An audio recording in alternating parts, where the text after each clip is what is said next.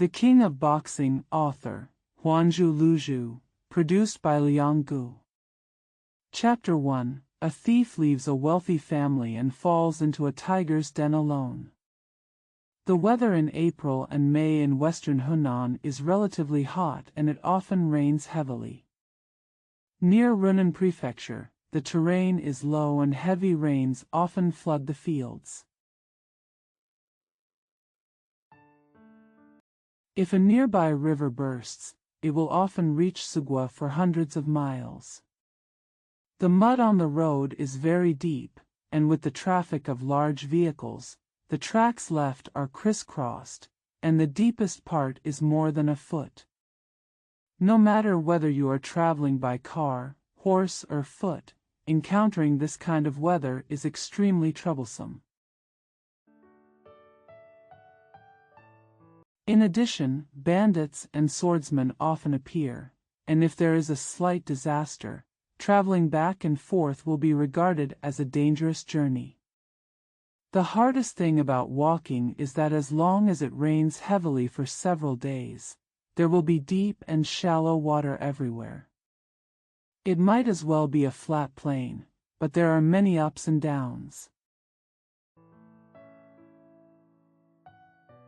Some places are as deep as 1 or 2 feet, while others are as shallow as a few feet or a few inches.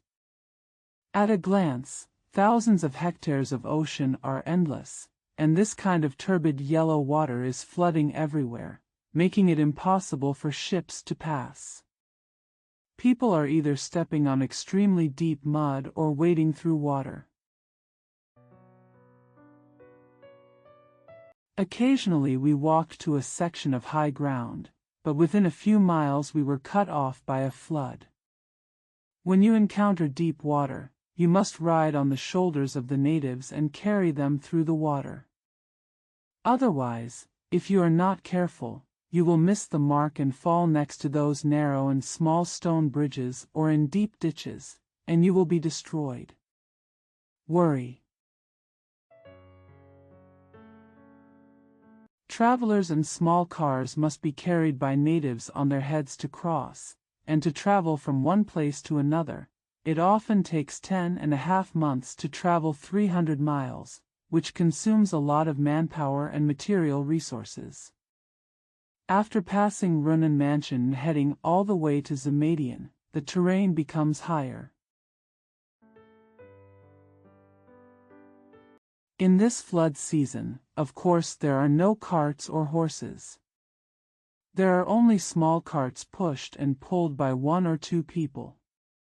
With the help of the natives along the way, they can barely go back and forth, which is extremely difficult. Don't expect such a huge flood to withstand the sun for 10 days and a half.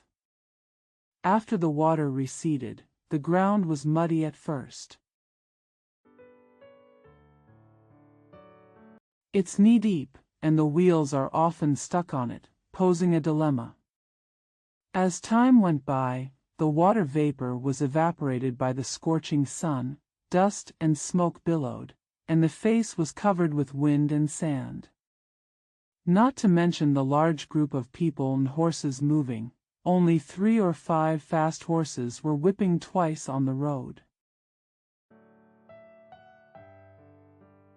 Looking from a distance, there is a long and winding gray dragon, speeding forward with the people and horses in front. After a while, the dust and fog were far from stopping. As the carriages and horses passed by behind, a second gray dragon surged up one after another. Then there was some hot wind. When I climbed up and looked into the distance, it became even more gray. Same as fogging. The place is relatively poor, and the area near Runan Prefecture is fine. Going west from Runan Prefecture, towards Liangluku and Shinsai County, the area becomes more and more desolate. Most of the people have little food and clothing, no food to eat, and their lives are extremely miserable. In fact, Runan Prefecture governs all counties. It was not a barren area in the past, but it was only due to continuous disasters, corrupt officials, and local tyrants and evil gentry who relied on their power to run rampant. The poorer the place became, the more violent it was. As a result, a piece of fertile land thousands of miles away was turned into such a desolate scene. The government never built rivers and ditches. During heavy rain or flood season, the people are in great pain. However, a group of idle villains and bullies who sit on the ground to share the stolen goods take advantage of this flooded area, which is inaccessible to boats and cars, to commit overt and covert crimes. It is certainly dangerous to travel alone. It is the large caravan gang. If you don't communicate with this group of villains, if you are not careful, you will still lose your money and lose your life. It was the middle of May, and it had been raining continuously for half a month. The road from Shinsai County to Runan Prefecture was covered with turbid currents everywhere, and most of the houses were submerged in the water. This kind of flood is different from the Yellow River breach unique to Hunan. Although people's properties and houses were damaged a lot, not many people were actually drowned by the water. Especially the local tycoons along the way, who knew how to defend themselves based on their years of experience. The residences are all on high ground, with castles built around them. On the one hand, he was avoiding water, and on the other hand, he was guarding against theft. The poor people outside were crying about hunger and cold, but he was gloating over his misfortune and was proud of it. When I became happy, I realized that there was a lot of water back then, and those who cultivated other fields had harvested nothing or not much. They were unwilling to rest on their laurels, and even brought along martial arts thugs, dog-legged slaves, and the like. Go out and do the business that costs nothing, and make a profit from him. There is a trick here, called catching flying food and collecting road food, which is extremely abominable. Because the terrain is too low, floods and droughts cannot be balanced, and there are very few years without flooding after the wheat harvest. It is a slightly higher place. All of them were occupied by wealthy gentry and wealthy people. There was only one village to the northeast of the two intersections. The land was on a higher ground. It curved due to the terrain and was shaped like a water chestnut. The land near it was thin and no one paid attention to it. Although there are only a dozen or so kind-hearted farmers living there, there are two famous martial arts masters living there. One family inside. The owner, Hao Jinbiao, used to be a bodyguard. He has a great reputation, is fair and righteous, and is willing to stand up for those who are suffering. His piece of thin farmland shared by about 20 poor peasant families, and even the 30 acres of orchard planted by him, have never been allowed to be bullied and occupied by outsiders. Another family named Zhou. We are 2 generations old relatives with him, and we are quite kind and knowledgeable in the area of Runan Mansion. Fortunately, the land is not high but fertile, and the neighboring local tycoons do not dare to compete with these 2 people, so they are able to survive and live in peace. Jin Biao retired in middle age and had only one young son named Hao Ji. Although he was raised as an only child, the previous generations of the Hao family were farmers in the countryside. When Jin Biao was young, he was bullied because of his injustice. He trained under his uncle Kwai Ma Jin Dao Zhou Kai for several years and went out as a bodyguard. Traveled around the world, and soon created a character name.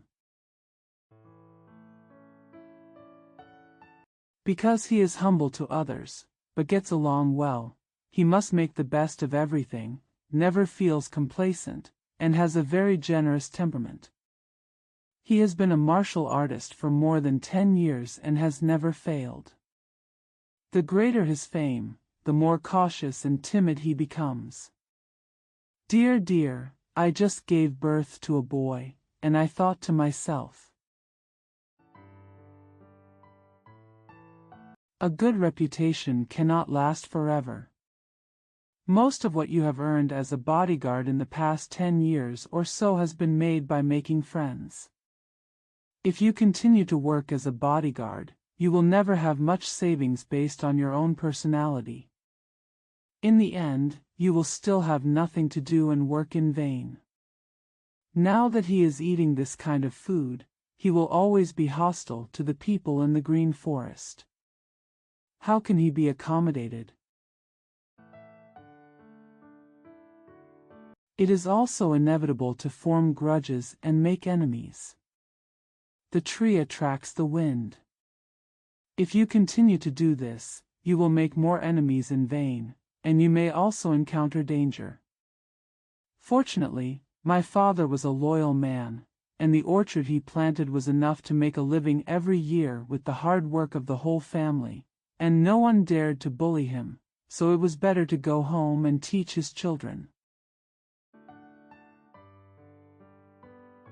This saves my father from having to go to the fields himself at such an old age. So he resigned from the escort agency and retired to his hometown. Although he loved Hao Ji as his only son, he did not tolerate him.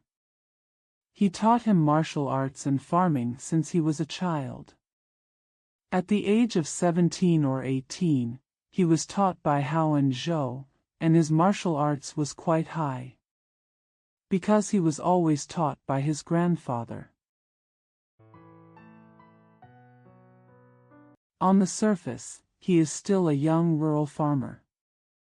Since Jin Biao retired to seclusion, he was not planning to return to his old career, but it just so happened that the owner of the escort agency, Ao Shun, the head escort, was 10 years younger than him, but he was shrewd.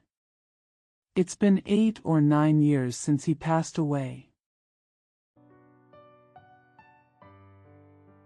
There were 2 accidents in succession, resulting in heavy losses. The first time something happened, he was humble and courteous, and came to hire him personally. At this time, Hao's father had been dead for 4 years, and his uncle died of illness on Wednesday, the 3rd year after he retired to Jinbiao. The 2 cousins were from a well-connected family and were hired by a northern escort agency last year. There are only a few women and children in the family, except for Hao Jinian, who is only 9 years old. Although he is born with strong strength and is too old to fight against the enemy, they are all good hands. They are all capable and hard-working, can work in the field, and are close relatives with deep affection. Being bullied by outsiders, Jin Biao became even more determined not to go out. He said that both families were women and children and had no one to take care of him. He was already 50 years old and his martial arts skills were useless. He was not qualified for the job, so he refused.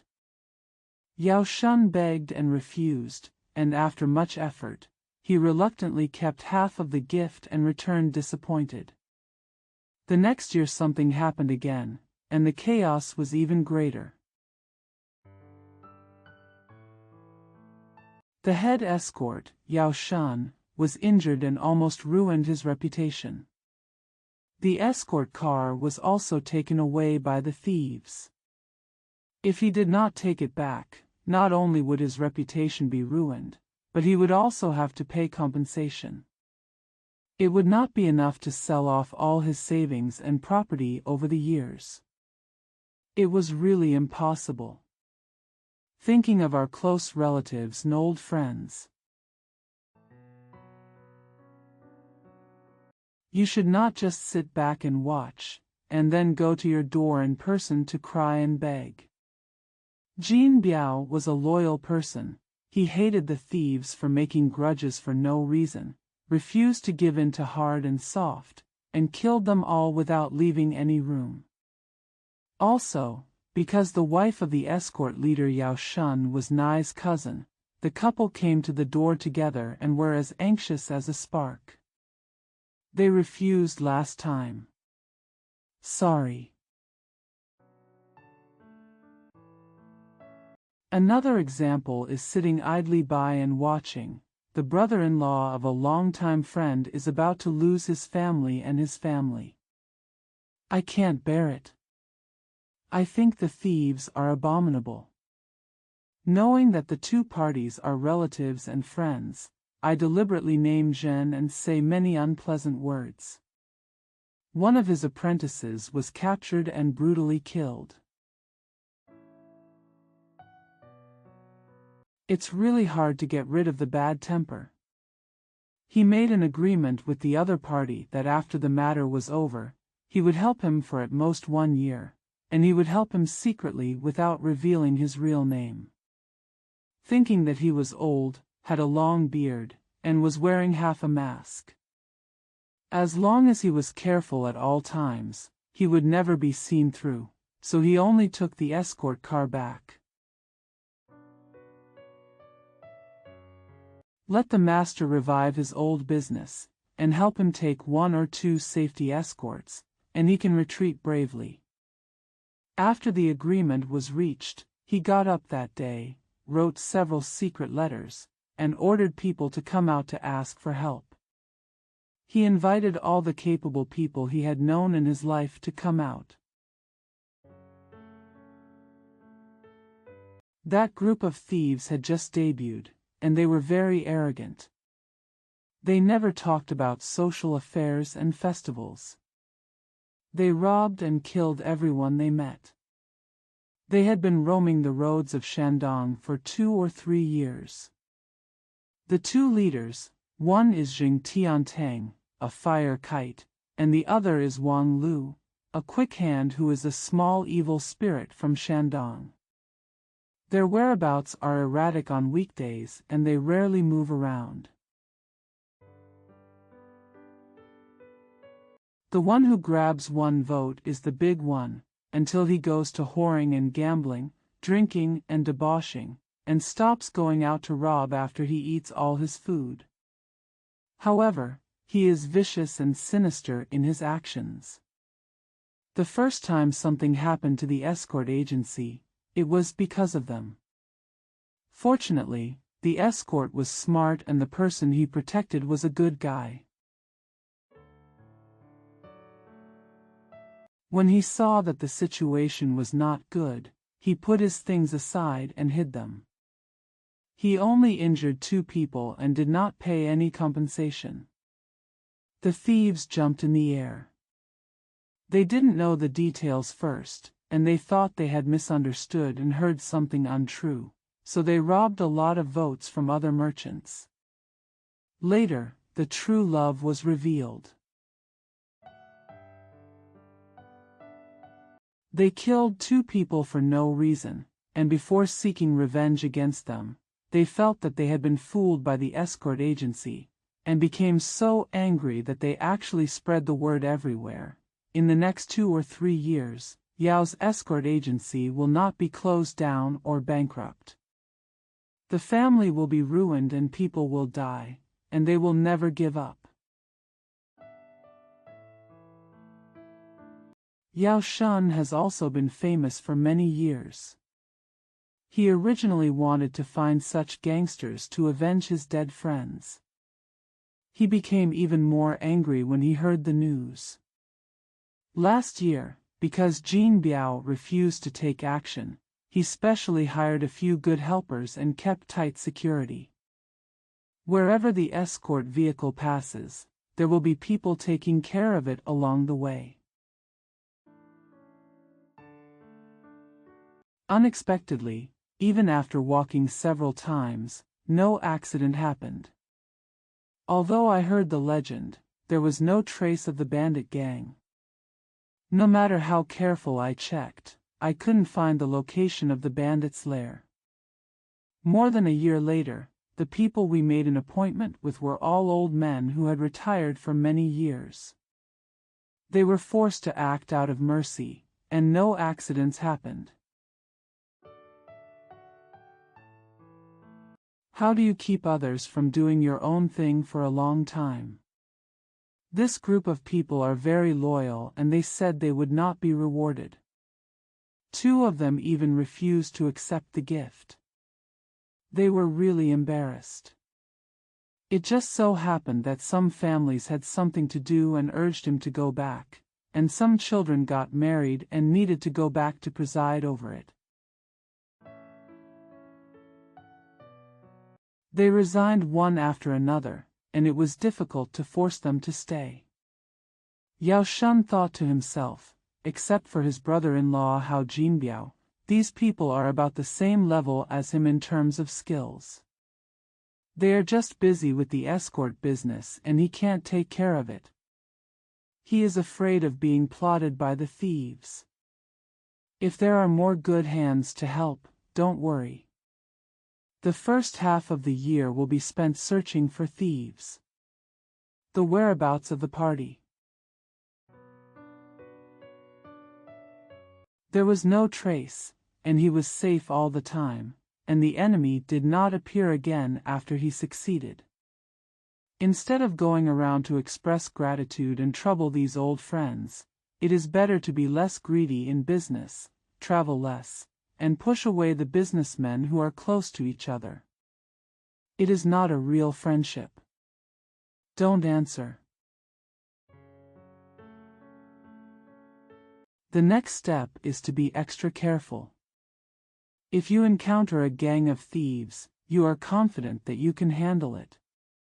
Just in case, the couple also took action in person.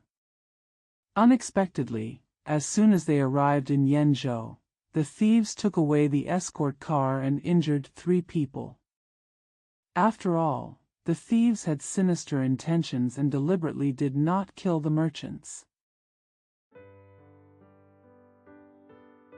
He only said a lot of arrogant and embarrassing words, but the escort agent died miserably. The most surprising thing is that the 2 accidents happened in the wilderness near Chongzhou, Shandong. The only difference was that the place was dozens of miles apart. The thieves all had fast horses and hid themselves in advance before moving out on foot. After the escort was robbed, he was transported away on horseback and some of his comrades were separated to pursue the enemy. Although Yao Shun and his wife were outnumbered and their wealth and life were at stake, they naturally refused to let go. They were experts and always fought and fled. As soon as the gang of thieves retreated, they would follow them wounded and follow them to investigate. Unexpectedly, something strange happened. Before turning around, I had seen the shadows of the thieves and horses. When I returned to chase them, they all disappeared and their whereabouts were unknown. I didn't meet any of them until I arrived at the place where the accident happened. In extreme desperation, they carefully searched for the human and horse marks on the ground. For more than 100 miles, there is no place to stop. It seems to have gone around in a big circle and returned to Shengguan Road. When I visited the local area again, according to residents along the way, there were no traces of strongmen on the ground in Kuzhou in recent years, and no clues could be found.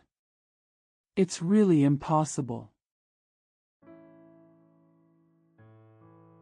He had no choice but to go back and discuss with the victim, agree on a time limit, ask someone to bury the body, and ask Jinbiao for help. The people of Jinbiao are the most alert and sophisticated. After careful questioning about the two accidents, they knew that they were not ordinary people in the green forest who occupy the mountains and grass. Then I heard that the thieves were dressed in strange costumes, with beards on their faces, and some even wore goggles.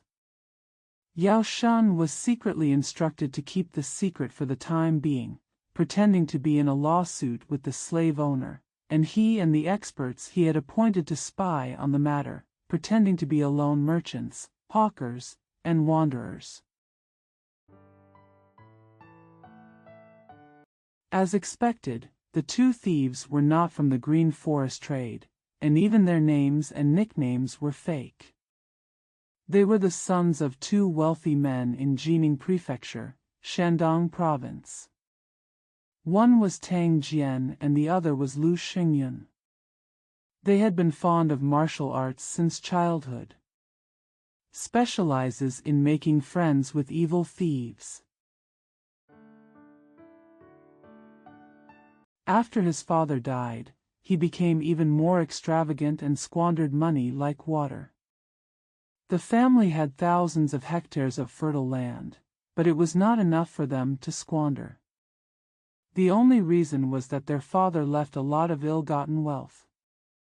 Although these two dandy boys are extremely absurd, they are both scheming and extremely cunning. The two were originally uncles. Each of them has good martial arts skills, and they usually work together to commit evil. During this year, the two of them had a secret business plan and told each other that they had lost a lot of the wealth left by their ancestors and that the expenses on each other were too great. My relatives and friends said that I were prodigal, and the gossip was really hateful. People say that there are no robbers who cannot solve crimes. This is because there are many of them, each has its own lair, and it is easy for them to attract trouble. Our brothers are from a wealthy family. If they are doing this life without capital, they will only do it in secret. If it is not worth it, they will never attack.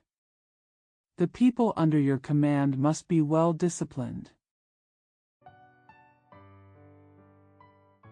Let alone the people who usually come and go know about it. How can there be any reason to solve the case?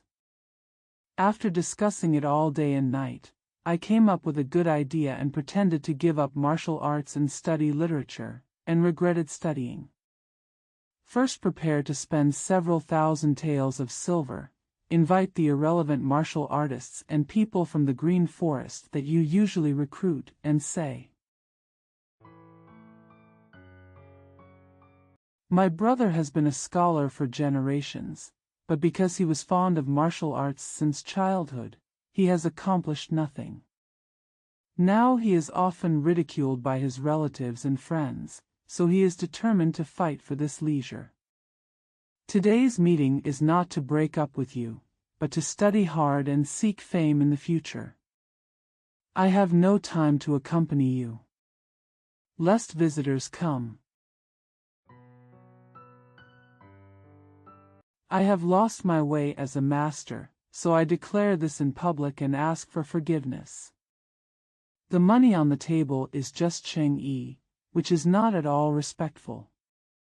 I will give each of you a portion as a token of my sincerity. I just ask you to suspend our interactions for a few years.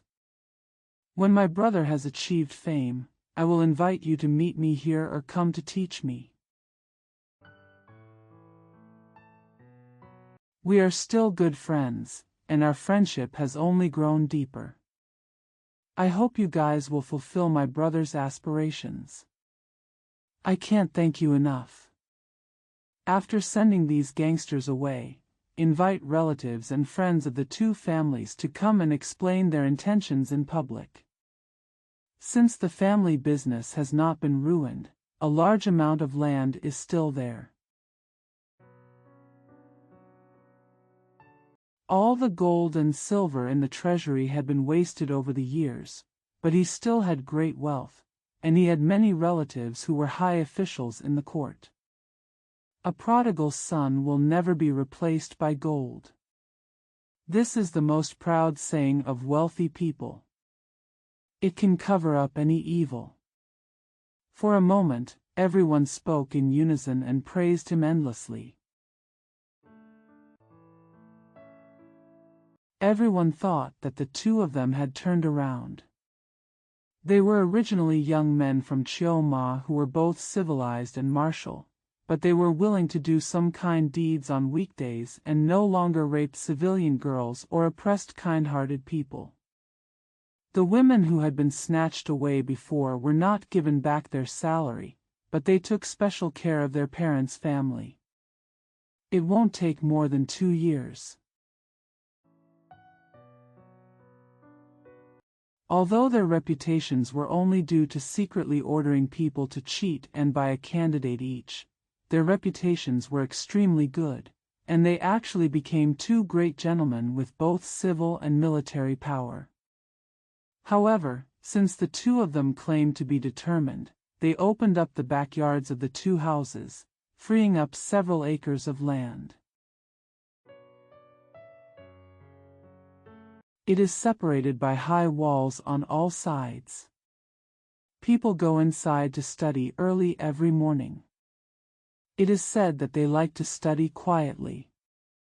Except for the more than 20 native residents who have practiced martial arts with them since childhood and are served by their confidants who grew up as book boys, they are isolated on both sides.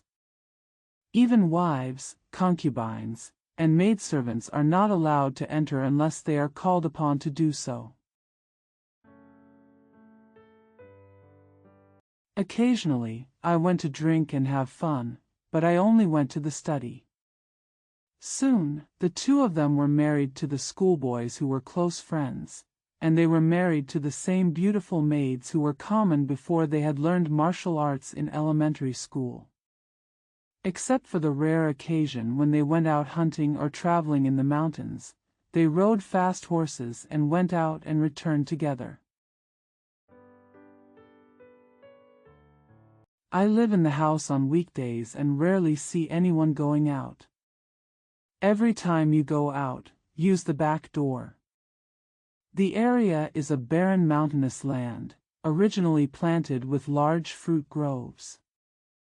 After the two built the high wall, they sent the people who planted the orchard to other acres, and first ordered their close friends to take charge of it respectively. Later he said he would keep it for martial arts training. In the first 2 years, many more trees were planted, most of them in disorderly rows and not neatly arranged. Within 3 years, a section of more than 3 miles of ground had been occupied.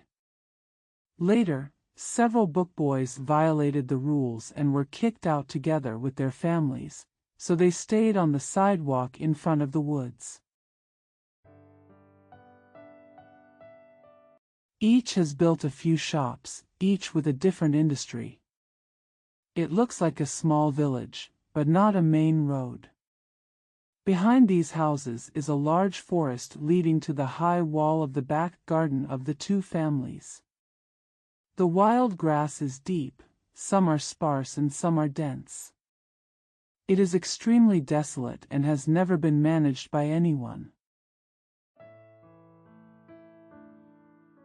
The power of the native Junbo family has never been touched by anyone. There were few people passing through the place, but a book boy suddenly opened a hotel. The wine and food were good, cheap and good, and gradually attracted passers-by from the official road to come and eat. This year, the two sent several adult married boys to do business outside, and soon they said that the business was booming and they had made a fortune.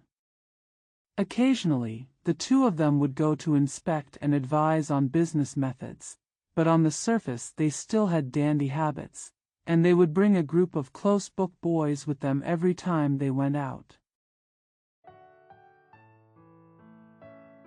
Claims to be sexually active. These servants have been with him since they were young and are very loyal to him. They study and practice martial arts with him on weekdays, and they stay together every step of the way. Because they are young, they are afraid that he will cause trouble outside and rely on his power to act rampantly. This ruins their pure family tradition and they are not allowed to go out easily. This is a rare opportunity. And it's the beautiful days of spring and autumn. Both of them have a fondness for landscapes, and they even like hunting. After checking out a few businesses here, they still want to go sightseeing. Anyway, there is never an excuse. Sometimes, as a show of sympathy, he would even take the wives of these book boys, who were really good at martial arts, but they would not set off at the same time. I was afraid of being ostentatious, so as usual, I divided it into several groups, and left at the drop of a hat. Not many people knew where I was coming from. Occasionally someone bumps into him or comes to visit him, and someone will answer him and deal with him according to his instructions. People will treat him as if he is really doing business and traveling in the mountains. They never dreamed that a child of a noble family would become a robber. And with such a deep and dangerous plan, not only his whereabouts are erratic, his actions are secretive, but everything is thoughtful and unpredictable. Even his followers were all young beauties bought from the age of 10. They had received many years of training, and they were all smart, alert, and loyal to him. In the past, I wanted to increase my power, but I never thought of becoming a thief. Since then, I have secretly discussed it with others and felt that it would be too expensive. My family hired famous teachers since I was a child and learned amazing skills. I also trained many boys and girls. Now they have grown up and their skills are not weak. The two martial arts masters who taught them were also the most famous criminal thieves and green forest experts. Due to the seriousness of the crime he had committed and the numerous enemies he had made, he had no place to stay. He happened to be accidentally discovered by the two thieves, who invited him to his home and worshipped him as a god, because they wanted to use this wealthy family to avoid disaster. It was rare that the master was very respectful, and all his amazing abilities were deceived by the two thieves. Although one died, the other one was even more loyal. There are so many people who can be used. Not worried about this, he built a large house with high walls between the two gardens. He ordered his followers to live in the house and used various methods to win them over.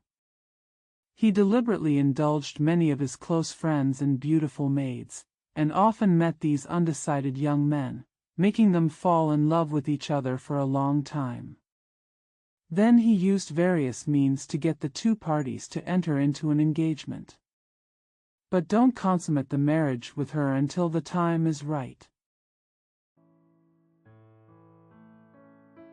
It was found that all the male and female thieves were fooled, and they began to explain their intentions.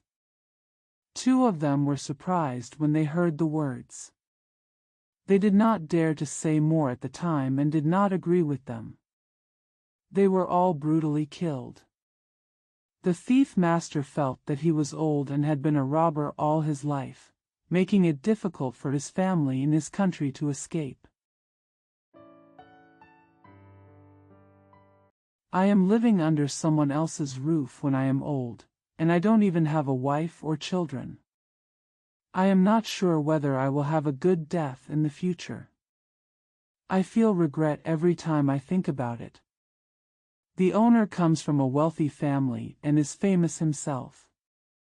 He is only in his 30s. At first, I saw him thanking guests behind closed doors, claiming that he regretted studying, and was still happy for him. Unexpectedly, he had a whim and wanted to do what he did. He couldn't help but be shocked. He gave the two thieves repeated advice and cried bitterly, saying, "I have been in the world for 20 or 30 years, and now I am alone and dare not show my face in front of others. Fortunately, I still have the two of you worship me as your teacher." It's a good thing that the enemy captured his body and dismembered his body, but the future is still unknown. Although I am treated well by you two, I am alone and homeless. What's the point of being alone and hiding in other people's houses all year round? When I think about the many sins of killing and stealing goods in the past, my heart beats and sweat breaks out. The soul and dreams are restless, and it's too late to regret.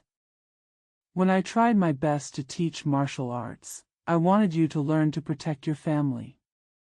Once the country is in trouble, you go out to build your achievements.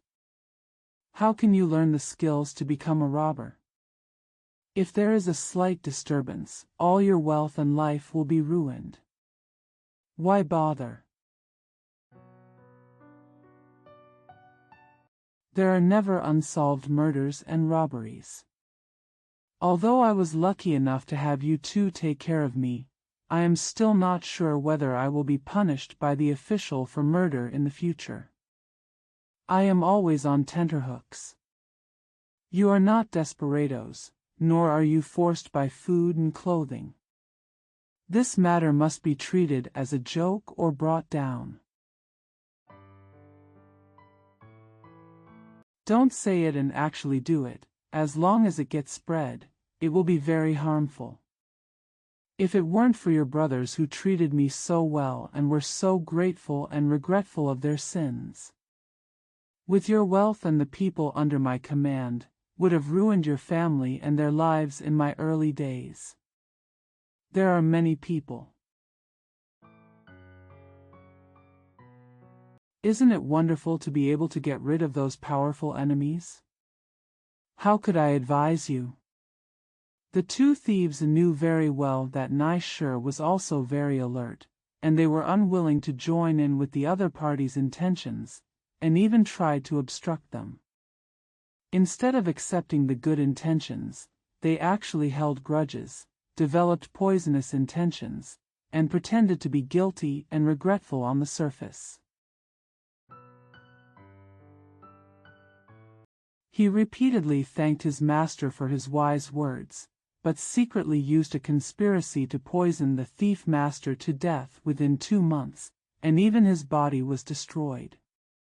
The two thieves were the most scheming. They first sent a few of their henchmen to live and open a shop in front of the woods 3 miles away from Huyuanmen. On the surface, he pretended to be kicked out and was not allowed to enter, but in fact, it was used as a cover for his future robbery in the local area, and when he escaped, he also ordered his confidants to buy a lot of land in Zhuzhou, build a large manor, and open 2 shops. After every successful robbery, first, people and horses fled into the tunnel in the middle of the village. There were fields with grains and vegetables or houses on them. The enemy found them later, not to mention seeing any traces. Once things cooled down, it will take at least half a year before the property is secretly transported back. What was robbed were all gold, silver, jewelry, and other valuables. Since the family had money, there was no need to sell it and use it.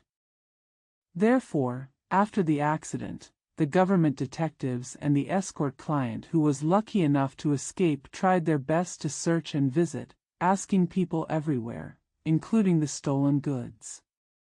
Not a single thing was seen, let alone the traces of the thieves. The two thieves were also very ambitious and scheming. They would come out 2 or 3 times a year at most, and they would not attack anyone who was not really worth killing unless they checked thoroughly beforehand. The rewards and punishments are very strict, and all his subordinates are gangsters. 19 of them are his confidants whom he bought since childhood. Even the people in the world who came and went in the past have long since stopped communicating. When one of his subordinates came back after performing a meritorious service, he married the one he loved and had a share of all the property he got. On the pretext that the gold beads were soft and precious, and feared being seen through by outsiders, all he shared was his own money. But he was not allowed to use it, saying, "This kind of life can only last for 10 years at most. At this time, you will have everything, including food, clothing, and housing.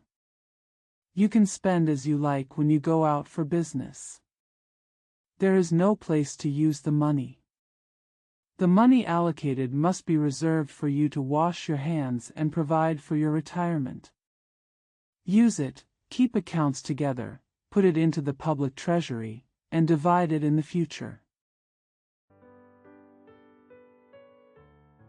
This kind of thieves have been fooled for many years, and they are all dead set. Their families all live in the garden. Although the master's laws are strict, their enjoyment is excellent. They really have everything they want. If there is no place to use money, they can use it and open public accounts. Not only did they not know the deep intentions of the two thieves, they were blinded by the enjoyment of wealth and sex. They dare not betray, are willing to work hard, and never have second ambitions. Instead, they think that the master is thoughtful and everyone has a share of the money they robbed. As they accumulate more and more, they will be rich in the future. All food and clothing will still be provided by the master. When talking about it, I can only express gratitude. The two thieves rob every time they go out. It is necessary to come up with various ways to cover up, each one is different, and always uses the surname as the first name. Because of his strong agility, swift movements, clean execution, and high skills, he has never been defeated. He became famous within 2 or 3 years. In fact, he has robbed people one after another, not even 10 times in total. It's so different from what the big thief who specializes in robbing homes and occupying mountains is doing. Just because in the past 3 years, the property robbed in Jining and Zhuzhou was worth tens of millions, which was shocking, and the perpetrators were not the next officials who were full of greed. The wealthy businessmen usually have bodyguards, high-level officials, and martial arts escorts. They have a little bit of skill in both official and private matters, so after the accident, there was a sensation far and wide. It was said that this group of thieves was so powerful that they were so haunted that the local officials even did 2 or 3 things. Individual. The two thieves killed people and robbed money and returned home. Then they presented themselves as local gentry and rich people, questioned and made statements to the local officials. At the same time, they gathered the local officials and gentry, spoke uprightly, and shouted loudly, saying, "This state is connected to the capital and the city, and the traffic is important.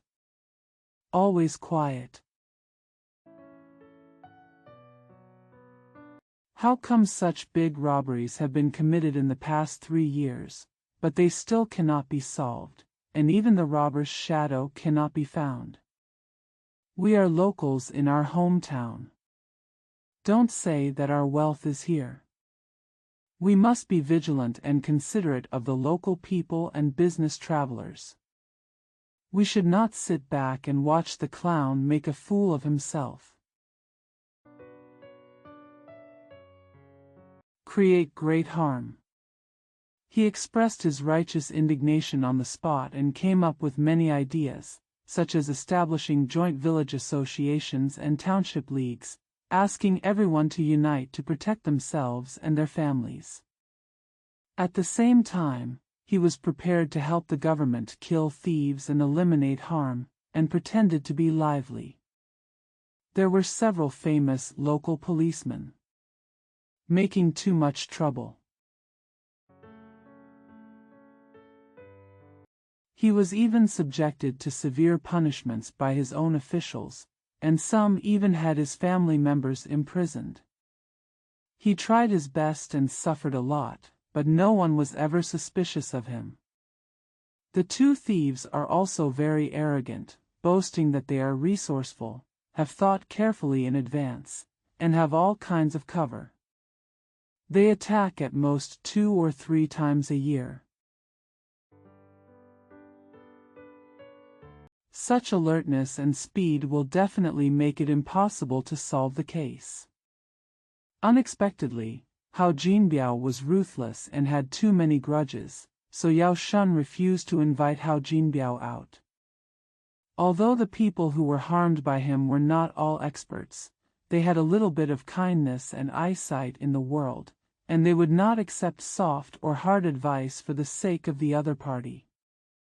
Unreasonable. There is no loyalty to the world, and they are dedicated to killing everyone. They all gnash their teeth and invite capable people everywhere to take revenge. The two thieves were from a wealthy family, and they had fame themselves. If they saw a good opportunity, they would accept it, and they have been living in a luxurious house for less than a year, and their true colors have never been revealed. The stolen goods cannot be hidden, and the enemy cannot expect them, and there is no way to investigate them. I only did it a few times, and I became more and more courageous. Each time I did it, I gained a lot of experience, and my ideas became more and more thorough. I refused to give up, and finally caused a big disaster. Just as several powerful enemies were looking for him and trying their best to fight him to the death, Hao Jinbiao suddenly disguised himself with a few experts and went looking for him. When he came up, he realized that the place where the accident happened was not an area where ordinary thieves would hang out. Every time something happened, it was there. Near the left side of the city. The behavior of the thieves is completely different from that of the people in the green forest, and many things are unreasonable. The most surprising thing is that no one saw a large group of people passing by after the accident. However, as soon as the thieves got their hands on it, they disappeared, and even the stolen goods were never found. I suspected that there were hidden thieves hiding in these two places to share the stolen goods. No one in the world had heard of the names of the two thieves, and no one knew their origins. There were many suspicions, so I paid attention to them. It happened that several other enemies of the two thieves were also entrusted by both official and private parties at this time. Conduct overt and covert investigations on this road. The two parties were old friends and met by chance. They talked about a recent trip to Jining Prefecture to visit two young masters who had known each other before. Unexpectedly, they had not seen each other for many years. Since they had gained fame, they had changed their temper and refused to associate with people in the world. The person who went there was just coming of age. If he hadn't seen that the other person had practiced good kung fu, was different from ordinary dandies, and had great wealth, I would have really wished that I could have shown him some color at that time. The later scriptures strongly advised him, saying, "Children from wealthy families have no long-term nature, and a gentleman will never make a bad sound in his relationship." Why should we be acquainted with him? The man just started to leave in anger. Jin Biao was very alert and asked about the two masters who were very capable. One was named Tang and the other was Lu. He remembered that the names of the two thieves did not have a single character, and suddenly he realized that at that time, without saying anything, I secretly told a few old friends I had arranged to meet. I went to Jining to investigate carefully and heard what the locals said about the situation in the two thieves' homes. The people of Jinbiao were very careful, and they usually abstained from killing, but they were more compassionate when they were older.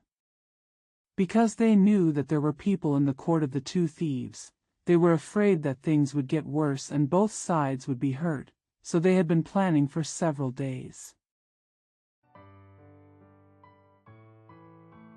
I feel that if this case is solved, it will lead to a big prison, and the government will be involved.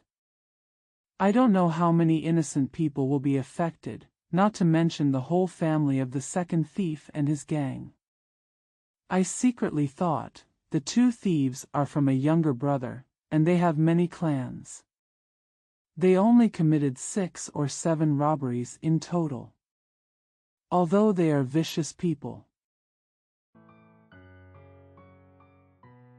Only a dozen people were killed or injured, several of whom were corrupt officials. Once the case was solved, at least hundreds of people suffered. Buddhism does not save life but death. I only have one son and believe in Buddhism wholeheartedly. How could I commit such a great sin? Even if the revenge is successful, the dead person will not benefit, so it is better to warn the two thieves. Make him repent, use a large sum of gold and silver to compensate the deceased's family, and repay the stolen bodyguard. He will send the case to the official to solve the case, and fight a lawsuit for a year or 2. When the stolen goods are returned to the victim, the yamen will spend at least half of the money. It must be forced much more. The idea is well thought out and the arrangements are made secretly. So he went to the door alone to ask for an audience. As soon as the two thieves heard how Jinbiao's post and asked for an interview, they knew something was wrong and asked him to come in immediately. Jinbiao was very eloquent and had a lot of face. The two parties talked in secret for a long time.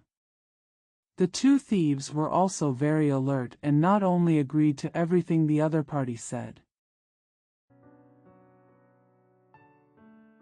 He also asked him to make peace with those enemies, except for the 2 greedy officials who were in charge of the government.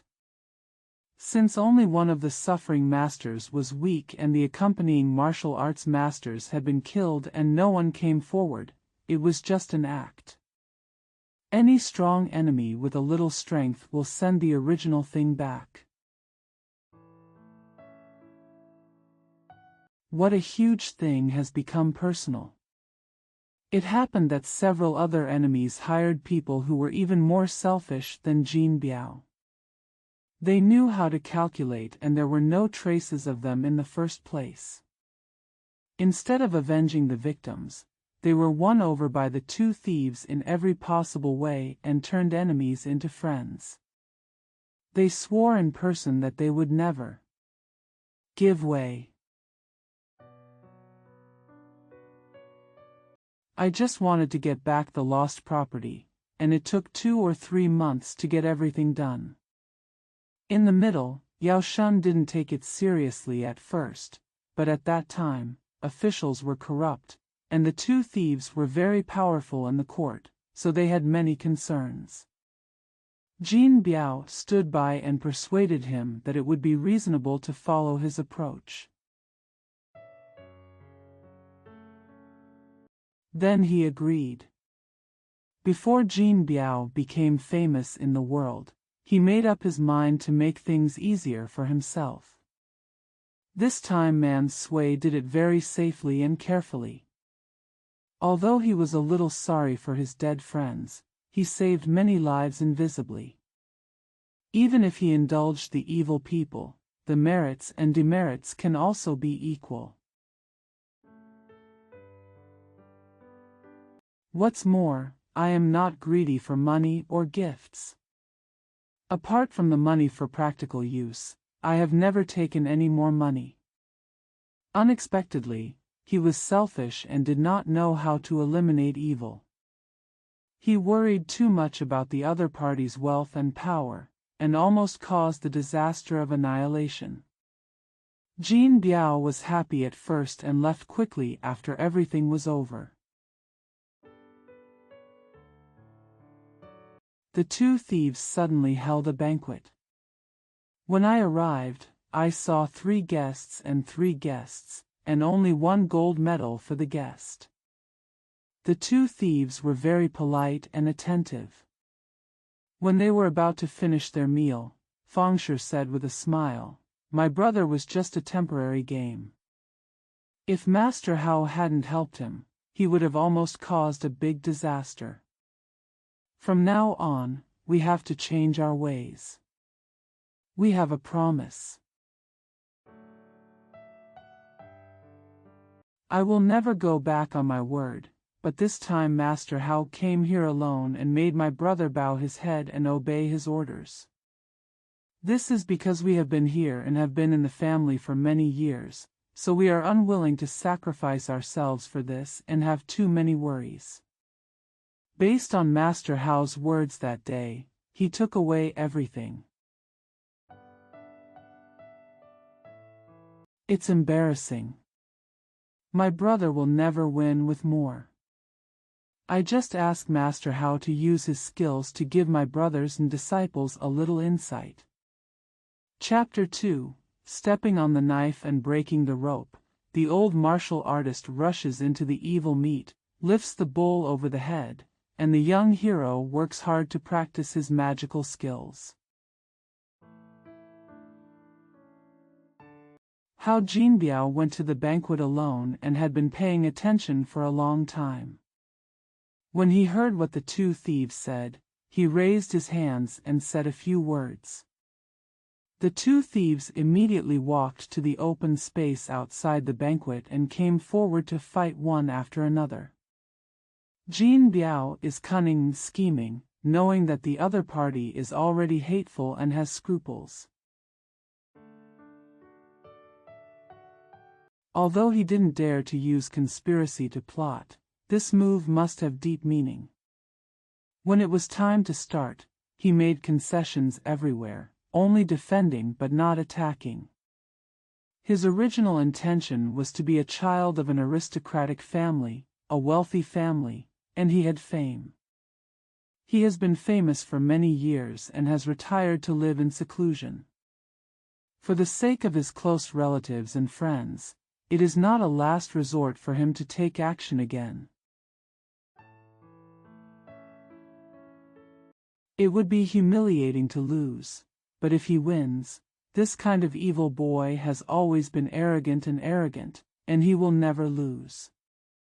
His hatred is deeper than asking for a boomerang car and taking away the food in his mouth. Come up with a good idea.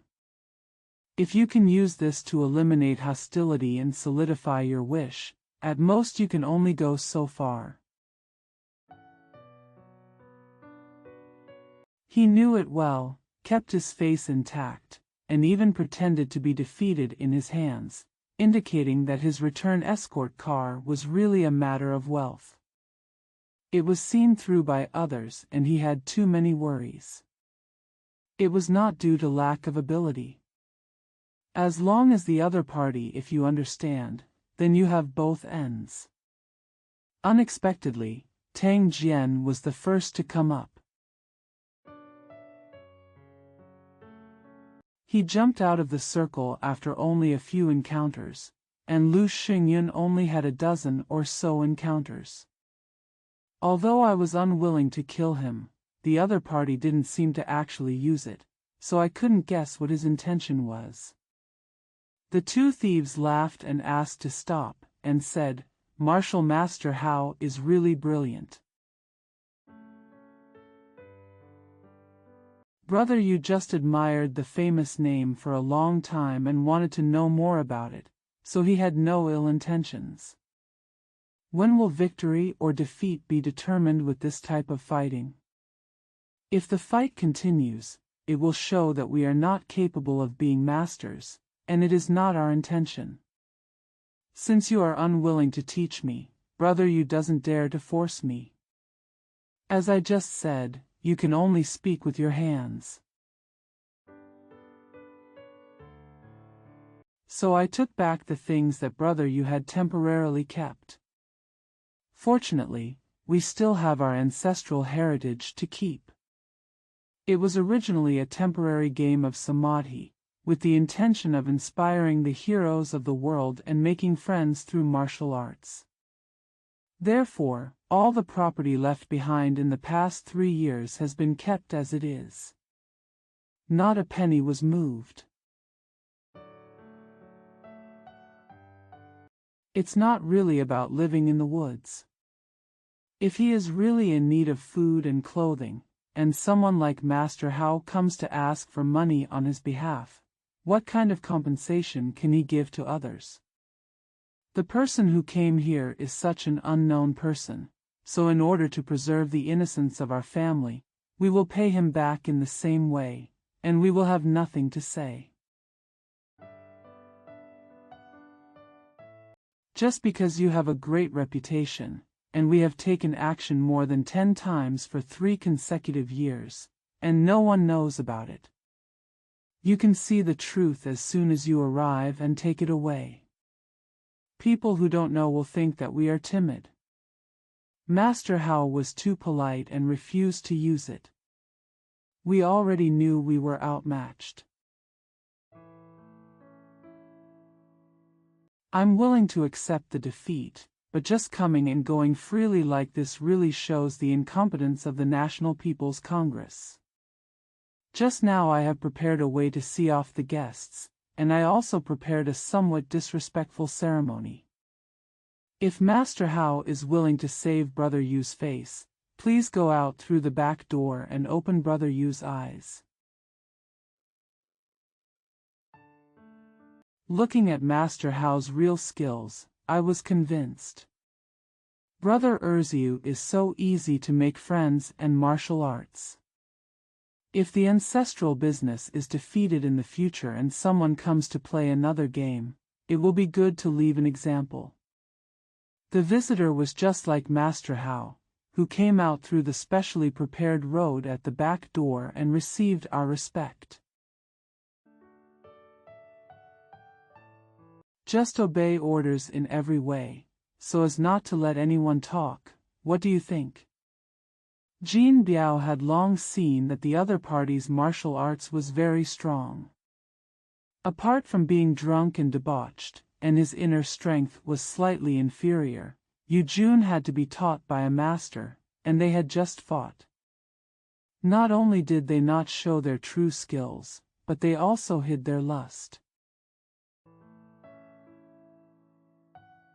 Dedicated to tempt himself to take action, he hid it. Suddenly, such a topic came up. I knew it was unusual, and I couldn't refuse it.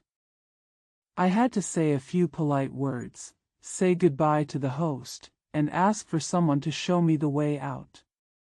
The two thieves laughed at the same time and replied, "Master Hao is such a good guest." Several times the light has descended, and the flowers have shone brightly. Of course, brother, you will send him off in person. How can there be any reason to order others to send him off? However, the road behind was worthy of Master Hao's respect. Although he had already explored it when he came, he still posted at the front door that day. He had never walked inside, and maybe he didn't recognize it yet. Brother, you had no choice but to assign one person to lead the way forward while greeting them to prepare. It just so happened that the Huzhuang bridge outside the back door was damaged recently and has never been repaired. I know that Master Hao Wu was too modest and refused to cross, so he built a bridge. Also afraid that they will be lazy. If you need to say hello, you have to be rude and sneak in first. After that, Tang Jian walked forward. Jin Biao knew that his opponent was considering his skill, and there would be many ambushes along the way, so he was more careful. He first thought that the master had one to accompany him to see off the guests. The things used to test the skills of both parties must be equal.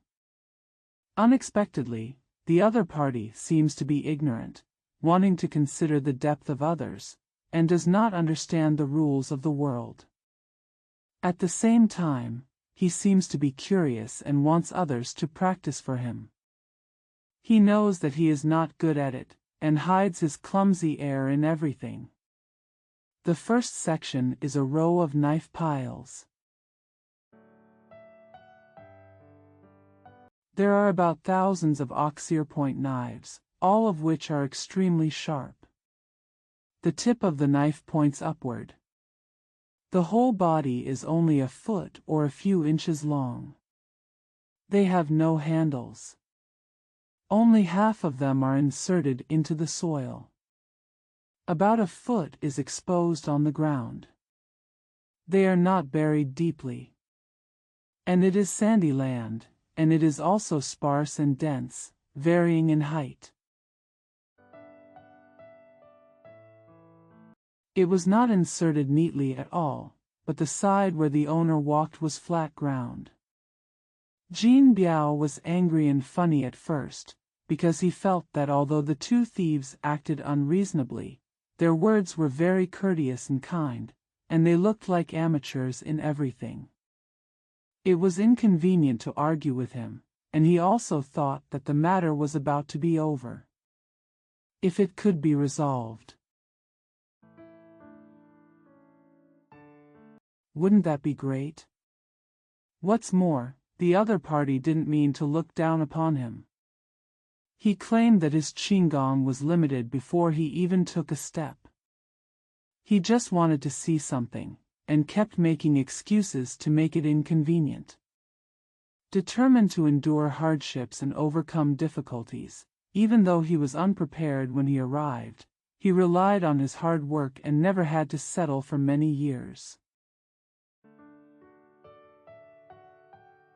At a glance, I can see that those sharp knives are stuck in the ground.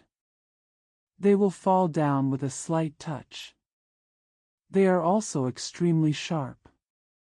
If you really use force, the soles of your shoes must be penetrated. If the enemy has deep intentions and is discovered by him, it will be embarrassing. One unlucky mistake will cause trouble. Come. Then calm down the true energy, perform qigong, lift the energy and lighten the body. Walk gently towards the tip of the knife. Peeping secretly, Lu Xingyun saw him walking slowly up, with a look of surprise on his face. As usual, the skill of walking up a mountain with a knife is the same as climbing a river and crossing water. Unless the qigong is extremely high, most people can complete it in one breath, just like a dragonfly touching the water.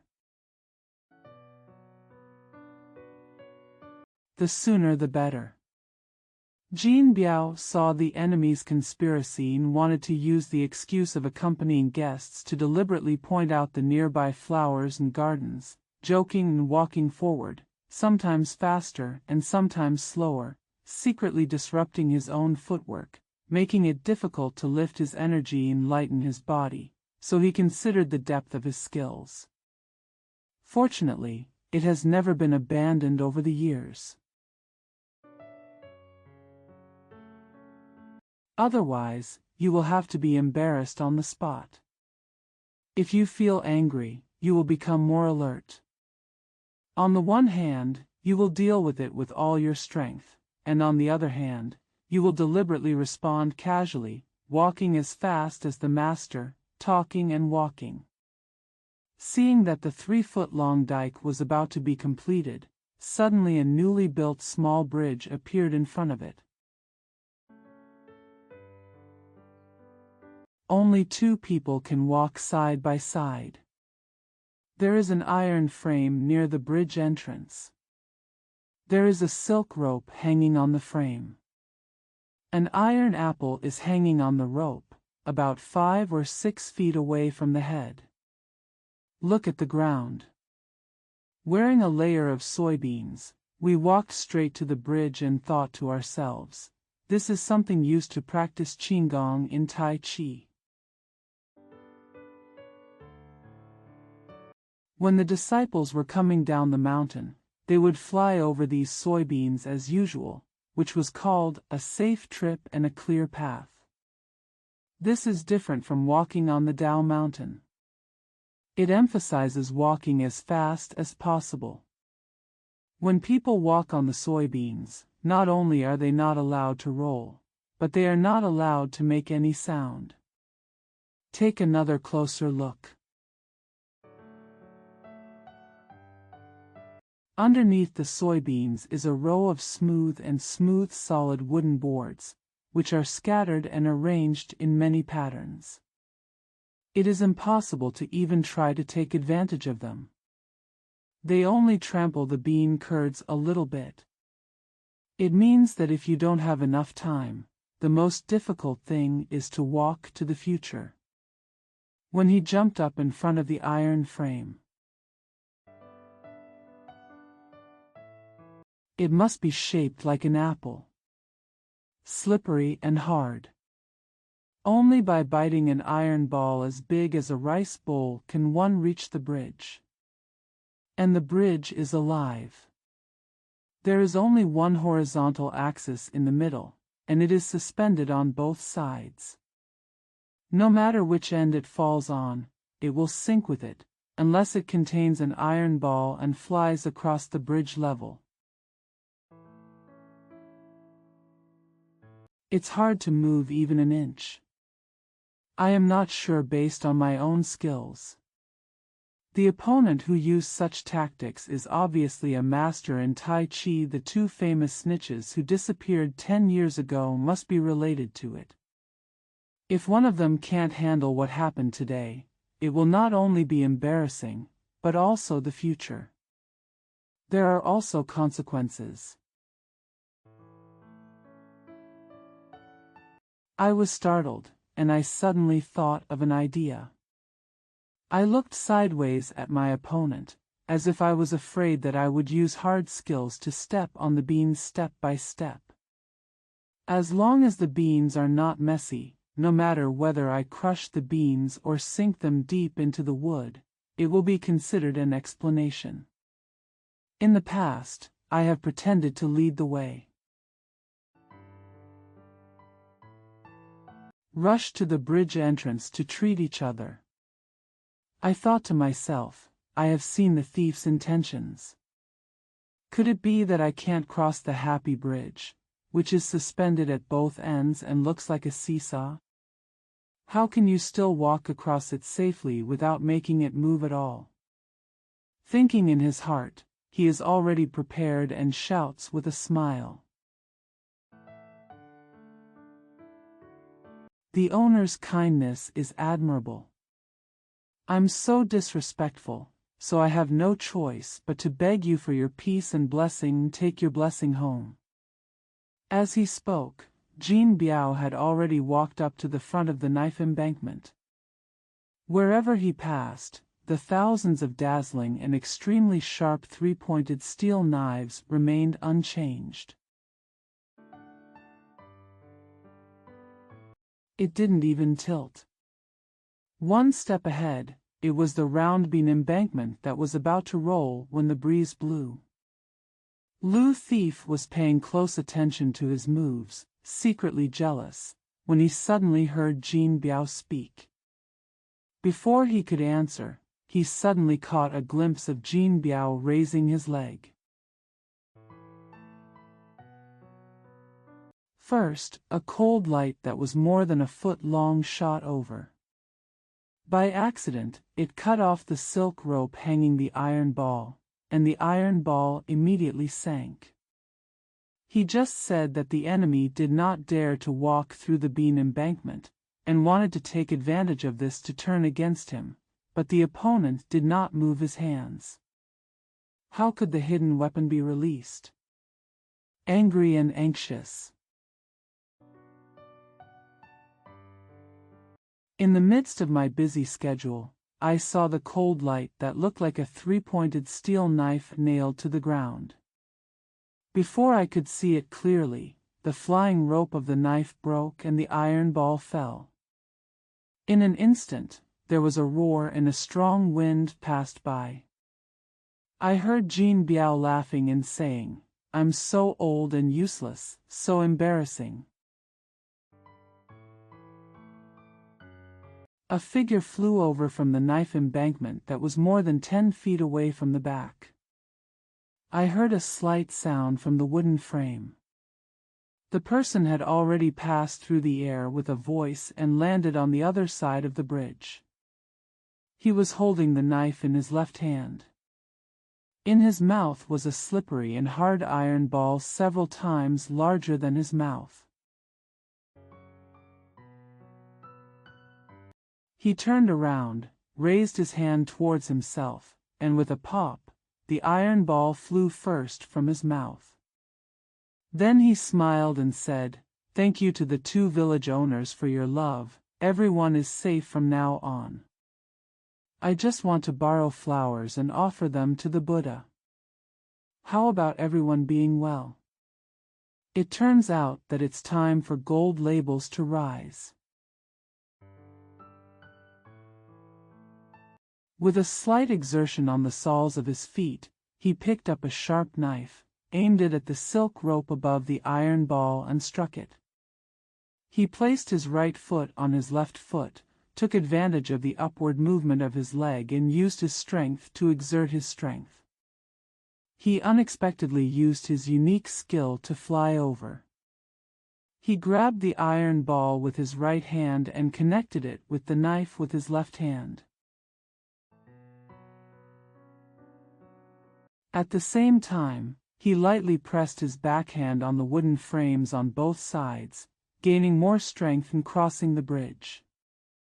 Halfway through, he held the iron ball in his mouth, used his full strength, and hit back across the bridge. They used their skills in secret, but on the surface they used words to wake them up, saying that it would be best not to offend each other from now on, and to keep everyone safe. Because his movements were alert, fast, and unexpected, Lu Xingyun just focused on him and did not notice his tactics.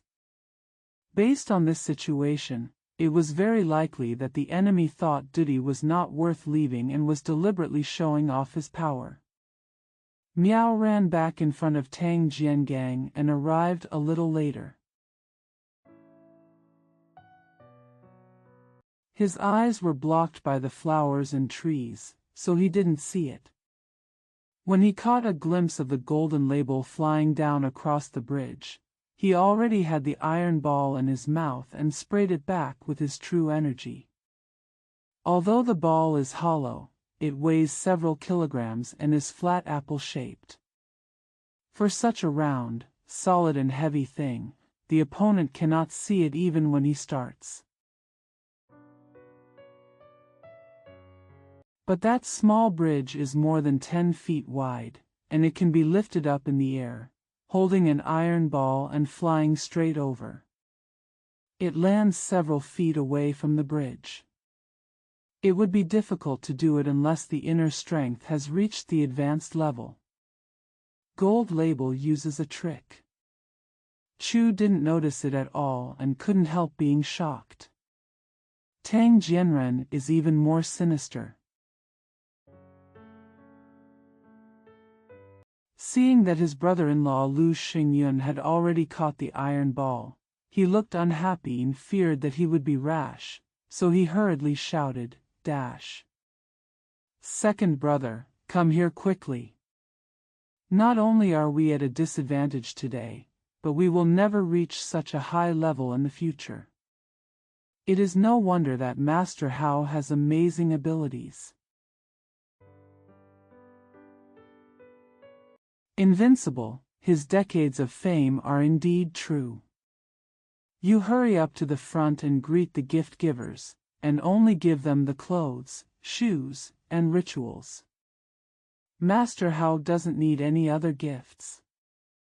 I chat with the guest for a few words and then go. As soon as Jin Biao heard this, he knew there was an ambush in the future. Even relying on a large number of people and using the pretext of asking for advice to launch cold arrows and assassinations is not necessarily necessary.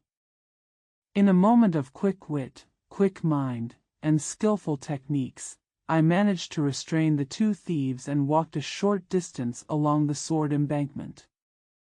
This is not considered incompetent. I just pretended that I was impatient and wanted to get up early, so I used it deliberately. Just let it pass. Recalling the past relationship is really dangerous. After Lu Xingyun left, Tang Jian handed over his hand to Jin Biao and apologized. What he said was all nonsense, like an expert and empty talk. Jin Biao had already seen through the good plan at this time and saw that the two thieves were deliberately pretentious, but he refused to tell it off. They thanked each other and talked about duplicity all the way until they walked outside the back garden gate. When Jin Biao came here, he was naturally very cautious. Before anyone arrived, he saw a large forest and wild land in front of him. There was a river protecting the village outside the door. There was a suspension bridge, but the owner pushed the bridge and broke it. Never let go. The Huzhuang River is deep and wide, almost like a large city moat. The two banks are separated from each other, and the front area is more than 2 feet long. The other bank is dark with trees, wild grass, and rocks. There are dangerous peaks and cliffs 2 miles ahead. The situation is very serious. It's sinister. I remember that day I sat for a while in a hotel owned by a gang of thieves outside Haozuanku. I never came here for fear of disturbing others. I never expected that a kid from a wealthy family would become a thief with such careful thinking. He would be more vicious and fierce than the great thieves in the world. Negative thinking in the heart. Suddenly I saw figures flashing with swords in the woods on both sides, forming a line and retreating to both sides. There were 2 tables beside the road, filled with various gorgeous materials and a lot of silver. Small towers seemed to be piled there, and another table on it were wine glasses and a suit of elegant clothes. There were 8 young male and female thieves waiting in opposition, but Lu Xingyun had already arrived by a different route, and he didn't see how the route he was taking would go around the Zhuang River, which was about 10 feet apart. A sudden light came on, and after a closer look, I realized that the 2 thieves had said that they had built a temporary bridge to protect the village. It is made up of many dazzling spears, with 2 rows of wooden stakes horizontally underneath.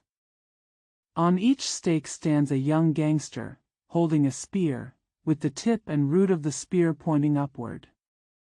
Knowing that the second thief didn't give up, he wanted to see his foot skills. My own skills are slightly inferior, so don't talk about others being tough. It was difficult to get through this level, so he had to endure it to the end. He looked calm and smiled calmly.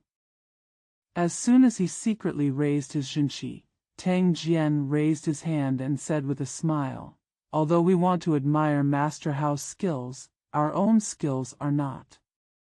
She is very shallow, so she never dares to accompany her, and is rude a lot. I hope you will forgive me. Fortunately, it's not a competition, so I won't be surprised if I think about it. My brothers are as close as one flesh and blood, so we sent them off separately for fear of not being able to see them off properly. This pontoon bridge was specially built for Master Hao, so I still can't cross it. My second brother, Lu, has raised a toast to you in the future. There is a little bit of care in the well, just in case you need it on the way.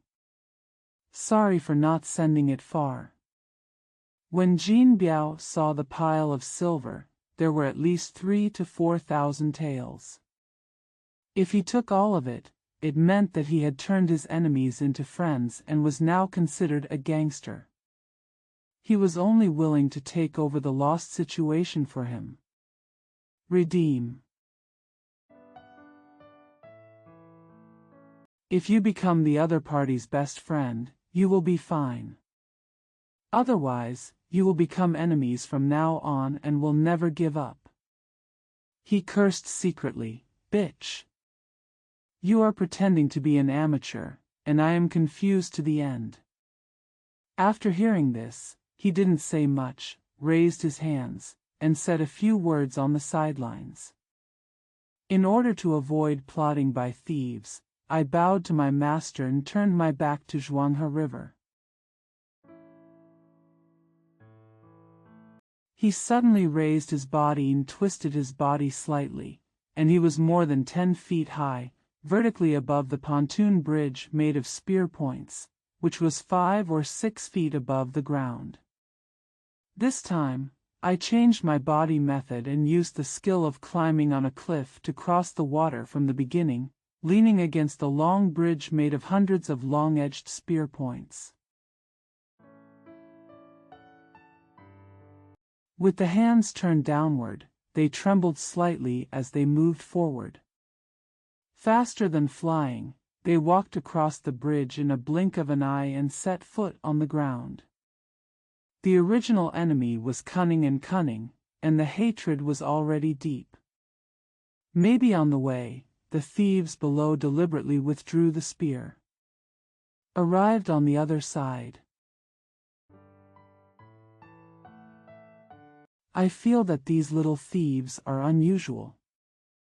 They just hold a spear in one hand and stand upright in the air, wherever they pass. Not even the tip of the spear swayed slightly. Although this kind of skill of climbing on a cliff, crossing water, and walking on a knife mountain is a unique skill in Tai Chi. It has been tried at the beginning because the master secretly caused trouble and pretended to be chatting with the guests.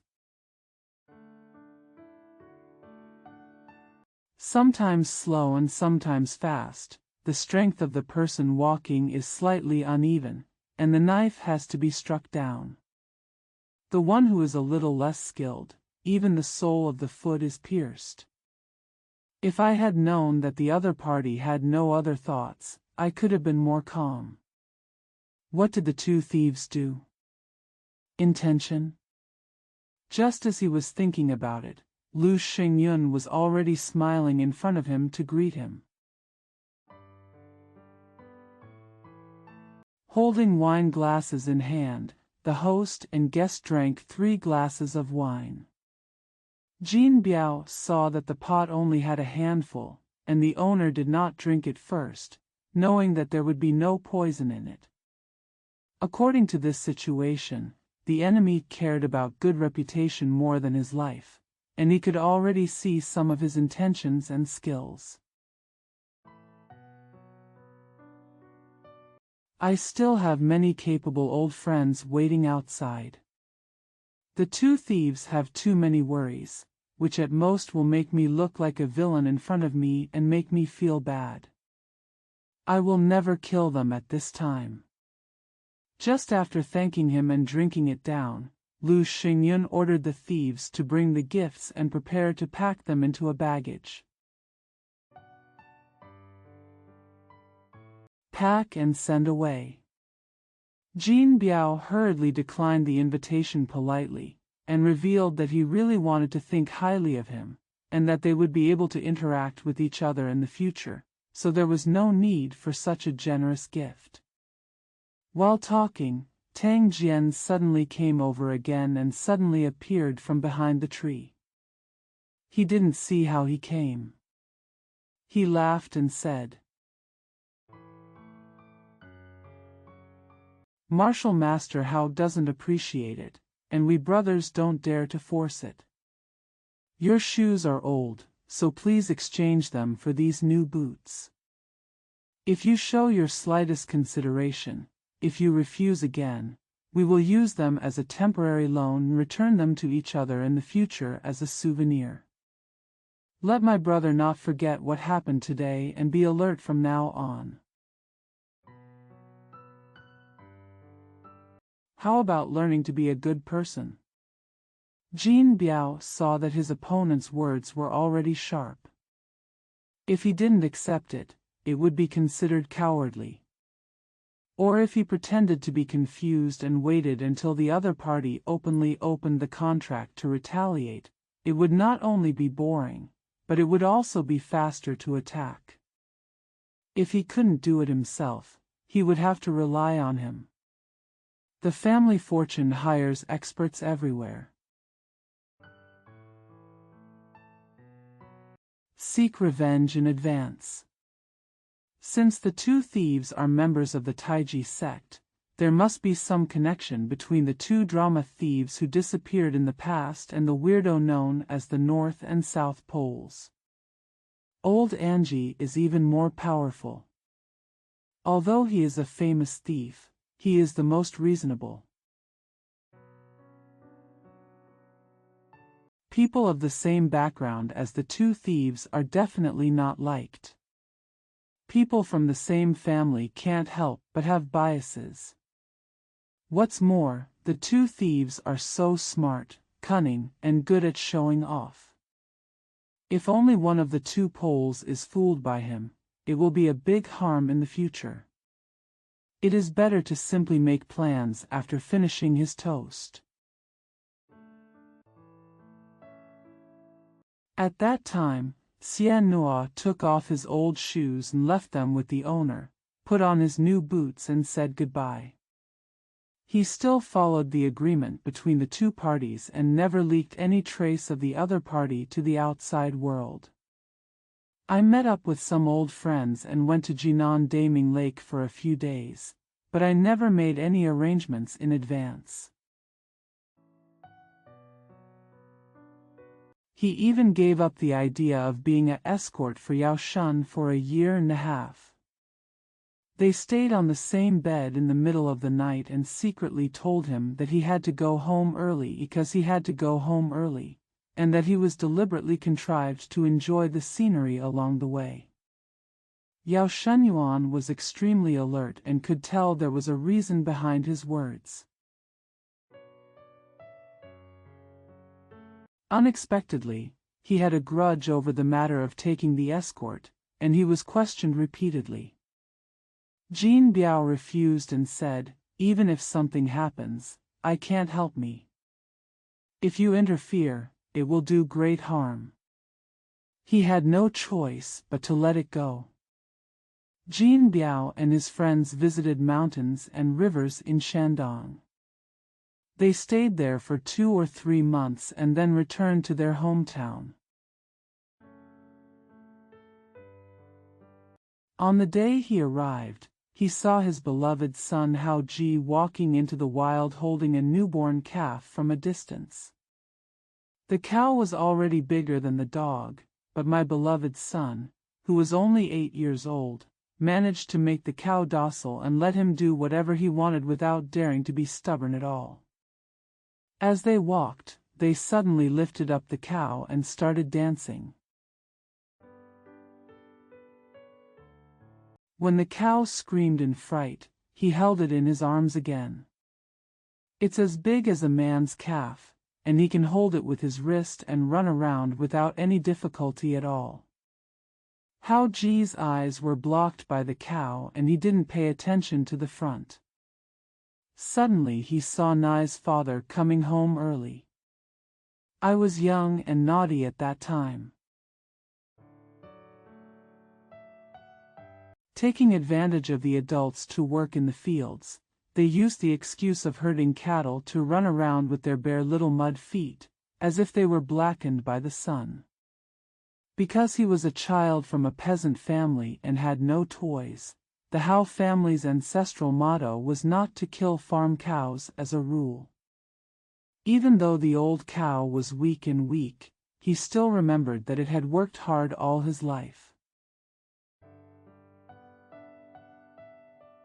He worked hard, fed him well, buried him after death, never ate meat, skinned it or sold it, and took very good care of him. The Hao family's cow also seems to understand its owner's intentions. It is very loyal, docile, and hard-working. It is born from an old cow. Hao Ji was born with great strength. From the age of 4 or 5, his parents induced him to practice martial arts, and he became physically strong. When he saw the calf being born, he loved it like a treasure.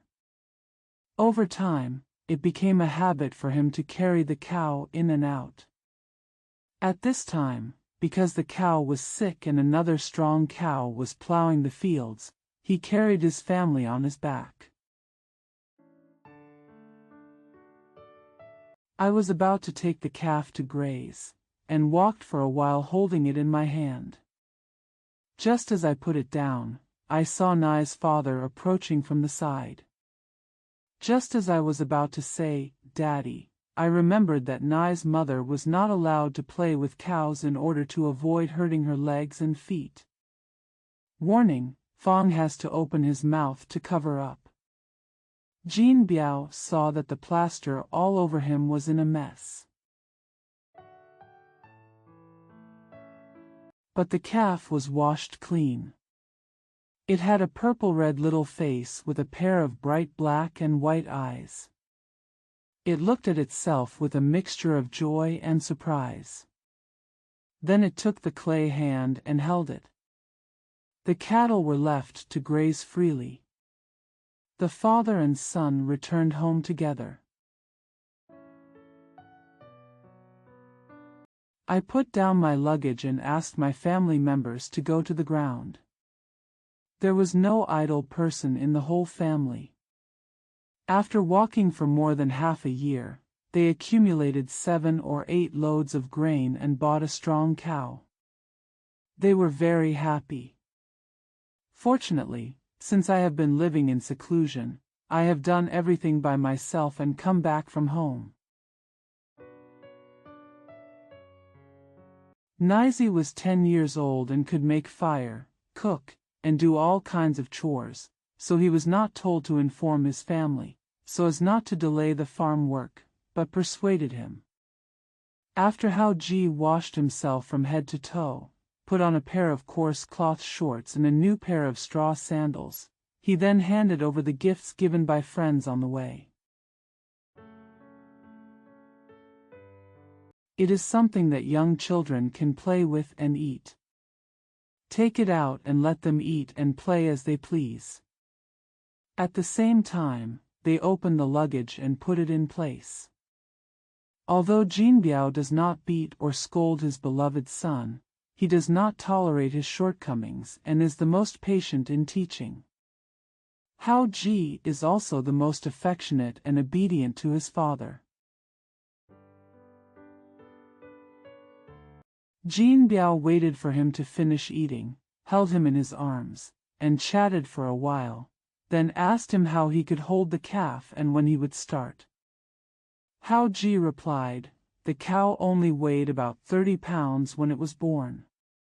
It was not very heavy. Because I loved it, I often carried it in and out. Later, my mother found out and scolded her. After 3 days without being held, I felt a little tired. Things have been busy in the fields recently, and the calf has been very affectionate to me since I hugged it since it was a child. I secretly hugged it without telling my mother. After half a month, I thought I was used to it, and I was practicing hard skills again. The calf grew bigger and bigger, and it was already 7 or 8 years old. It weighs 10 kilograms, but it is not difficult to hold it up. It can even lift its legs." Jin Biao looked back at the calf and followed him. He stood outside the window, shaking his head and wagging his tail, as if he wanted his son to go out. Hao Ji said again, "At first, my mother didn't care about hugging the calf.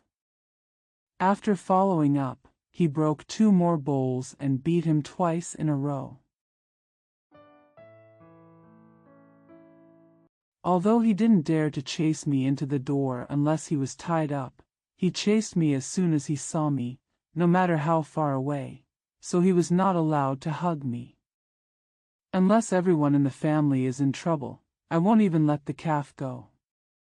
Jin Biao said with a smile, "This cow is really cute, but the way you hold it is wrong.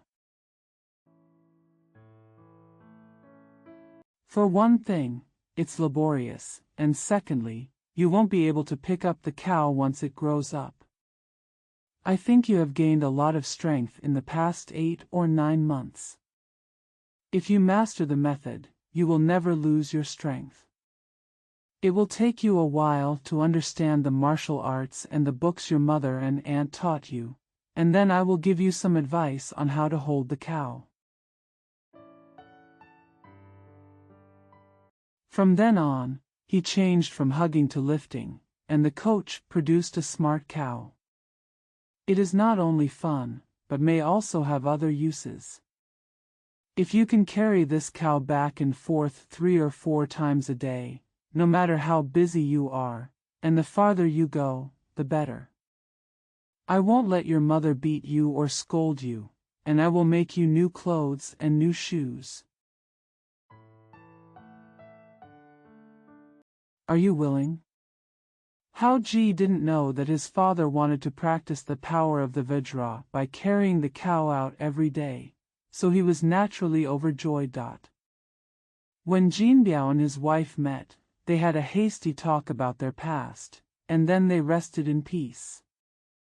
Early the next morning, he suddenly received an email. The letter was signed by the 2 thieves, and the general idea was,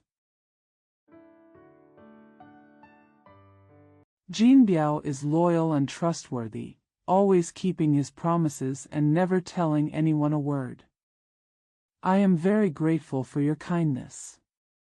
If I have a chance in the future, I will definitely visit you and say thank you. Only then did Jin Biao realize that the two thieves were very deep in heart. After he left, his eyes and ears were everywhere spying on his words and actions, and he was determined to practice what he said throughout his life. Never cheat. This time, I felt that the matter was of great importance, and that a slight negligence would lead to the ruin of many families. I worked hard, and made every compromise. Not only did the truth of the matter not be revealed to others, but also the owners of the several escort agencies.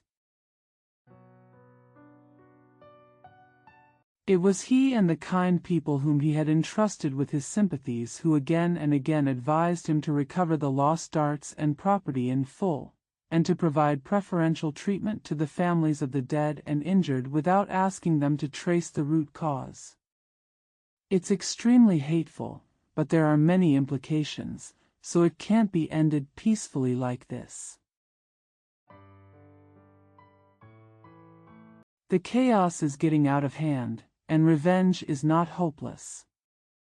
You can only follow and search for the whereabouts of the thieves' nest.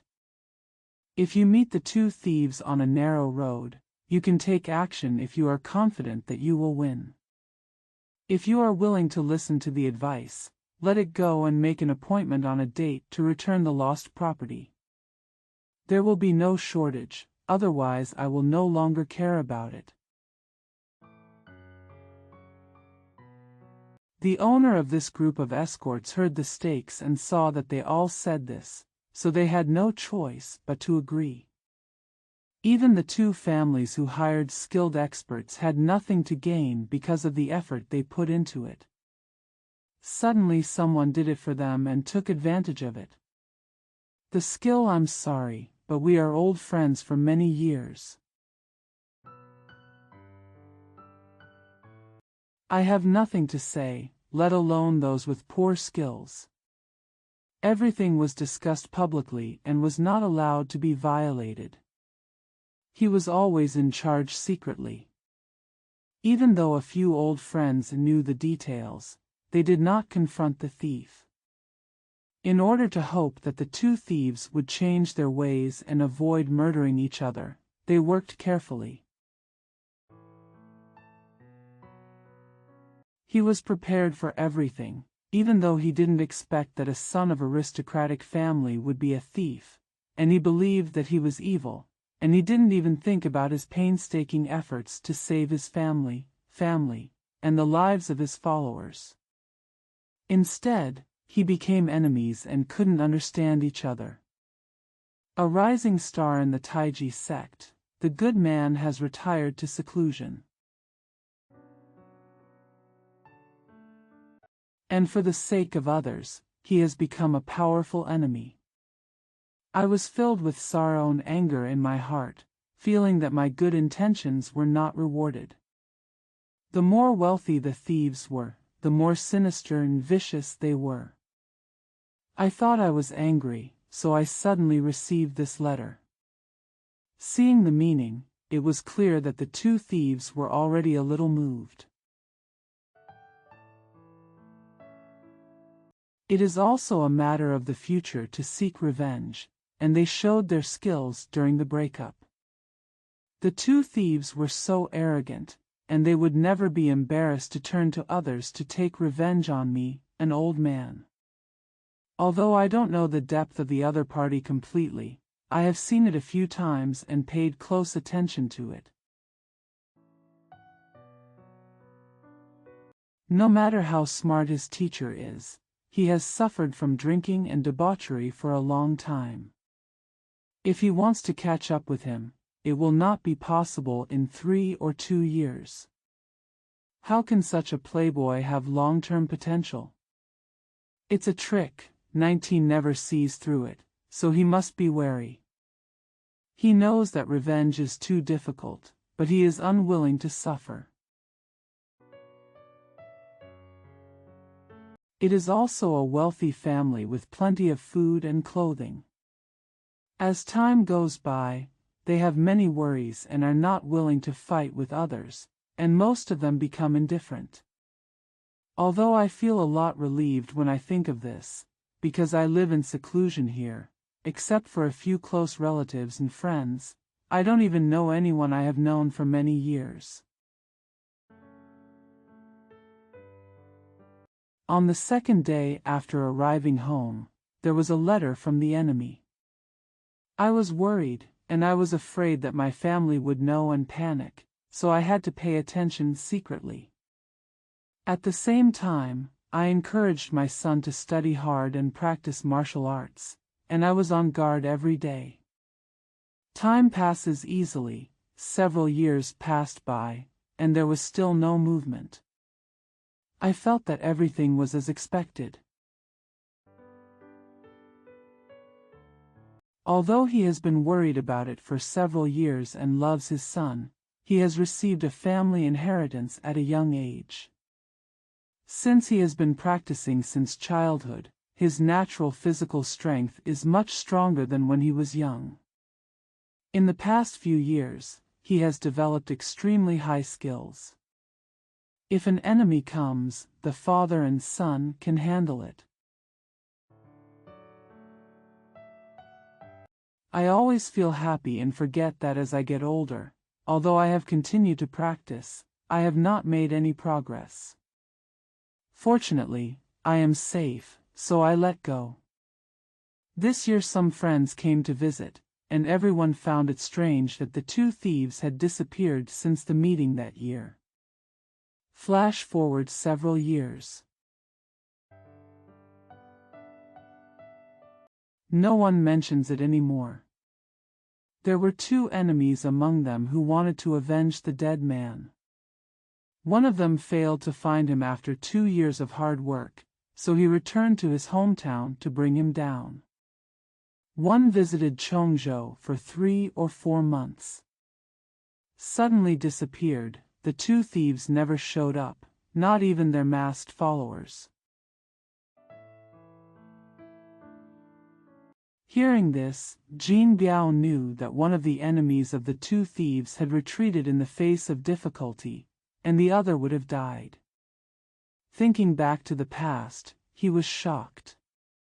Yao Shun suddenly took a detour and came to deliver a letter, saying that when he passed by for a visit the year before last, he saw two thieves who were officials in the court. After washing their hands, they concentrated on business and bought land. Their wealth is getting bigger and bigger, and no one knows that they have been robbers. Unexpectedly, these two evil young men have killed a lot of people. Now they have changed their skills and methods of being robbers to exploiting the common people.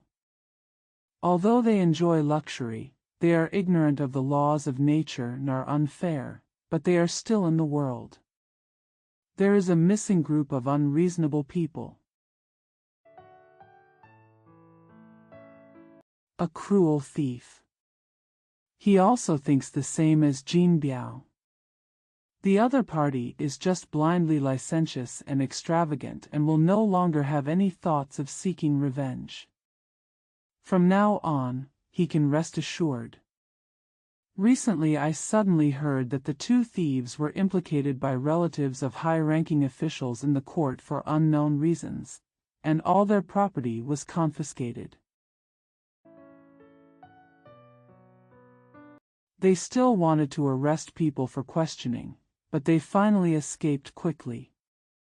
Except for some male and female servants and ordinary relatives, the two thieves' wives, concubines, and children all fled together with the male and female gang in the back manor and disappeared without a trace.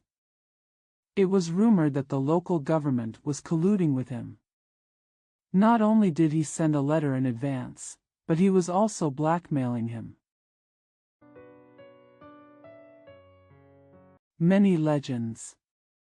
Jin Biao couldn't help being shocked when he heard this.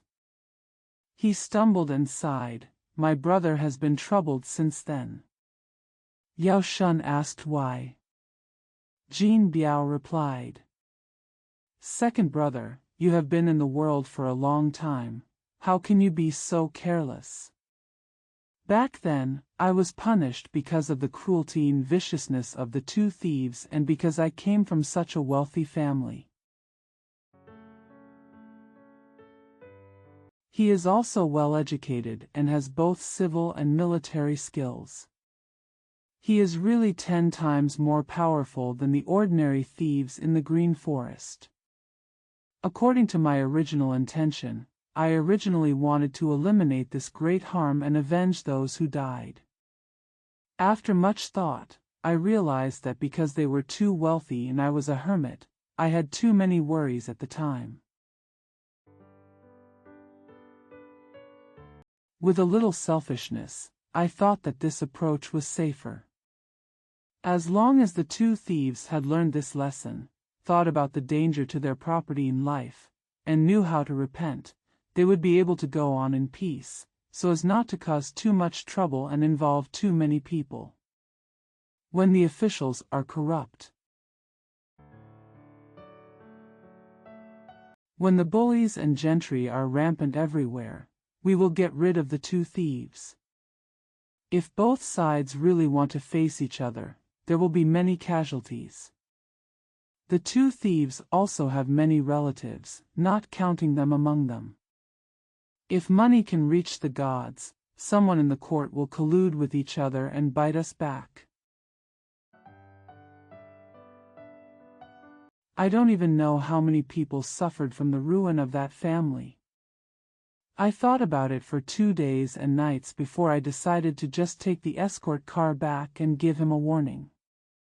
Thinking about it afterwards, I regret it every day. I shouldn't have been too selfish in the past, only caring about my own safety, and trying to make big things smaller. The trivial matter was eliminated, so as not to implicate me and cause others to suffer. In the end, not only did the two thieves get the advantage of two evil thieves, but according to the scene when the two thieves saw off the guests, they clearly had a deep grudge against me and were already very hateful. They will be very vicious in the future. You can't take revenge, sooner or later you will end up being annoying. The matter is over. I had no choice but to go to Chongzhou and Jining to spy several times, but because I had been at home for a long time, I was too lazy to go out. I always thought about the good things. I felt that the two thieves had a rich family, and they themselves had fame. They usually drank and indulged in debauchery and enjoyed everything. Everything is comfortable, even though you hate me. When we broke up, he didn't see through the 2 tricks I tried. He was already timid and probably didn't have the perseverance to put in the hard work, so he put it off. I often remember that although I am worried, I am not very defensive. As time goes by, I gradually relax. Last year I heard that the second thief had several enemies who were looking for him. One lived in Kuzhou for 2 years, but was never found and went back to his own country. The other never came back and was never heard from again. I then concluded that these 2 thieves had suffered a big loss. One of them even lost his life. It was obvious that the 2 thieves were still hurting people secretly, but they had changed their methods. His whereabouts are more secretive than before, and no one knows about them. Even his skills must be higher, and he must at least have a few powerful accomplices together. I knew that the 2 thieves had to find my brother if they wanted to succeed. Finally, I was careful when I went to raise the escort. Although the passengers and goods of other friends were returned together, the traces of the two thieves were never revealed. The enemy saw that I knew his true identity and never publicized it outside. I kept my promise and did not violate it. Even though he was extremely evil and vicious and hated my human bones. After all, he was a wealthy official and a gentry. Even though he was a thief secretly. On the one hand, he still has to wear the mask of a wealthy family, show off his power to others, and praise the family tradition of the aristocratic family, which has a lot of scruples. However, I met the two thieves several times and secretly spied on them. I had already seen that they were cruel and vicious, and they would never give up. It's just a matter of time. I have received a lot of information since last year, and I guess that the enemy must have sent out for the second time. I am very worried and suspicious. I also think that his secrets are in my hands, so I may not dare to act rashly for the time being. Now that he has been involved in a lawsuit and even his family has been arrested, what are the worries? He must seek revenge from us. If his predictions are correct, even you will be unavoidable, and it will never be too late. In my opinion, it's best for your escort agency to do less things during this year. Even if you have no choice but to shirk it, you have to be extra careful to keep it safe. Although I have some plans here, I haven't been idle for a day to practice my martial arts.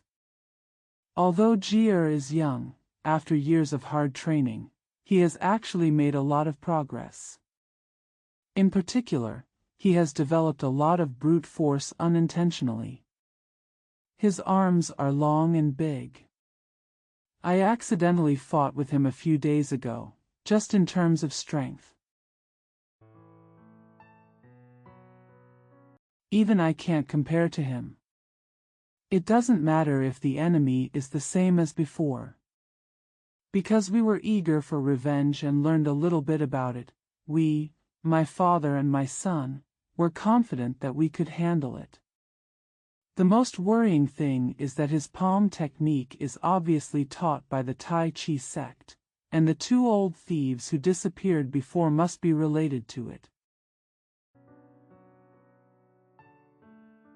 Don't talk about seducing the two old monsters from the North and South Pole. This kind of unrivaled senior master really wants to help him. We have no choice but to wait for death, so we will kill the two old monsters' few masters and their brothers and nephews. It is extremely dangerous to make an appointment with one or two children. The matter has come to this point, and I really can't hire any help. Firstly, the two thieves have had no movement since they broke up with me, and there are no suspicious signs nearby. I'm not sure when they will come here to seek revenge. Secondly, my husband, my wife, and our whole family are all relying on me. Live by farming, and rely on diligence and frugality to keep food and clothing.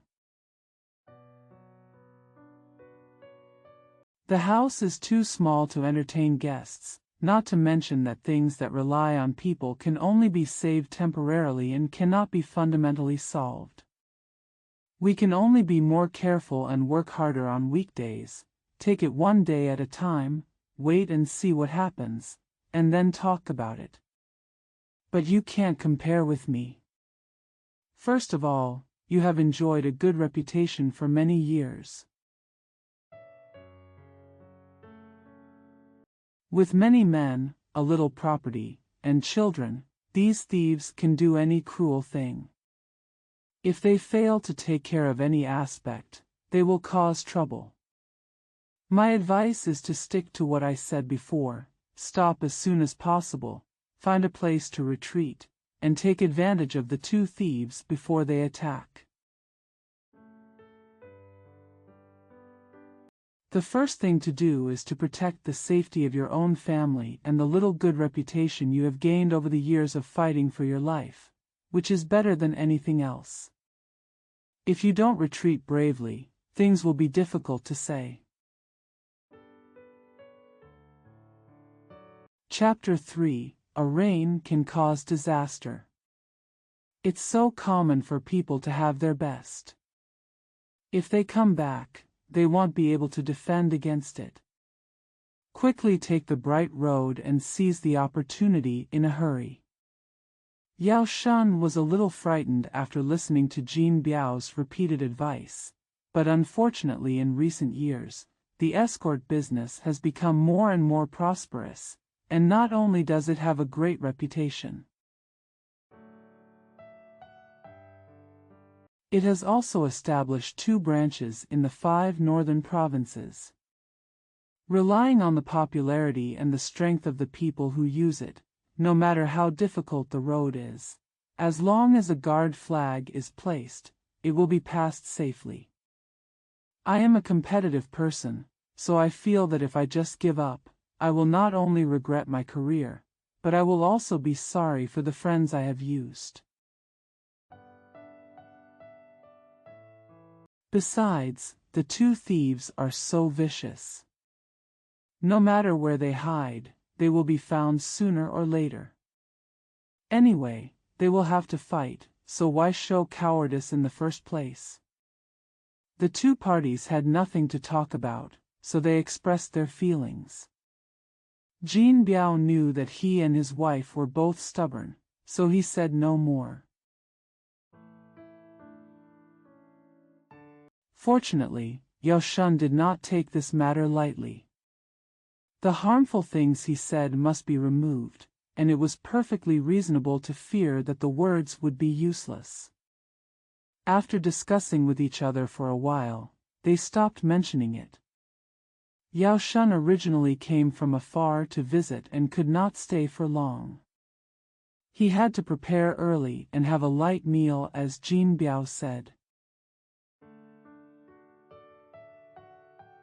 He rode away without stopping for the whole night. The Hao and Zhou families live next to each other. Regardless of whether they are male or female, old or young, 19 families pass on martial arts. None of the adult men of the Zhou family have returned home. Jin Biao takes the initiative in everything. As soon as Yao Shun left, Jin Biao sent a letter to the Zhou family. He also asked his neighbors to keep an eye on him at all times and how to deal with him if a stranger came looking for him. After saying that, I went home and remembered that there were no men in the 2 families. Although I was very capable, I was still old. Although there were several people in other villages who practiced martial arts, they were not good at it.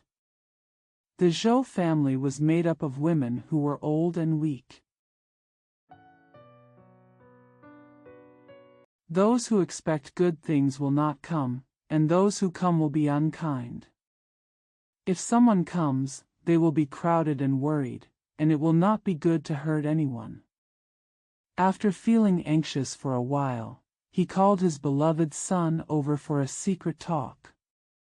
Hao Jiren was quite alert. Although he was very angry when he heard this, he kept his father's words in mind and secretly prepared not to mention them. Time passes easily, and 3 or 4 months pass by, but it's time for floods in the 4th and 5th Sichuan divisions. The rain was heavier that year, and it finally cleared up. Everywhere within 100 miles was covered with large and small lakes, and most of the official roads had been submerged. Those who were a little lower had their furniture stuck in the water. Naturally, there was no harvest of crops. Except for the grains grown on the highlands, the other 19 were submerged in the water. It was difficult to pass through the places a little further away. The water force was of different depths. One area in the east and one in the west were discontinuous, making it impossible for boats to pass. The natives who had to travel for food and clothing all stepped on cement, with 1 foot high and 1 foot low. They endured the scorching sun, which steamed them up and down, and endured the pain and danger as they waded through the water. There were strong men, and 3 or 2 of them stood guard in the deep water where it was difficult to walk. When encountering a pedestrian who cannot wade through the water, he will be ordered to ride on his head and neck, and he will carry him over, mix some money, and go home to spend his life. In previous years, this kind of thing became a side job for the natives. If they stayed in the concrete sun for a while, they could still carry a few passers-by and cars. Back then, due to the rough roads and the scarcity of merchants, large groups of merchants took other routes to avoid the situation. The merchants and peddlers were not really working hard for food and clothing, and no one was willing to take risks after suffering a lot of hardships. We often stay for most of the day, and rarely encounter 1 or 2, and one of them escapes. After being exposed to the scorching sun for a day, people are still hungry. The suffering of the people has reached the extreme. Here, the people everywhere are crying for food, but the local tycoons and wealthy people living in large villages and villages far and near are still eating and drinking, and trying their best to enjoy themselves. Naturally, the food has been hoarded for a long time, and even the granary has been sealed, so that we can get the good price and enjoy it. The small village where the Zhou and Hao families live is a piece of highland. Not only has it not been affected by disasters, the crops in the fields are growing extremely luxuriantly, and dozens of households in the village are homesteaders. He lived a worry-free life, he was popular, he knew a little bit about martial arts, he was not afraid of stealing, and he worked hard all year round to have enough food and clothing. However, there were not many acres of land, and it was impossible to take care of the many victims nearby, let alone those far away. The local area is low-lying within a few hundred miles. At the turn of spring and summer, there will be floods when there are heavy rains. The ditches are not repaired and there is nowhere to vent. As usual, the harvest is only 1 year after 3 years of planting. In the best years, the harvest is only 60 to 70%. In addition, the local tyrants and bullies invade and exploit. The people's suffering is getting deeper and deeper, and there will never be a good day. The water was extremely strong that year. Even if the rain stops being heavy, it will not subside until half of July. How can a small village alone be able to take such a long time? Both Zhou and Hao were heroic, generous, and good at charity. Whenever they encountered such famine years, they set an example. He persuaded the villagers to get rid of the remaining grains from each family, and led the villagers to cook several large pots of mung bean porridge and soup, and put them on the nearby high ground. They started giving alms from early in the morning until the light was gone, and came back tomorrow. On the other hand, we solicit donations from wealthy families near and far. Relying on their daily popularity and the reputation of the veteran martial arts masters for many years, the martial arts guards in the villages far and near were not the disciples and descendants of the Zhou and Hao families, and they could establish friendship or acquaintance with each other.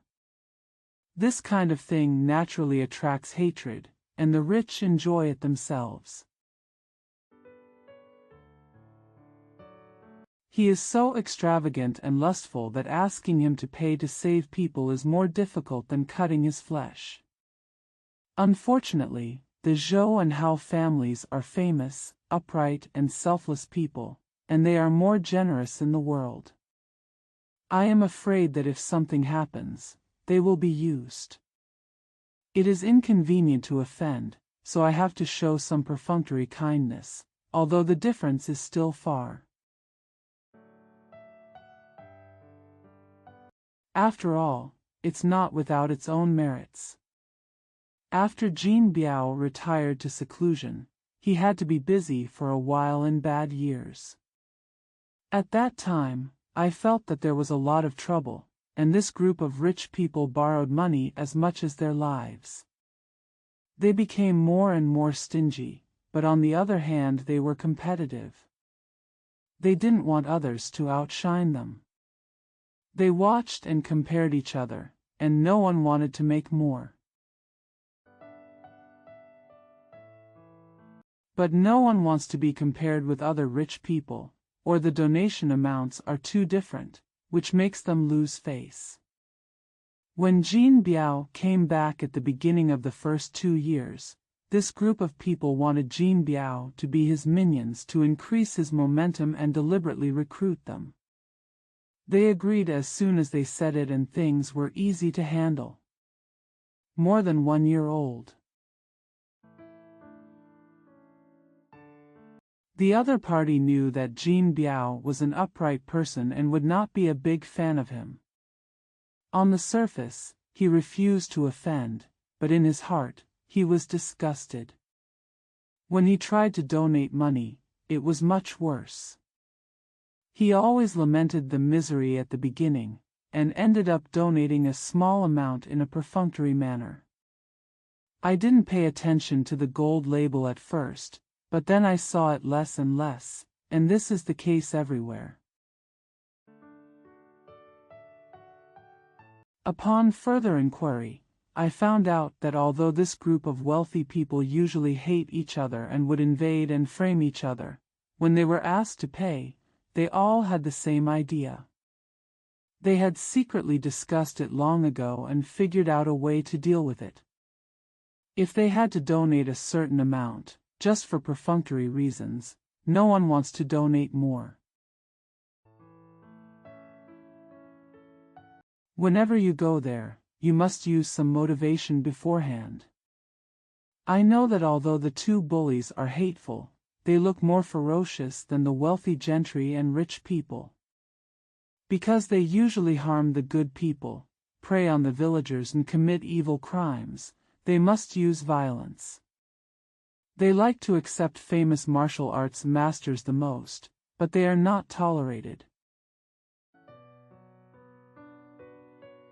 You must also take advantage of the opportunity to make friends and leave favors, just in case.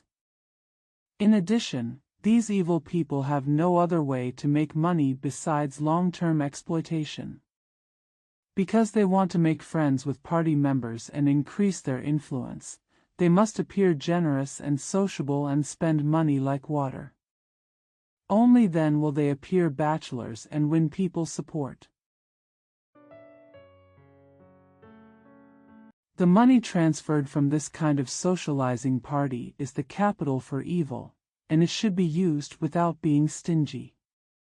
Moreover, the money is easier to come by, and it is much more generous than those wealthy gentry.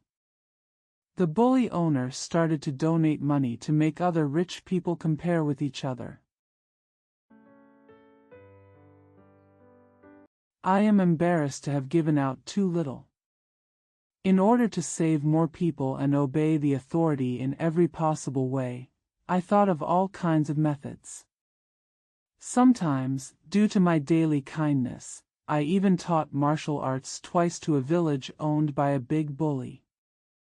After a lot of pretentiousness, I resigned and returned. It's hard to say whether the other party harbors a grudge because of this. There are a dozen or so bullies from far and near, including the big bully named Huang Mingchun. He is the nearest to them. He starts from his home and goes there. There is also a dirt cliff about 10 feet high and 2 miles long that can pass through. Do not use cement. Get up today. Seeing that the weather had cleared up, I was going to be shameless and continue to collect donations from Huangzhuang as I had done last year. I then joined forces with a few relatively fair and wealthy village farmers and people who were anxious for justice to discuss the matter. First I want to take Hao Ji away, and then I want to take care of my beloved son Qingpu. There are many dandy boys in Huangzhuang. There is a piece of highland not far away from the village and very close to the official road. It is a small town. When the weather is good, businessmen and merchants all like to go there. There is also a tavern opened by the Huang family in the town. And the big mule horse shop. Last year Guzi heard that Hao Ji was a martial artist and wanted to make friends.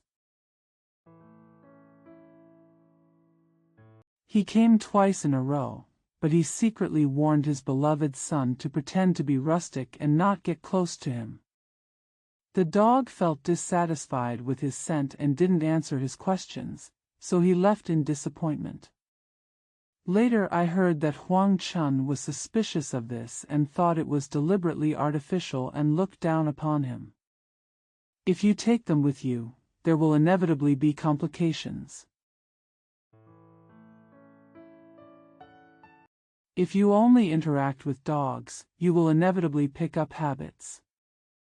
Isn't it bad? Fortunately, on such a concrete road, the enemy's revenge is not in front of him.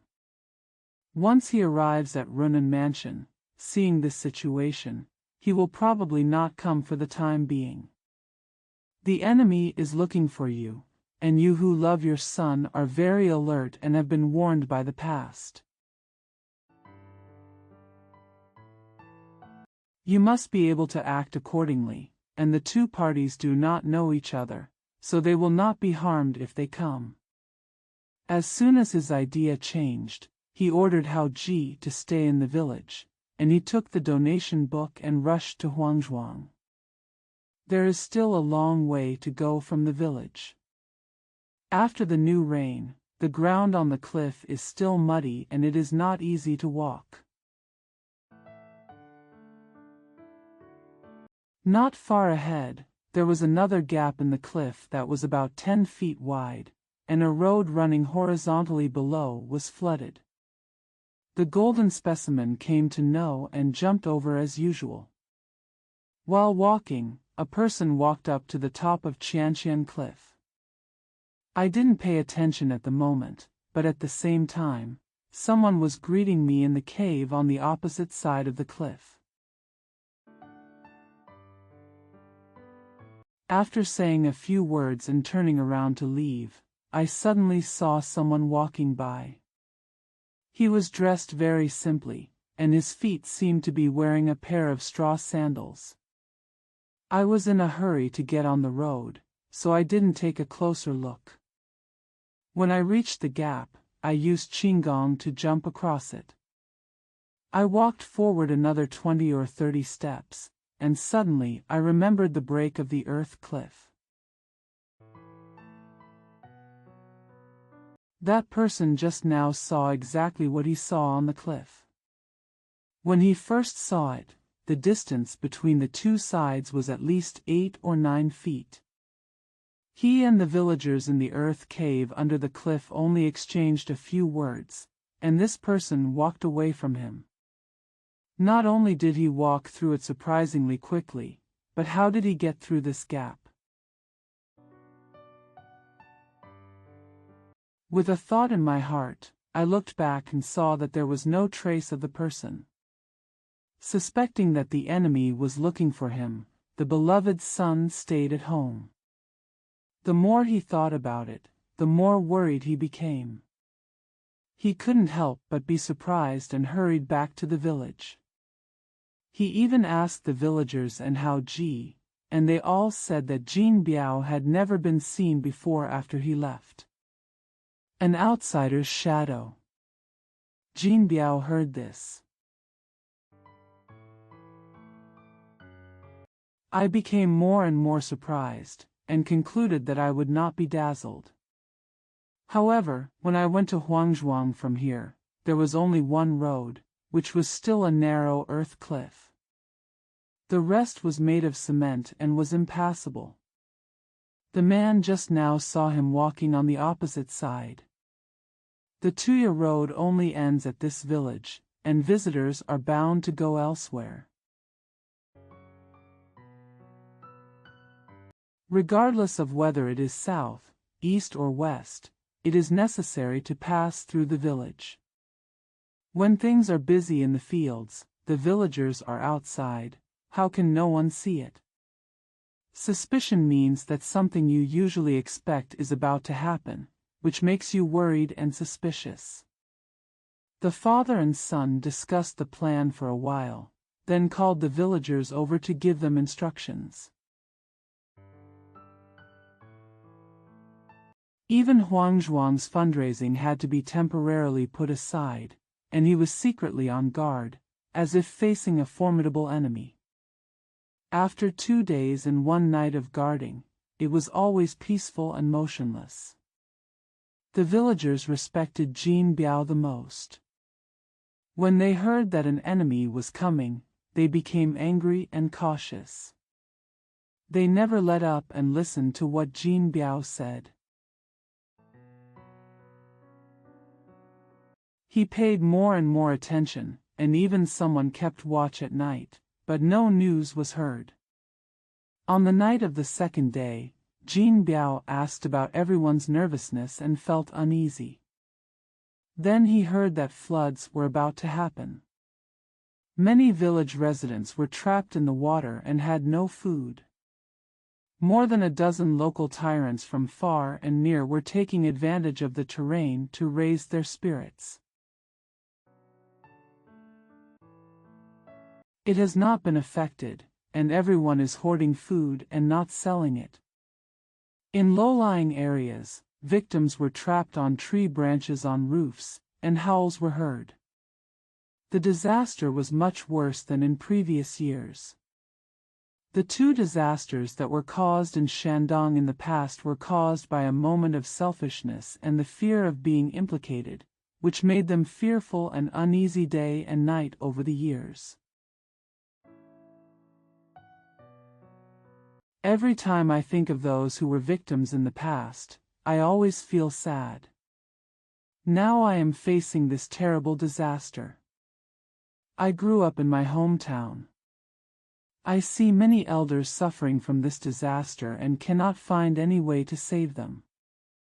For my own safety, I stay at home and watch them in distress. When you're hungry and in water, don't bother. Under my leadership, all the remaining food in this village will be donated. What will be achieved? There is always life and death. I have lived to this old age. Even if I am negligent and am plotted by my enemies, it is still worth it to sacrifice my life for the thousands of victims. What's more, the enemy is mainly looking for me, waiting at home, and we can fight to determine the winner or loser. I am afraid of what he will do, so I change my mind and become brave. I call Hao Ji aside and ask him to go with me. He gets up a second time. Bring your practical weapons and concealed weapons and walk to Huangzhuang together. Arrive at the small town of Zhuangqian. The more I thought about it, the more I realized that my beloved son was growing up quickly and he should not associate with these dandy young men. If the master reluctantly kept him, he had something to ask for and was embarrassed to refuse. After thinking about it for a while, he left Hao Ji in the Jinkou tea house. Went to see Huang Chun alone to discuss fundraising. After Jin Biao left, Hao Ji rarely goes out on weekdays. Although he is naive, he often gets advice from his father. He is probably aware of what is going on outside. He is more alert and knows that it is his father's intention. He was quite wary during this trip and did not go outside the door. He stayed in the tea house from the beginning. Inside, he did not leave. Over time, the young man was mostly happy, feeling bored, and thought to himself, "Dad said those two enemies were coming, but he hasn't seen them yet. He has never seen a stranger in these years. It is logical that such a flood would not attack, but why? He said that the man he met yesterday was very suspicious and he was so anxious that he didn't even bother to eat." At that time, my father did not clearly see the man walking by, so he might be too old and too blind. There is no point in sitting here in silence. I have learned a lot of skills. My father still treats me as an ignorant child. He tries his best to give guidance and tells me how to deal with it, but I am so timid. It seems that when the enemy comes, I have to suffer from him. It's really funny to think about it. Anyway, nothing happens. Even if the enemy meets me unintentionally, he will not recognize me. At his age, Dad should share his worries, stay here, and be a thief. Same, what's the point? Why not go outside and take a walk? Just check to see if any enemies are following, and maybe we can do something. After a brief calculation, he stood up. The owner of the tea house was an acquaintance, so no one paid him any attention. Hao Ji took a look outside the door and saw that the place was at the entrance of the town. Although it was close to the official road, there were not many people there. All the shops are still in the center of the land, half a mile apart. The water and light are connected everywhere, reaching to the horizon. Many small and large villages and isolated islands seem to stand in the water. The lower places are submerged in the water, and some victims are squatting on the trees. The sound of crying could be heard in the distance. I was feeling sad when I suddenly caught a glimpse of two big willow trees not far from the town entrance. There was also a person on them. Although they didn't cry for food, they looked very tired. I suspected they were disaster victims, so I didn't think much about it and hurried back to the tea house. I bought some pancakes and hurried away. These two trees were in a corner behind the town entrance, and the terrain was the most remote. Hao Jiyuan accidentally looked back and saw them, thinking, most of the people in the town are members of the Huang family, and they don't have any good intentions. My father refused to let me go there. The town center area. He was afraid that he would be discovered by the evil young man and cause trouble. It was difficult to rescue all the people in this large disaster area. There was only one person in total. He was very close to the town and there was no one to care about him. He was indignant and remembered that there were people around him. It's my father's money bag, and I plan to save one by one. Go and have a look.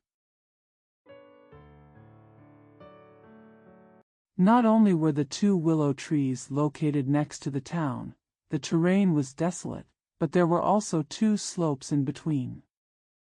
It would have been impossible for ordinary people to get past them. Relying on their family background and practicing qigong, they jumped all the way to the tree.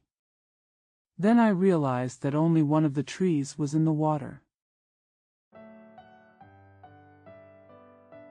It is separated by the water and the slope. From a distance, you can see people trapped in the water. In fact, although the willow branch that the person is hiding on touches the water surface, and the roots of the tree are also inserted in the water, the opposite side is only 2 feet away from the shore and the slope is just 2 feet away. Can be moved up or down. Look at that man again, although his clothes are shabby. Unlike a disaster victim, there is a small package hanging on the willow branch behind him, as if a passerby was tired when he walked to the place and the weather was hot. He deliberately went to the tree to enjoy the cool air. The south wind blew him, and he looked like he was fast asleep. Hao Ji was young after all, because he saw the man lying in the willow shade. He was sleeping soundly, and he didn't intend to wake him up. Just when he turned around and walked a few steps, he suddenly remembered that this person was sleeping in a special way, like this soft willow branch, which would break with the slightest force. This person was not sleeping on the branch, as if his body was in the air, with only a few wickers covering his head and feet. Why? Something stirred in my heart, and I was alert at that time. I turned around and looked carefully, and I couldn't help but be shocked. It turned out that at first glance it was a poor man, lying facing away, his sight blocked by the branches. The willow branches were so dense that I couldn't see him clearly.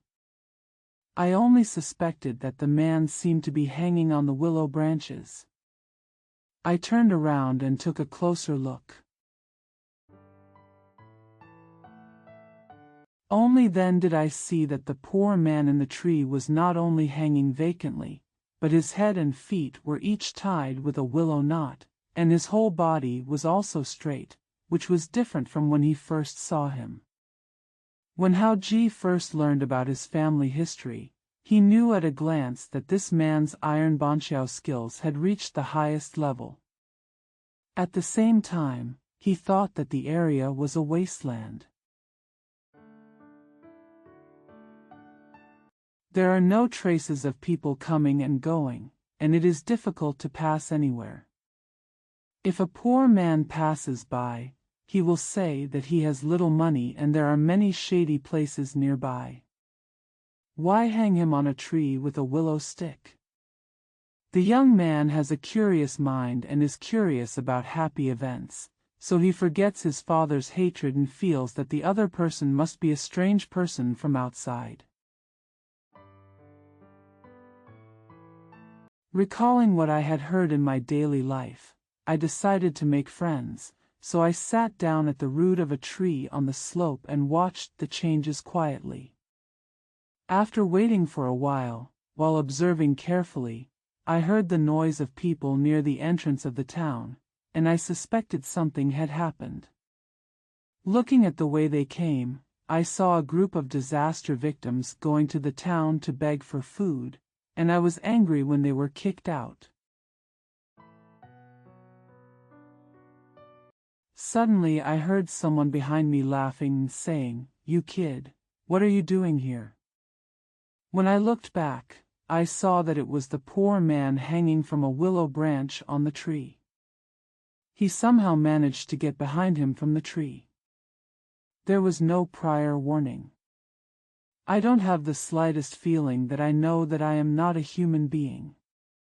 I am just about to pray. I suddenly remembered that my father met a poor man he had never seen before the day before. Although his clothes were different and his height was similar, this man looked suspicious. It was hard to tell whether he was an enemy. How could he be respectful to him first? He was busy and stopped, raised his hand, and asked with a smile. I misjudged the person just now. I thought he was a poor friend who was trapped in the water, so I bought 2 pancakes and came to give them to him. When I realized it was wrong, I saw the old man hanging the person on a tree with a few willow sticks. I felt strange and didn't dare to disturb him. I wanted to wait for the uncle to wake up and have a few words. So stay here. What's your surname? The poor man smiled and said, My surname is Zhang, I have no name. Just call me Mr. Third and don't talk about this to him. May I have your name? Hao Ji had something on his mind. He wasn't sure about the other party's origin. He didn't want to tell his real name at the moment. He was stunned for a moment. He caught a glimpse of the poor man's shining eyes staring at him, as if they contained a kind of power. Since he had never told any lies, he felt guilty and casually answered, My name is Hao Ji. Seeing his hesitation in answering, the poor man said, already looking unhappy, after hearing this, Fong started to smile and said, You're not a bad kid. To be honest, I've been hungry all day, so please give me a piece of this pancake. Hao Ji was smart and careful, and he felt that if the other party was favored by his enemies, he would not dress up in such a poor way.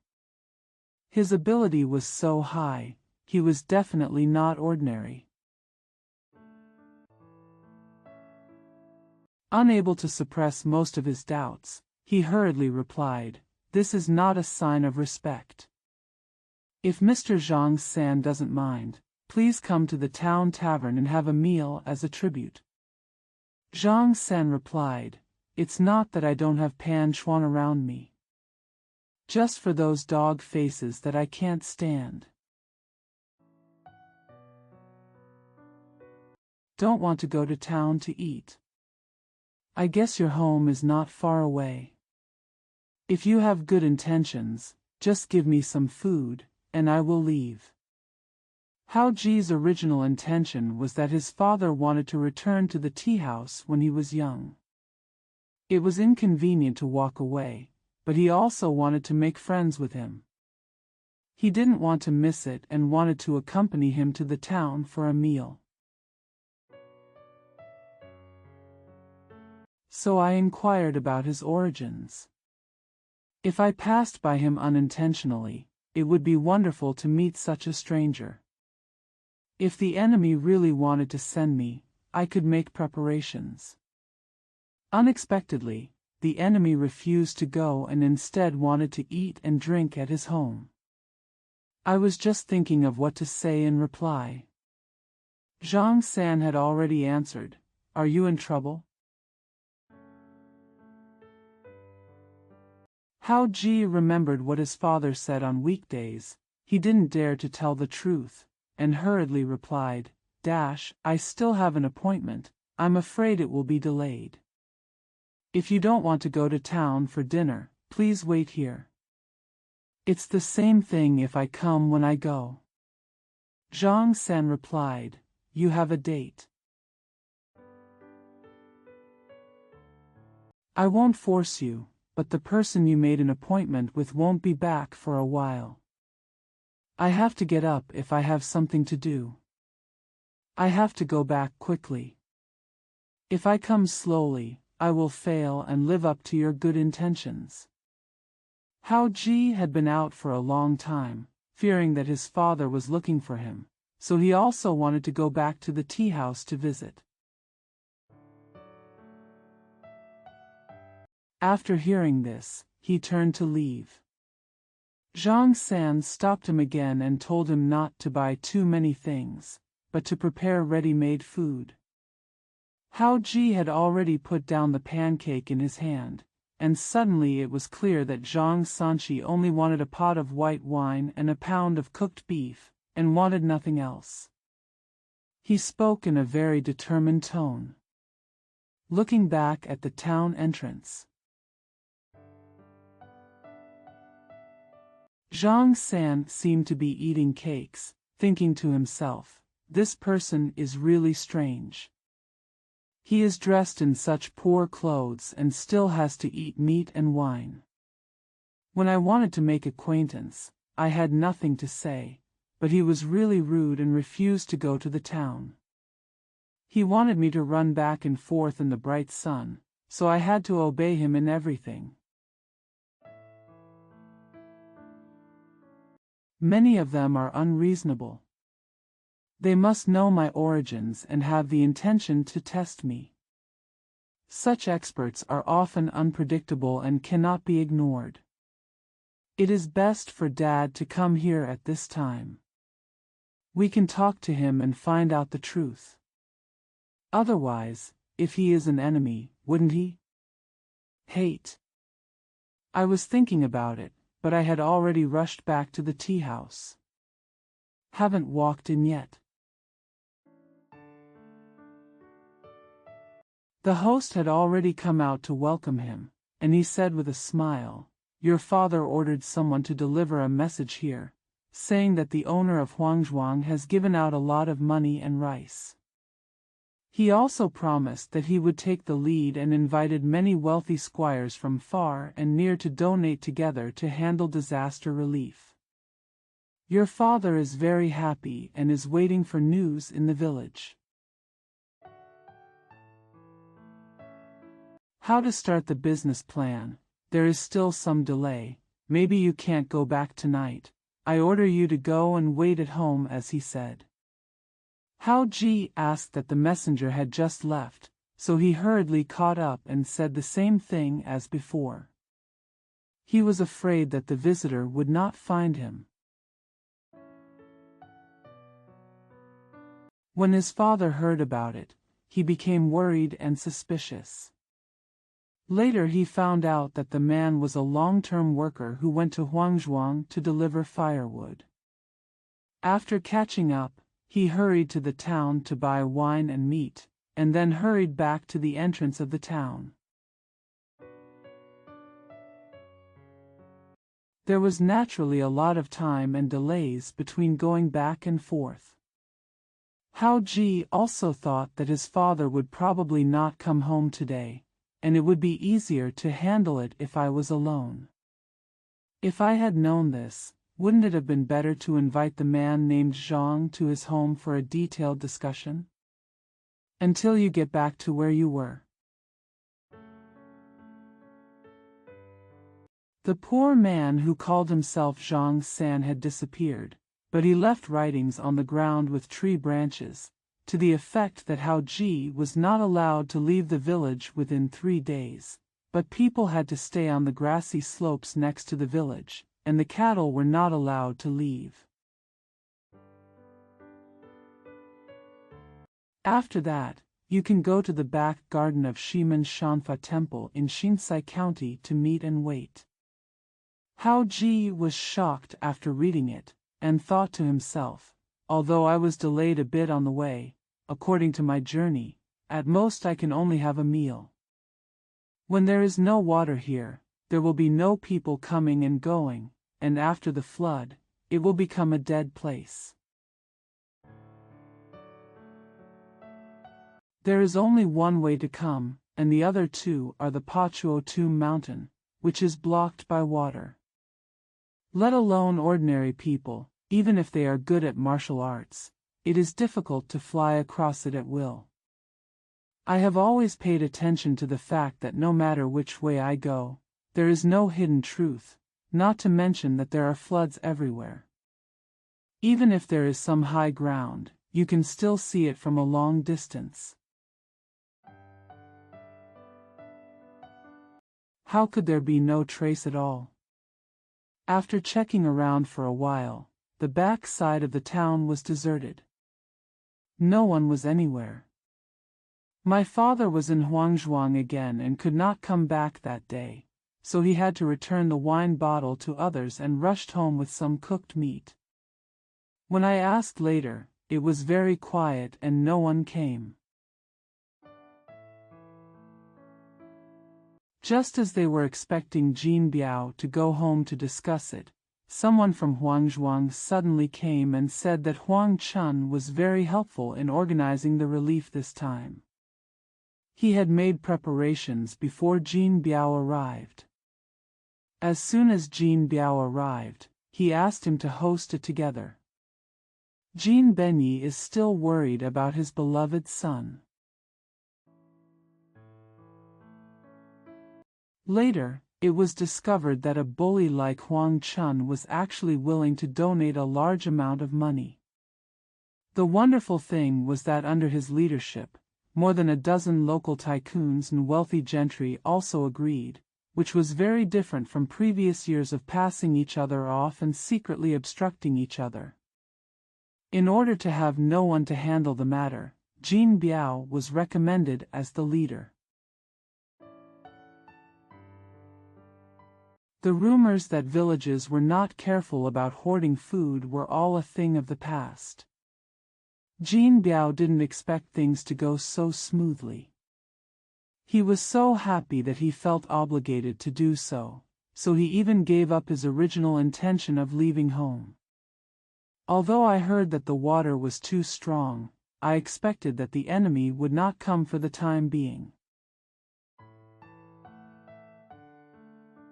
Still, just in case, I wrote a secret letter and asked someone to bring my beloved son to him so that he could keep an eye on him at all times. If any enemies came to the door, he could tell me that he was busy with disaster relief work and asked him to make an appointment to meet with him as soon as the matter was over. See. When Hao Ji heard this, it would take at least 5 or 6 days for his father to return. They were not allowed to visit Huangzhuang.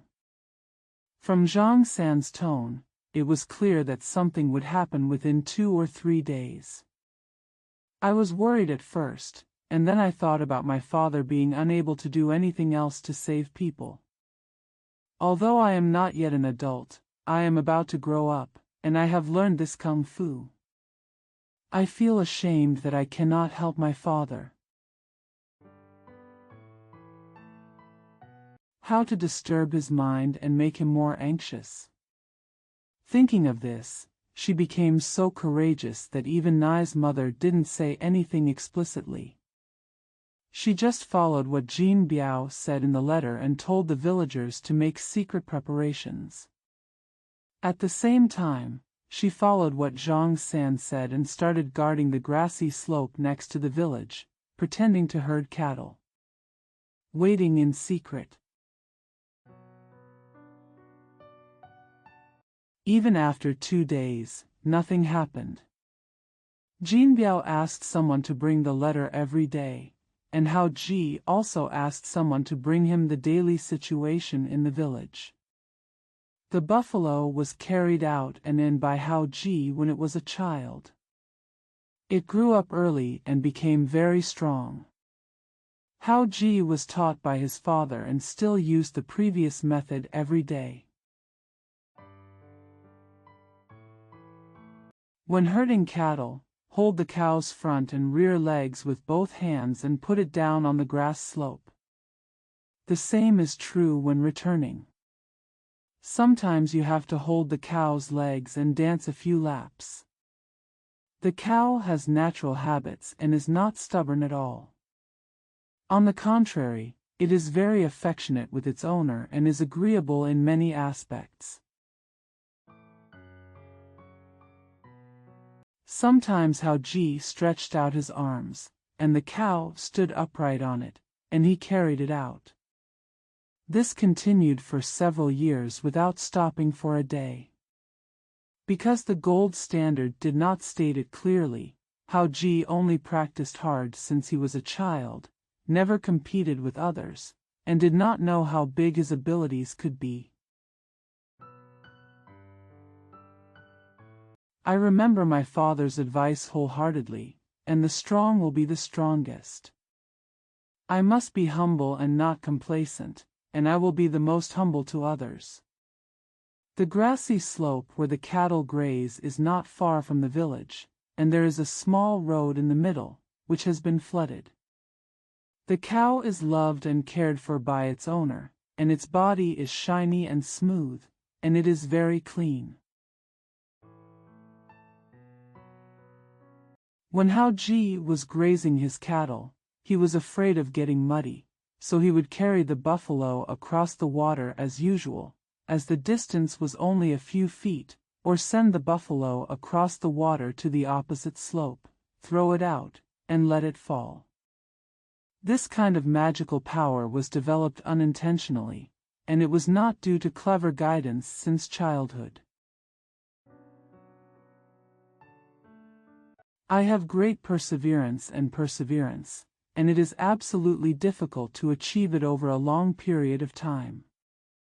The power of his 2 arms increased naturally, and even the villagers were used to it, so they didn't think it was a surprise.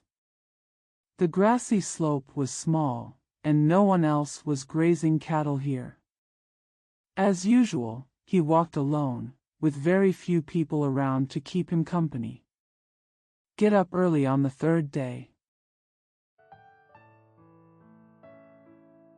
Hao Jigong put the cow on the slope and sat for a while. He was thinking that it was already the 3rd day and what Mr. Zhang San said had not happened. I wonder if there would be any movement in the second half of the day. Suddenly he saw a small wooden raft, which was only 5 years old. It is 6 feet wide and only a few feet wide. There are 2 people standing on it. Go left and turn right through the water field in the northwest. The person holding the row in front was a native, and the person behind him was about 40 years old. Although he was dressed simply, he looked quite strange. It was obvious at a glance that he was a martial artist from outside, and he deliberately pretended to be this way. Knowing that there was only one small village in the area, and the villagers all interacted with each other locally, recalling what Zhang San said, my heart moved, and the raft had stopped next to the high ground not far away. The man jumped up the slope with a slight jump, whispered a few words to the native people supporting the row, and then jumped all the way. After passing several mounds of earth, we reached the road to the human village. It looked like we were looking for people in the village. Hao Ji knew that everyone in the village had received instructions, so he pretended to disappear and secretly checked the movements of the visitor. Sure enough, just as the man was about to enter the village, he met 2 villagers who were ordered to pay attention. The 2 sides talked for a few words. The man immediately walked towards the grassy slope. When the visitor turned around, Hao Ji had already received the signal from the villagers with hand gestures. Knowing that he was sent by the enemy, he was angry in his heart but did not show it on the outside. He turned around deliberately, thinking that the visitor was approaching behind him, pointing at the buffalo and muttering to himself, "Big Black. You've eaten enough. It's time for me to go home and have lunch." After that, he squatted down and spread his hands evenly. The cow stood up with 4 hooves and stepped on it. Hao Ji immediately asked the cow to stand up. He heard a squeak sound behind him. He looked back and saw that the person had already arrived. He deliberately smiled and said, "Master, please give in. It's better for me to get over. Otherwise, although the cow is not very heavy, it is too big and has a bad temper. If I just lead it over like this, there will be a ditch below, making it covered with mud and troublesome to wash. If the master sees it, he will still blame me." The visitor had already moved out of the way before he could finish speaking. Hao Ji knew that the other party was surprised and wanted to check his body skills secretly, but he still pretended to be confused. He thanked him for your help and asked the cow to go down the slope. He secretly raised his energy, walked calmly to the water, and jumped with him and the cow. And passed. When we reached the other side and were walking towards you, someone suddenly caught up with us. He said with a smile, "Brother, please stop a step, I have something to say." Hao Ji hurriedly put the cow down and asked with a smile, "Master, please tell me something." The visitor felt that Hao Ji was rustic, very naive, and extremely humble. He seemed even more surprised. He paused and said with a smile, "There is an old martial arts master, Hao Jinbiao. Is this your master?" Hao Ji replied with a smile, "Yes, he has gone out and has not returned. Do you want to see him for anything?" The visitor smiled and replied, "I was asked by a friend to come to ask for advice, and it turned out to be true. Please tell him that on this day next year, 2 people from Jining Prefecture, Shandong Province will come here specifically to visit, and he will know. I came here because of his reputation, but now that he has left, I can only meet him again in the future if we are destined, and I won't wait for him. You already have such great strength at a young age, but did your master teach you this?" Hao Ji hurriedly replied, "I have only been a teacher for 4 years, so this brute force is nothing. I heard from the master that he has 2 enemies. He may not know how to advance or retreat, and repay kindness with hatred. Therefore, at this old age, his kung fu never stops. Not to mention the master himself, my senior brothers could hold something heavier than this cow with both hands. When practicing the qigong of ascending and crossing water, and paying attention to walking in the snow without leaving a single footprint, then you are much better than me. I was dissatisfied because my master said I was too stupid, so I often practiced secretly behind my back.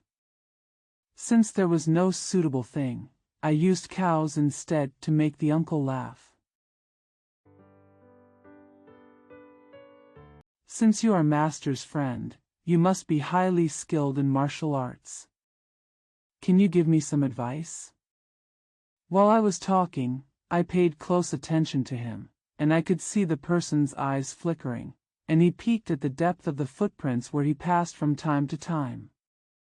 He wanted to reach out twice, but then took it back, and secretly cursed, "Bitch thief. You just dare to take action." It would be weird if I asked you to go back completely. After hearing the preface, the visitor's face suddenly changed and he replied with a smile, "There are no weak soldiers under a strong general.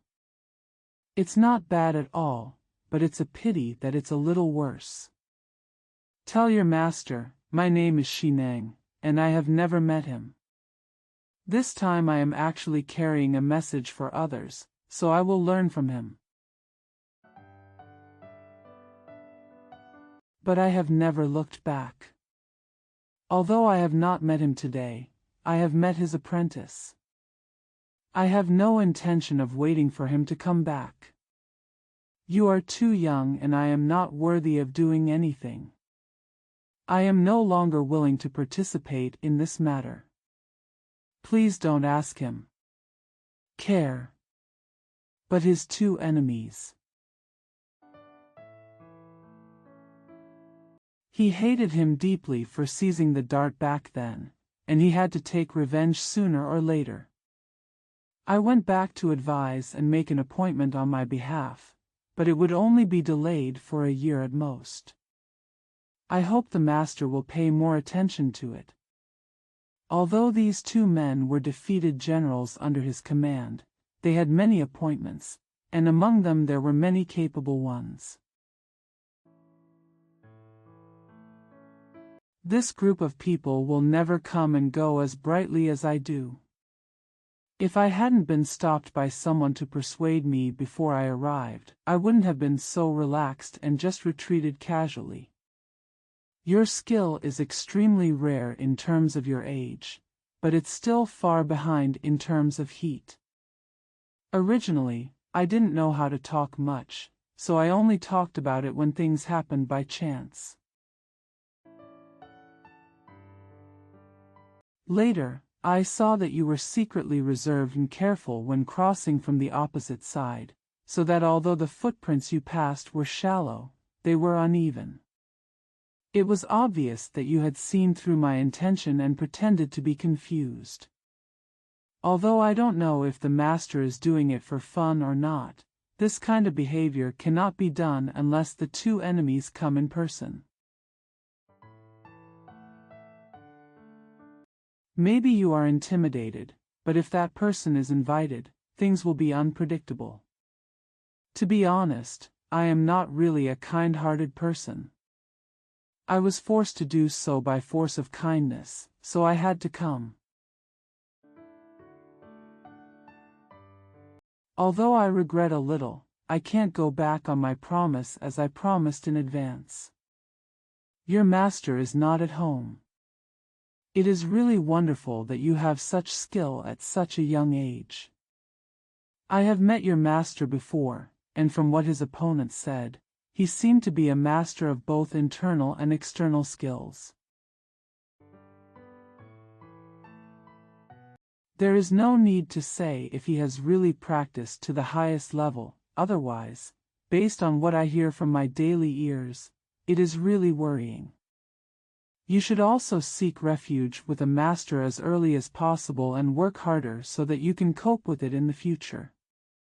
My master said that you are too stupid, which may be against your will. If I don't really love you, nor can I say this. Although I haven't met the master today, I can't help but be disturbed. Maybe I can see him again in the future. I'm going. After saying that, Hao Ji saw the man leaning against a tree as thick as half an arm, with a rather wild look and tone. He was still unconvinced and was about to speak. The visitor had already turned around and walked away. Just when he shouted, "Your Honor, please stop," the visitor was already walking towards the entrance of the village very quickly. He looked back at Hao Ji and laughed loudly. "I don't mean any harm. I will know it in the future. I don't have time to talk to you anymore." After saying that, people have risen from the ground. He jumped several feet high and landed lightly on the wooden raft. He said a few words to the natives and then walked away. Hao Jigong saw that the man's qigong was so high that he had never seen it before, and was shocked. At the same time, he recalled his father's words and did not dare to pursue him rashly. When he was about to turn around, he suddenly heard the sound of hulong kecha behind him. There was a noise, and the villagers screamed in surprise. When they rushed back to the place to take a look, they couldn't help but be shocked. It turned out that the half-arm-sized locust tree that the man was relying on had been cut off, its branches and leaves were flying, and it fell to the ground. Only then did he realize that it was not easy to give, and what Zhang San said had come true. I don't know if I can go to Zinkai's appointment. It will take a few days for my father to come back. The owner of Huangzhuang is a bully, and his power is difficult to find. In the midst of a dilemma, that night, Jin Biao suddenly took the time to turn around. Hao Ji asked that the disaster relief work went extremely smoothly, far beyond expectations. It was as if all these bullies and misers had changed their tempers. They were very puzzled. Because they felt that this was unreasonable, they tried to inquire several times but could not find out anything. There were two notorious villains in the house. They were emptying their warehouses to support the people and selling off their property. It was expected that there must be something hidden, but they couldn't find out. It is estimated that the disaster area, which is only 100 miles in radius, will be calmed down in a few days.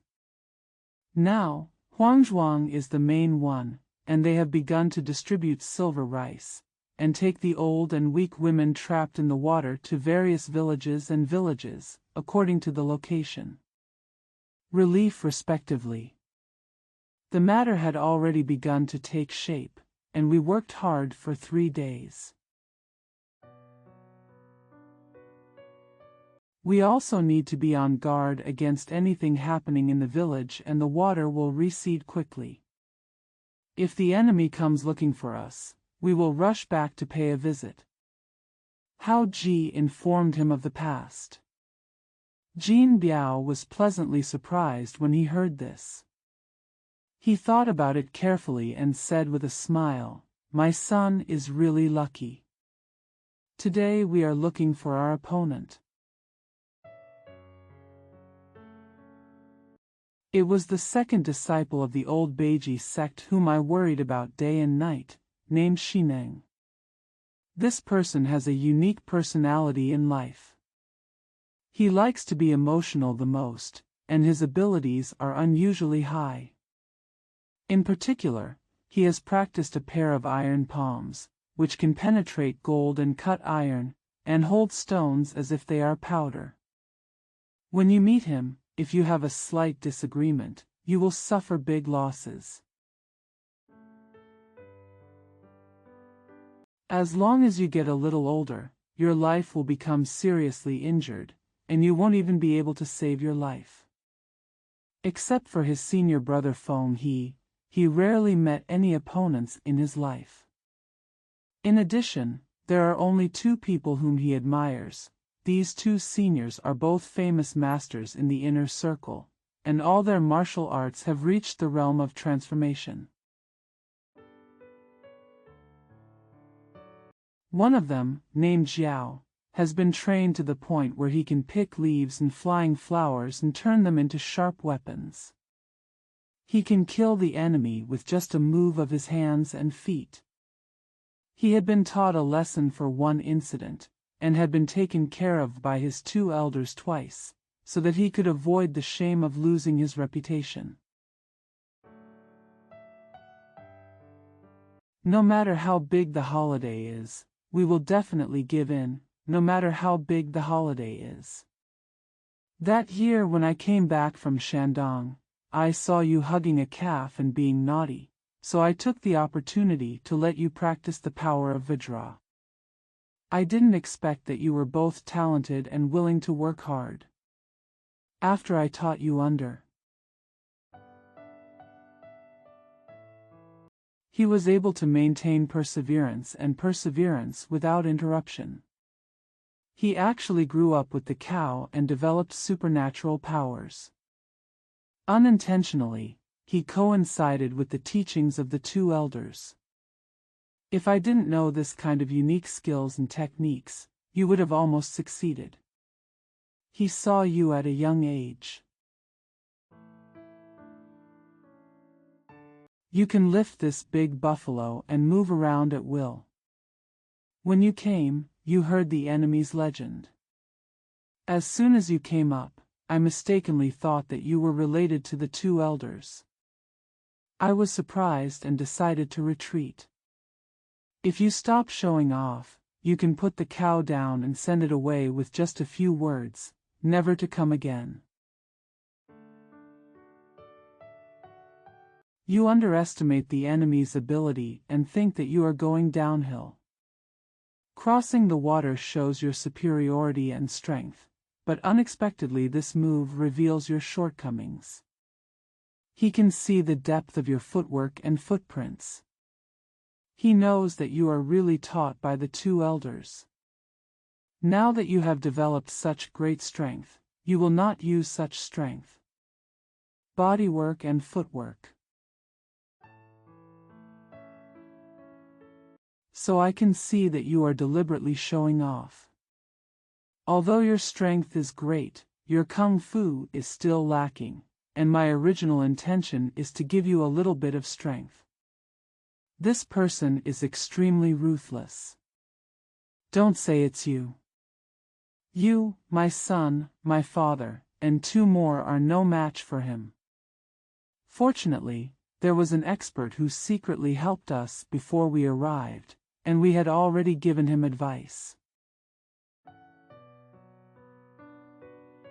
He also saw that you were young and ignorant and could not win with force, so he used Qigong to break the tree and left with a message.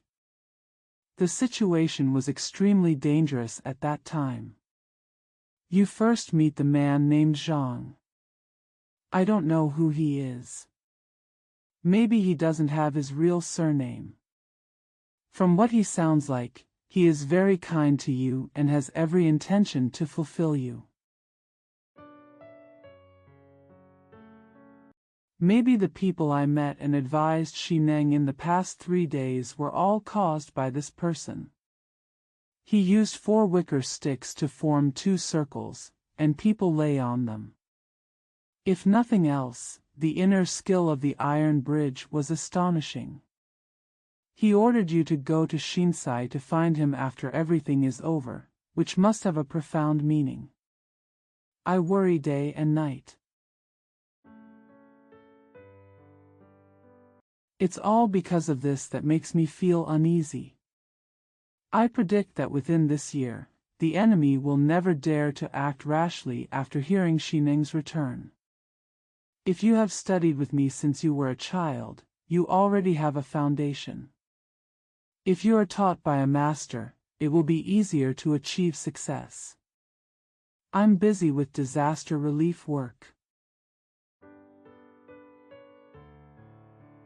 Why these bullies and rich people and usually penniless misers are so generous this year is definitely not their intention. There must be a reason, and they must try to find out. After dinner, they must rush back to Huangzhuang.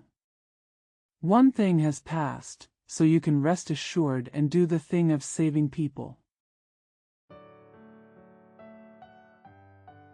It will take at least 2 or 3 months to complete this matter, and it will be difficult to go home in the future. Secondly, the stranger named Zhang ordered you to go as soon as you are done, so you should go early to avoid missing the opportunity. Fortunately, Shinsai County is not far from here. You and I went there once last year. I heard that the area is not very difficult to travel. There is a flooded area. With your skills, you can take a small road to go around it. You can always try to find a way, or you can wade through the water. It doesn't matter on such a hot day. According to your footsteps, you can get there in less than half a day. If you don't see anyone here, you can wait there. This type of stranger has a temper and a careful mind. Even if I think you are a good material, I will test you first to see if you are pure of heart before I accept you. If you are not careful, you will inevitably miss a good opportunity. You must be careful and patient, and you must not be negligent. Hao Ji had long heard from his father about the reputation of the two old thieves at the North and South Poles. When I heard that the person named Zhang who I met first was a strange person, and he promised to order him to go to the appointment, I couldn't help but be surprised and agreed repeatedly. Chapter 4. Divine power shows heroic power. I am fortunate to have friends who are far-sighted. I am determined to clear up the troubles, and I work hard to cultivate the property of the temple. The father and son made careful plans again. We talked for a while about where the two master came from and the money and clothes he brought. After dinner, Jin Biao went to Huangzhuang to provide relief. Hao Ji was ordered to get up early the next morning. Fortunately, it was a hot day and we were close together, so we didn't need to bring extra clothes. We were born in a farm family, so we were used to hard work and often received guidance from our father. Although he had never been far away, he knew a lot about things outside and festivals in the world. Before dawn, he said goodbye to Naimu's family and some friendly villagers, and took advantage of the early cool to rush to Shinsai. The two places are only 70 or 80 miles apart, and Hao Ji's feet are very fast. I only have a small bag with a change of clothes, which is not a burden. We trekked all the way, both by land and water. When we encountered a wider area of water, we took off our clothes and trousers and waded through the water. After passing two roads, we were only 30 miles away from the city, and then we started on the road without water. The weather was extremely hot that day. In addition, I was in a hurry and didn't stop on the way. It was almost noon, and the sun was shining brightly. I was hungry and thirsty, and I saw that my body was covered with mud. I thought, how can I go to the appointment to become a disciple with such a look? So I first went to the river to take a bath in a deserted place and put on clean clothes. I washed the wet clothes and took them in my hand, ready to go to the town ahead to get some tips. Once I was full, I dried the wet clothes in the sun and went around to Shimen Shanfa Temple. Suddenly he saw a tea stall selling steamed buns under the shade of willows in Chanqian. Although Hao Ji was a miner, he knew that material resources were difficult. Although I had more than a dozen taels of scattered silver and a bunch of money with me, I felt that I would go to find a teacher for at least a year before returning. The days were long, and I was not willing to spend them casually. I thought, the food in the town is more expensive, so why not show it here? Dry clothes, eat whatever you want, and leave the money. I can still help others like my father, not to mention that after becoming a teacher, there are more people around me. It is more convenient to do what my mother said at any time and to be filial to my teacher. Nowadays, disaster victims are everywhere. It is heaven to have enough food, so why bother to eat good food? As soon as his thoughts changed, he walked towards the future under the willow shade. The tea stall was set up by an old man, and the grandfather and grandson were very harmonious. Hao Ji first hung his wet clothes on the willow branches, bought dry steamed buns and 2 large bowls of herbal tea, ate as much as he wanted, and sat on the bench, thinking, "This teacher Zhang ordered me to come here after all my work. He said that he would be here in 3 days. Someone is looking for you inside." It has come true, and it is clear that he already knew the matter. In such a hot weather, people must have never left the temple. Their clothes will dry in an instant. When they stand up, they only wear a pair of straw sandals, which have been thrown away. It saves a lot of trouble to go barefoot. I can still wear the new cloth shoes for this trip. Isn't it good? When I was asking the old tea seller about the way to the west gate, I suddenly saw 2 people, a man and a woman, sitting under another willow tree diagonally opposite, 3 or 4 feet apart. They seemed to have walked a long way and came here to rest in the shade because it was too hot. I didn't care about it for now because my clothes weren't dry yet, so I planned to wait a while. The man suddenly came to buy tea. He seemed very thirsty and ate 3 bowls in one go. Hao Ji was alert, and he just saw that the man was about 30 years old, wearing a linen gown. Although the cloth was thick, it was very neat. He looked like a scholar, but his eyes were clear and bright, black and white. She also moved quite lightly and vigorously, like a family member. At the same time, she could see that the woman was sitting on a package, with a strip as thick as the mouth of a bowl and more than 3 feet long exposed. It also looked like a weapon. The man had already walked away with the tea.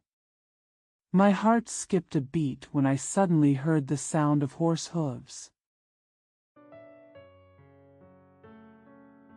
A man and a horse came galloping from the county official road. The man on the horse is a strong man in short clothes, with a weapon hanging on his waist. He has a bright saddle and bridle, and the horse is tall. He is very energetic when sitting on the horse. He wears a wide-brimmed straw hat on his head, which is pressed tightly between his eyebrows, making it difficult to see his face. The horse doesn't run very fast. Ben came from the official road. The willow tree where the young man and woman stayed was the most luxuriant. Its branches were almost hanging down to the ground. The 2 of them were almost covered under the tree. The people on horseback were high above the ground, so it was naturally difficult to find them. They had already passed by and left the tea stall. It's only 6 or 7 feet away. It happened that the young man had just finished 3 large bowls of cold tea at the tea stall and took another bowl back. He happened to be facing Lai Chi and missed him.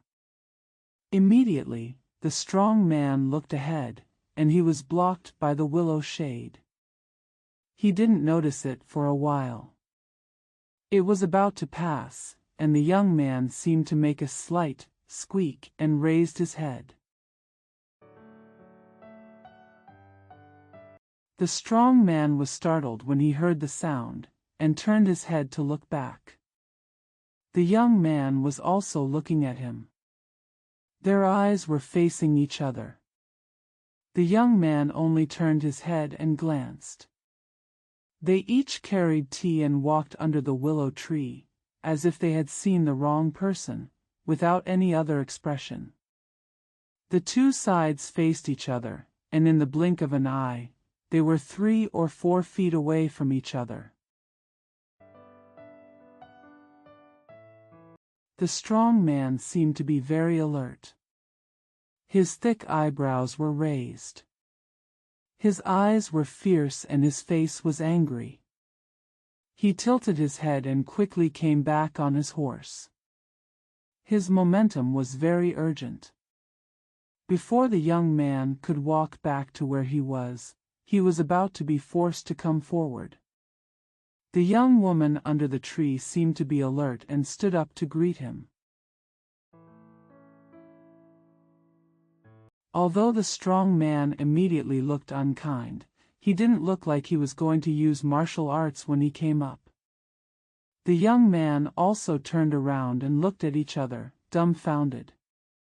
The strong man asked, "Friend, where are you from?" The young man smiled, but before he could answer, he suddenly heard a sweet call, "Brother Xing." The gang of thieves mentioned yesterday, this guy is also one of them. Before he finished speaking, the strong man looked sideways when he heard the sound. When he saw the young woman, he shouted loudly, "It is indeed you two puppies and a man and a woman." Before he could reach out to draw the knife, 2 consecutive scoldings were heard. The young man suddenly raised his head and opened his mouth. There was a waterfall standing there, which seemed to be shot out by arrows from the mouth, aimed at the strong man and sprayed him head-on. The strong man looked tall and had a ferocious appearance. At this time, he stretched his hand to his waist and half of the knife was pulled out. He was about to get up from the horse and was about to get down. Somehow, the young man couldn't bear the jet of water sprayed from the 3 bowls of cold tea he had just eaten. He roared angrily and almost fell off his horse. His wide-brimmed straw hat was also knocked off his head, leaving only a ribbon on it. The inside of the head and neck never touched the ground. A strong man seems to know that he is invincible. His movements were even more alert and swift, and he rode the horse even better. Although his body turned sideways, he did not fall down. When he clamped his legs, the horse turned around like a windmill.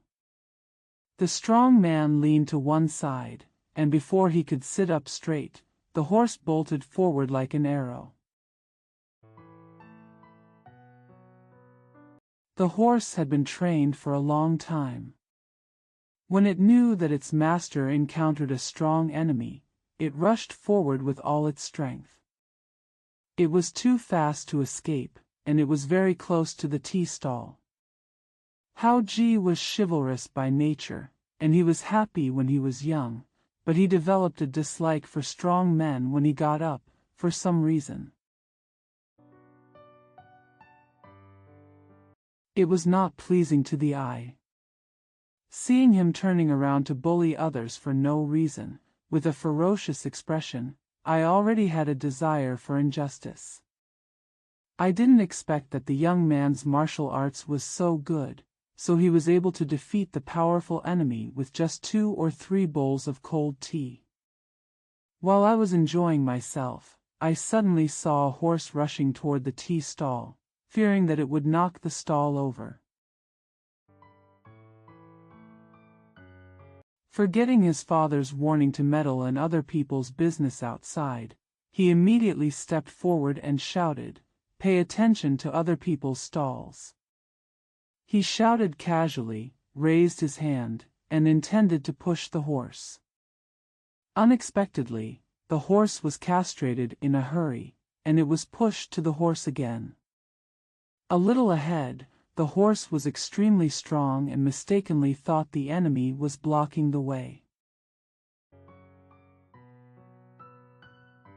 Seeing that the opponent had no weapon in his hand and was an underage boy, he rushed towards him. After Hao Ji's push, the man was not knocked down, but the horse suffered a big loss. It ran forward 1 or 2 feet diagonally, roared angrily, and rushed forward a second time, running even faster. I could hear the man on the horse shouting sharply, "How dare an ignorant puppy bully others?" Then he saw the strong man sitting upright. He turned around and raised his hand, and then there were 2 3-inch long cold lights flying towards him. Seeing how ferocious the strong man was, Hao Ji did not fight against him, but he was afraid of knocking over the tea stall and asked him to get out of the way. They were strangers, and they actually hurt people with hidden weapons. He was furious in his heart. He turned slightly and took advantage of the situation to catch the cold light. It was 2 steel darts with barbed hooks in front. He rushed upwards with increasing anger and shouted, "That's good, don't run away." He was about to fly away. Chase. The strong man's horse moved like flying, turning his hooves and shining his palms all the way. Under the sun, it looked like a human arrow, with a gray dragon behind it, and it galloped forward. It had already fled far away, and it couldn't catch up even if it wanted to return the favor with the original dart. Hao Jifang thought that this guy's horse is really fast. It's the first time I've seen it. Suddenly, someone behind me laughed and said, "What's your name, this guy?" "Shameless rat, why are you chasing him? How about we talk under the tree in front?" Hao Ji saw the old man at the tea stall calling his grandson to stop him from speaking. He looked at himself with a sad face and knew that this kind of old man was timid and afraid of getting into trouble. Fortunately, he had paid the money and went with the young man after a little greeting. The young woman had already returned to the tree. When she saw Hao Ji, she stood up to greet him. Both parties met him politely. Hao Ji asked and found out that the young man's name was Su Tianxing and the young woman was his wife Zhuang Shuyu. He also gave his name, but at first he refused to say anything about Jin Biao's son or the purpose of his trip. Later, the conversation became more and more speculative, and he realized that the other party was quite upright. He was very concerned about him, and then he mentioned that he wanted to go to Shanfa Temple outside the West Gate to become a disciple. The Su couple seemed to have something to say but refused to say it clearly. Then they found out that the master they were looking for was named Zhang. He lived in the back garden of Shanfa Temple. They were not acquainted with him at first. They happened to pass by him a few days ago and were favored by him. After 3 days, I went to meet him and said so, and he was immediately happy. The couple looked at each other, and Tianxing smiled and said, "That's great."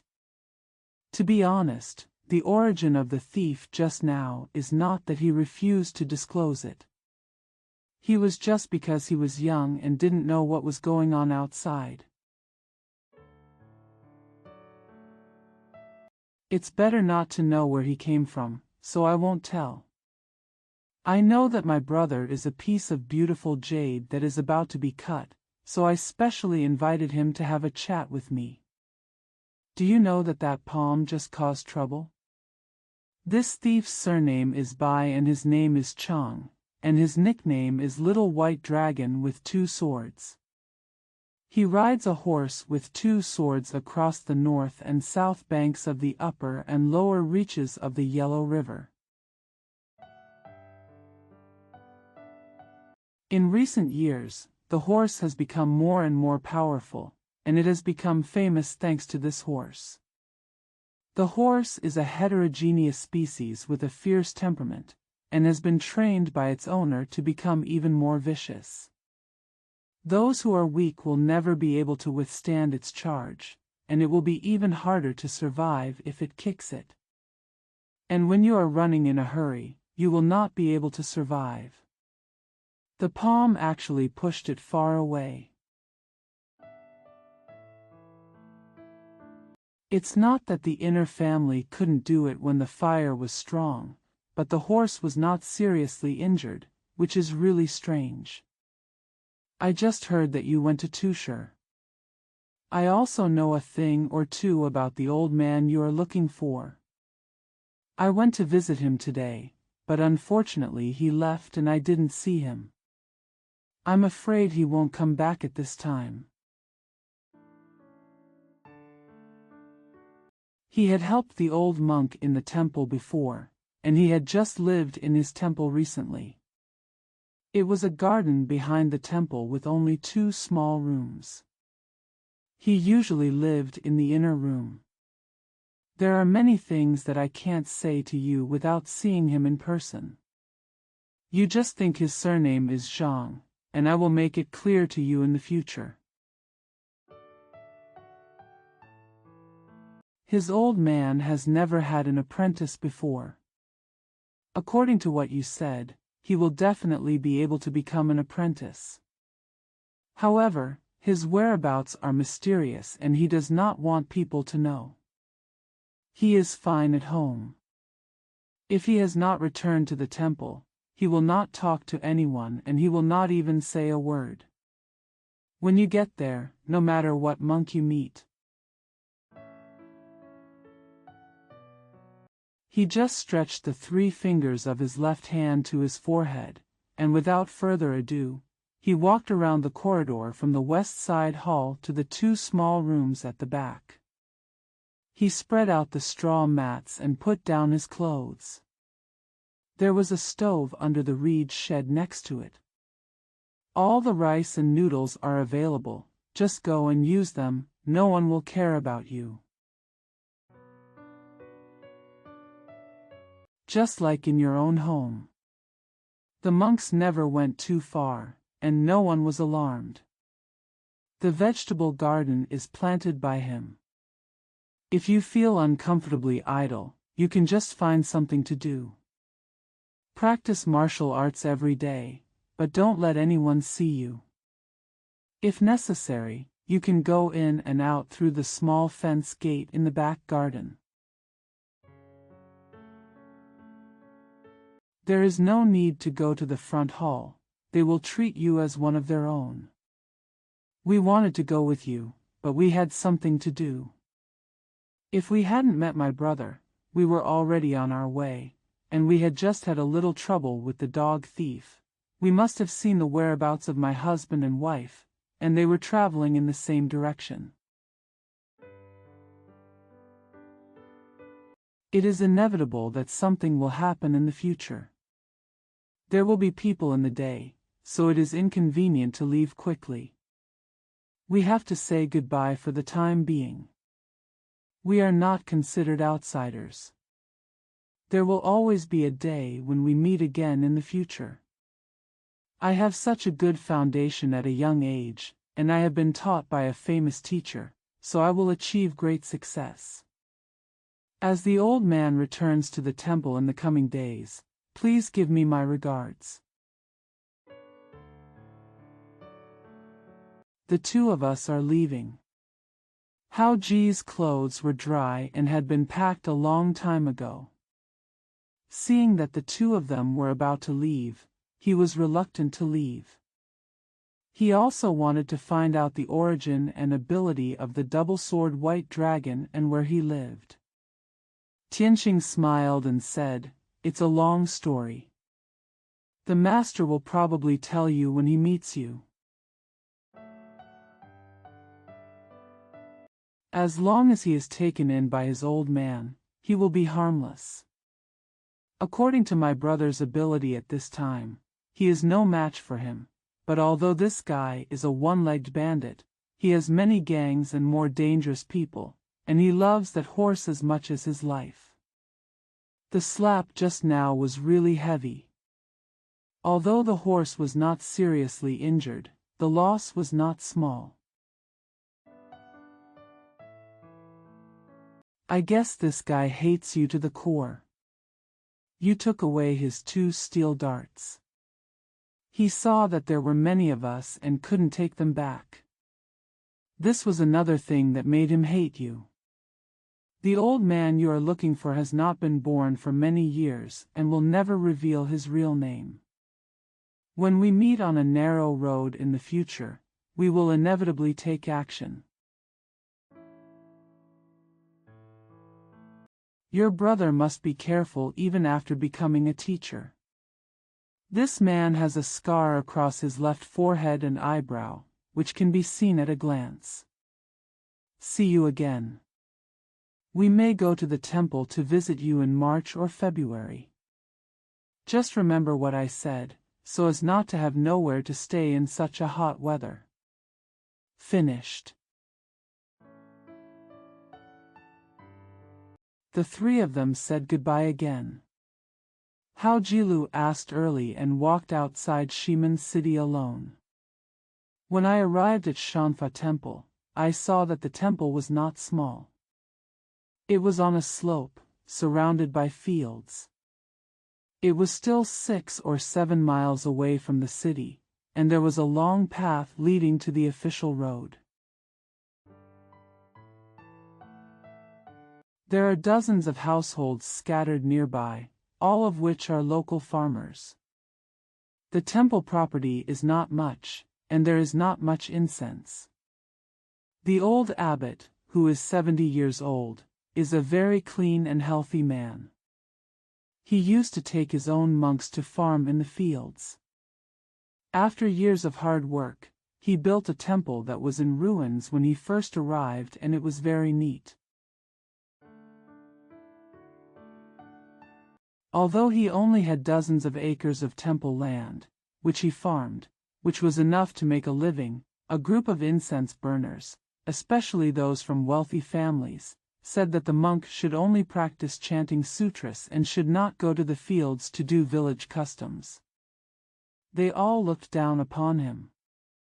Incense in the temple was already scarce, but it became even more desolate after this. The local scenery is good, it is clean, and there are some flowers and trees planted in the temple. The county is small and there is no place to visit. Some wealthy families occasionally bring their families to the temple to see the flowers and drink in the beautiful spring and autumn days.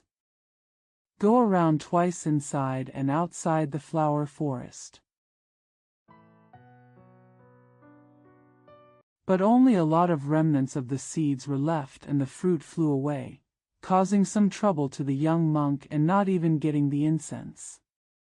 The monk didn't care. He never asked for donations since he came to the temple, and he continued to farm his land. Until last year, when he turned 70, he was repeatedly asked by more than a dozen monks in the temple.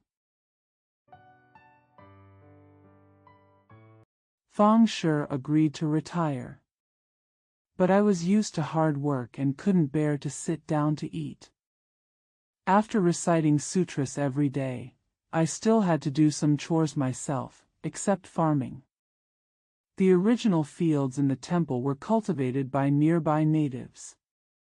In the past, the monks in the temple were very tyrannical when going around the government offices. 19 of these tenants who had temple land suffered from him, but the monk had wealth, power, and martial prowess, and he also colluded with the officials and wealthy gentry in the city. Although the locals were resentful, they dared to get angry but did not dare to speak out. This year a fire suddenly broke out in the temple, burning most of the back hall. The nearby villagers hated the monk so much that they refused to save him. Only in the middle of the night did the monks in the temple put it out on their own. Several other vicious monks were also burned to death in the fire. Within a few days, the temple was replaced by the current abbot Ji Ming. Because of his kindness, he was far better than the previous abbot. From then on, not only did he not rely on his power to bully others, but he also gave up all the temple land he rented out. In the first year or two, he was willing to take the money from the tenants, but he did not argue about the amount.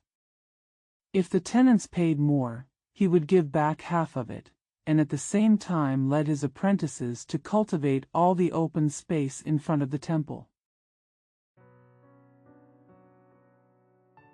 There were still a few remaining monks left in the past. Unable to bear the hard times, they fled in the open secretly, and gradually disappeared. Only a few middle-aged monks who came with him were left. Later, they accepted 7 or 8 disciples. Within a few years, the following the palace room was also rebuilt through the joint efforts of his master and apprentice. This autumn, the old abbot suddenly called all the tenants out, refunded the rent first, and then said in public, "We monks should make a living by ourselves besides chanting Buddha's name. Rich people give incense and gifts, and naturally they will not refuse anyone who comes. You have been working hard all year round, and it is difficult to find food and clothing. That I look at the old accounts in the temple. The grain you have handed over to our ancestors has been many times more than the land price in the past. If you are asked to be like cattle and horses forever, you will feel uneasy.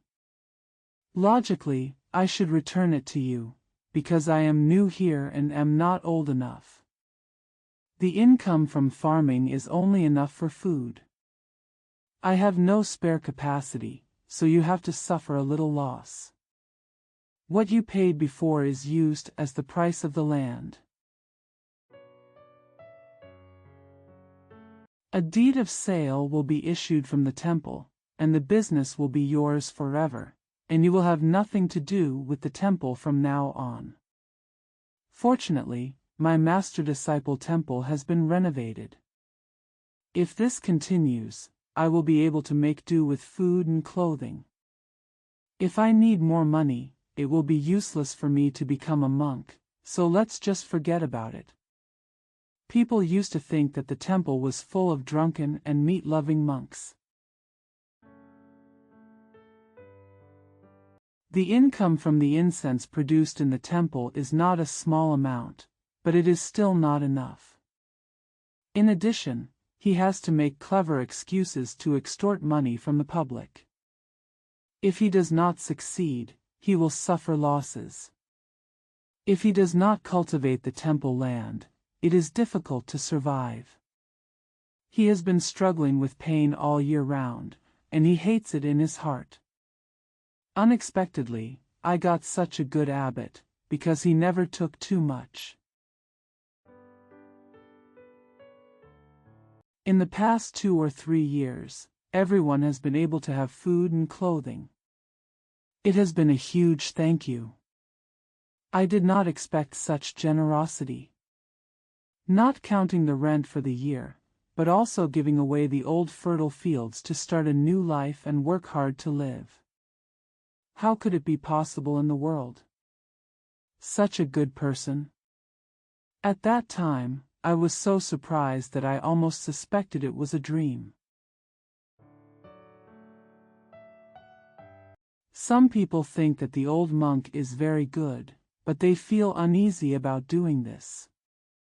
There are those who are too superstitious and even think that this is a temple property to support gods and Buddhas, and they should be their own for no reason.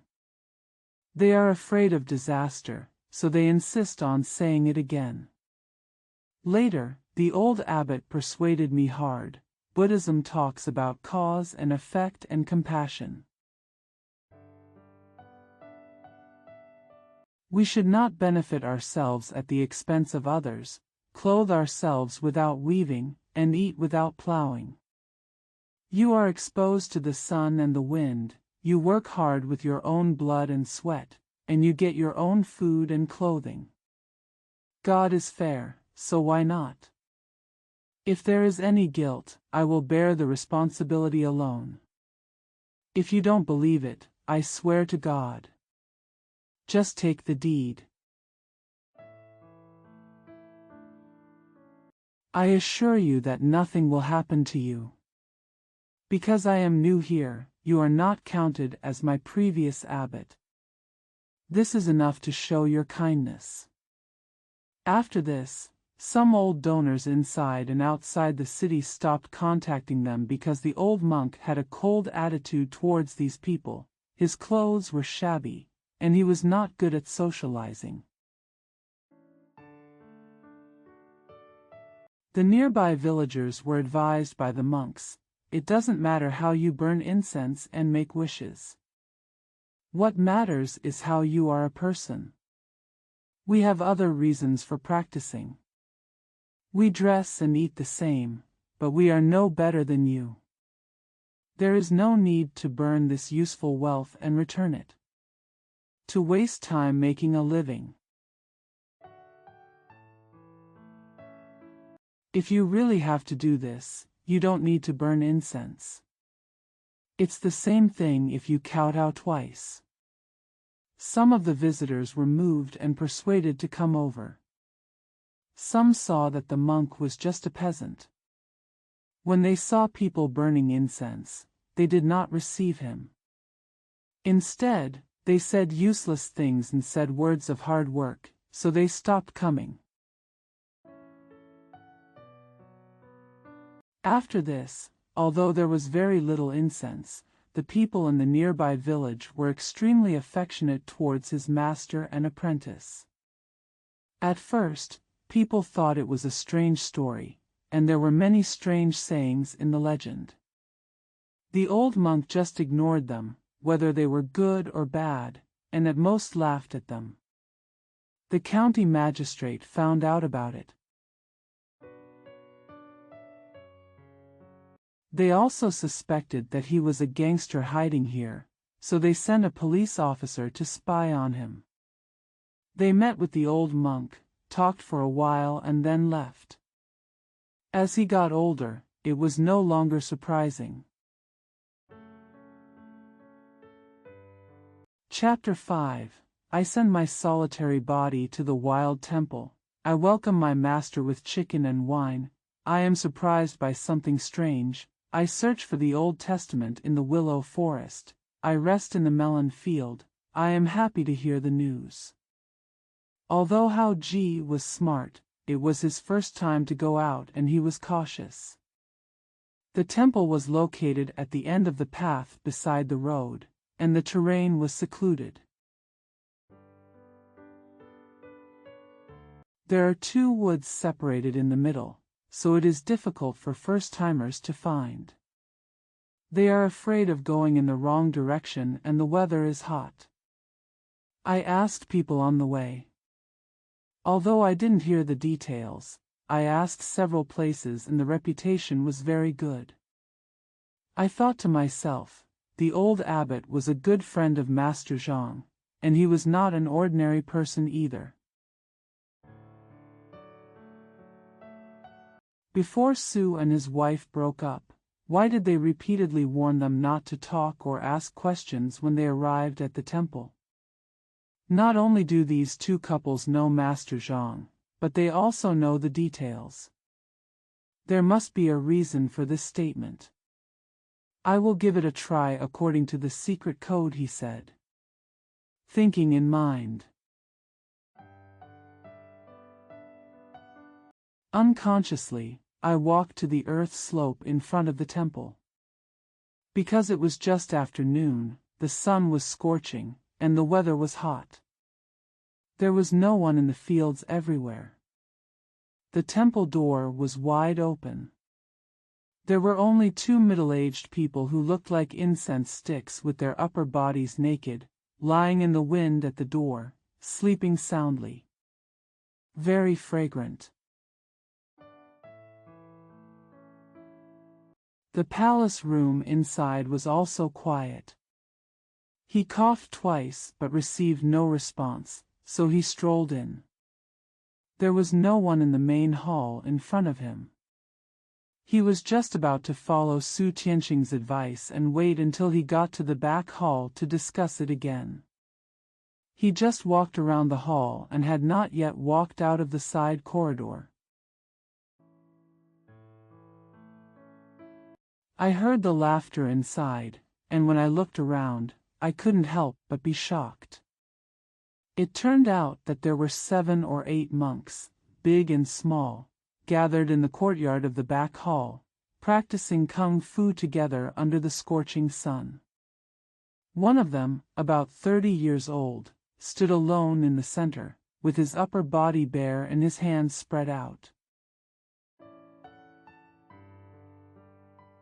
There is a person standing on each of the left and right palms, both of which are in the golden chicken independent posture. Each person has one hand on top, with the fingers interlaced and the back palm facing upward.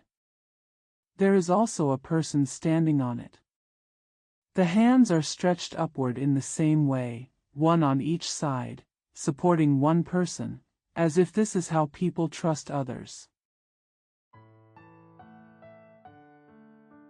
A human tower was stacked 3 or 4 stories high. The weight supported by the hands of the man below was more than 1,000 kilograms at least, but he did not move even in the wind, and his body did not sway at all. This is not surprising, but the most surprising thing is that there is a wooden board 2 feet high and only a few feet wide standing opposite, with a wooden frame clamped underneath.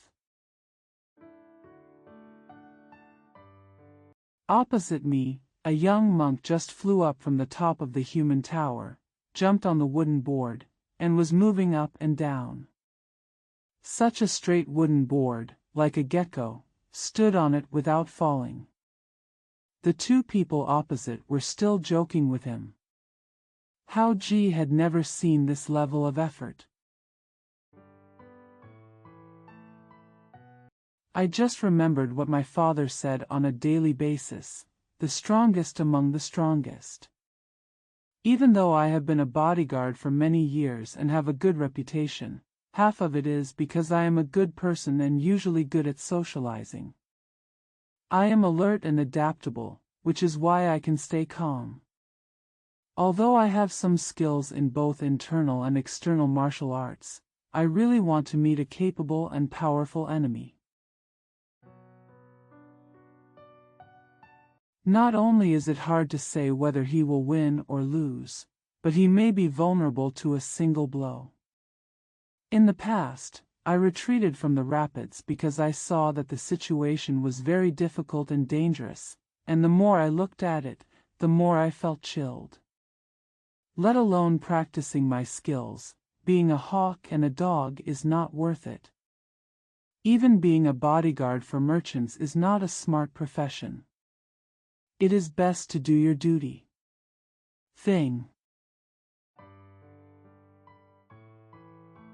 If you make a living by working hard, you can feel at ease at any time, have no worries, and avoid many worries. If I don't have an enemy and I don't want to abandon the martial arts passed down in my family, I have ordered you to concentrate on farming and stop practicing martial arts. Just now I heard from Mr. and Mrs. Su that Master Zhang had helped the old monk a lot. It can be seen that the old abbot's skills are definitely not as good as his. This is what he saw with his own eyes. Only then did he know that the monk's master and apprentice were skilled in martial arts. Su and his wife did not talk about it. Now that the old abbot has not met yet, his apprentice alone is already so amazing. The master knows it without saying anything. Not to mention Master Zhang's high level of ability. Xinfang was pleasantly surprised and secretly watched to see if they had any other surprising skills. The other party was already alert. It's too late, it's faster than that. Just as Hao Jia poked his head out, stepped back, hesitated a little, and in the blink of an eye, he felt figures flashing around in front of him. It was like a group of big crows were startled and flew up one after another. At the same time, a strong wind blew against their faces. With a whooshing sound, a figure flew towards him and landed in front of him. It was the young monk hanging on the wall, and the other one jumped out of his body. Go around and rush out of the mountain gate.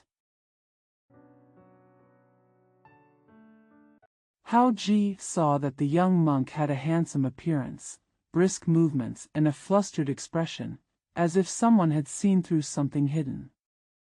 His face was very anxious, but he couldn't help it. He fell in front of him and looked up and down at him, not knowing what to say. Good. I heard a few other monks talking in low voices. It seems that they are complaining about the 2 incense vendors outside the mountain gate, who let people in without greeting them first. Knowing that the monks in the temple were all very ordinary people, they didn't want to be seen through by others. Their teachers had strict rules, and it was inconvenient for them to break out. They were in a dilemma and were afraid of misunderstanding. Without waiting for the other party to speak, they hurriedly followed Su Tianqing's instructions and stretched out the 3 fingers of his left hand. He put it on his forehead and made a gesture. All the monks immediately turned to happy faces, and one of them laughed in a low voice and said, "Fortunately, we are not outsiders. How about we talk later?" After that, he picked up a burlap monk's robe hanging on the corridor of the hall, and said nothing more. Attracted visitors. Then go around from the corridor behind the side hall to the vegetable garden behind the temple. Hao Ji kept the Su couple's command and did not speak. When they arrived at the small room at the back, the young monk helped him get settled, and then he laughed in a low voice and said, "My name is Fakin, and I haven't been ordained yet." "What's your surname, senior brother?" Hao Ji said. Fakin's face turned red and he whispered, "Just now our brothers and sisters had nothing to do, and we were practicing Qigong together. There were 2 people guarding outside the mountain gate. For some reason, they didn't say hello, so they were seen by the brothers. Showing one's ugliness is the next best thing. If you were caught, my master knows this, so I can't help but feel strange. Fortunately, my senior brother is not an outsider. Otherwise, if the visitor is an enemy, there is still something to think about. The worst thing is that he is a nearby villager or a tourist pilgrim passing by unintentionally. We are under the command of a master. We can only do our best to help ordinary people at all times. We are not allowed to bully in the slightest. We dare not use force. If you ask for a good word, he will agree. I'm also afraid that I might accidentally tell something and leak it out, which would be really bad.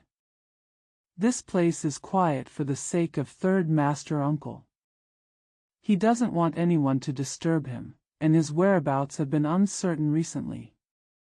We have orders from our masters not to reveal our presence unless we encounter our own people, like our senior brother being lured here. This vegetable garden was grown by the old man himself, and he rarely left it in the past.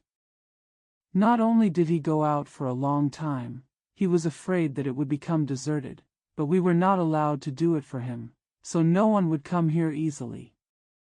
The two sides have different paths. Because the third uncle hates monks the most, he argued with his master several times and wanted us to return to secular life. Therefore, we know that it is beneficial to see him, but we dare not ask him for advice unless he is called upon to do so. We do not even think about living in the same temple, and it is difficult for us to meet him on a regular basis. You will understand that the 3 yuan signal must be his nephew's generation or someone else. I can't ask more questions. As if he had never been greeted. You can also move around as you please. Otherwise, it will be difficult for you and me to see each other. From now on, all entrances and exits will be through the side door, and we will not be able to go to the front palace. I don't know when the third uncle will come back. He went out to visit friends again this morning and will be back soon. You are here alone, you can't bear the loneliness. You can wait in the woods in the depression outside the door. I go there twice a day in the morning and evening to watch the melons cut the grass, so we can meet by chance and have some time to chat. I love friends so much, especially someone as young as my brother and a disciple of 3 senior uncles, so it is even rarer to meet them. I really want to become brothers with you. What do you think? How Jeezy met Fakin and began to speculate. The other party was so talented. He was here alone. He wished he could make friends with him. He heard the words and expressed his promise. Fakin pointed out the things to be used and where the rice grains were stored one by one, and then he rushed away excitedly. Hao Ji thought to himself, the masters and apprentices in the temple are so skilled. If they make friends with each other, wouldn't there be a few more good helpers the next year and today? I just don't know why they live in the same temple as Master Zhang. Why do they have these taboos? After thinking for a while, I couldn't think of a reason. Seeing that the sun was turning westward and a cool breeze was blowing, we went to the field and rested on the mat for a while, fanning the sweat dry. Although the utensils in the room were very simple, they were all prepared. There was a stream outside the door, so I went to take a bath in the stream and faced the evening breeze in the fields.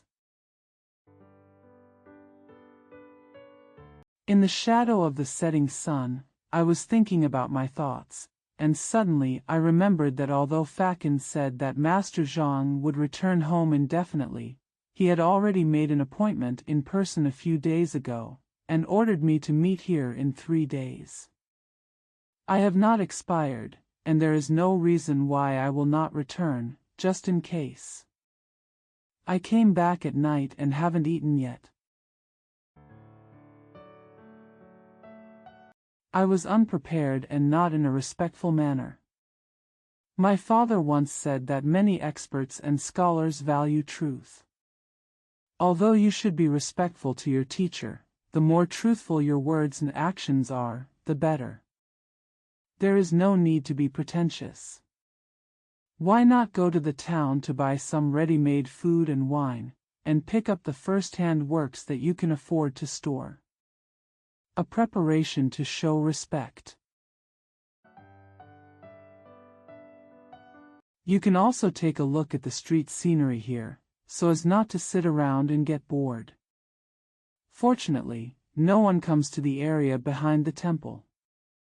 The villagers and monks nearby have a good relationship, so their clothes will not be lost.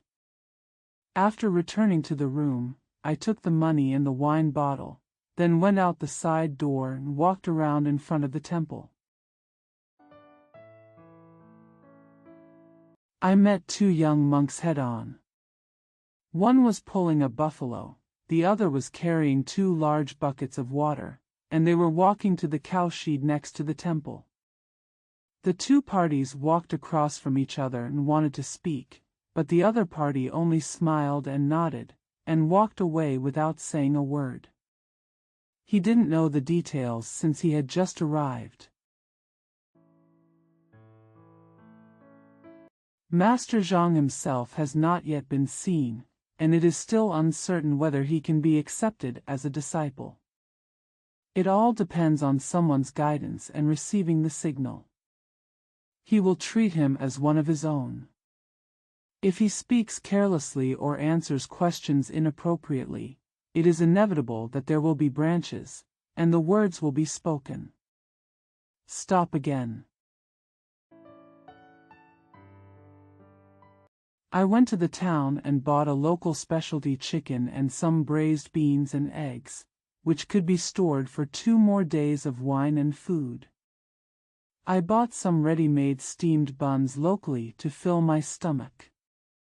I only ate the braised vegetables for 2 moments, and I felt so satisfied. Thin. After returning to the temple, it was already sunset and dusk was approaching. Relying on what I have been accustomed to since childhood, I know how to wash, cut and cook everything. I can prepare rice in a short time. I also picked some cucumbers and beans from the ground, mixed what I bought into 6 colors, and put it on the small square table and covered it. When it got dark and there was still no trace, he froze the 2 meat dishes in a basin in water. Place in a cool and ventilated place. For fear of wasting oil, I didn't light the lamp. I placed a wooden board and spread it with a mat, preparing to sleep in the cool air.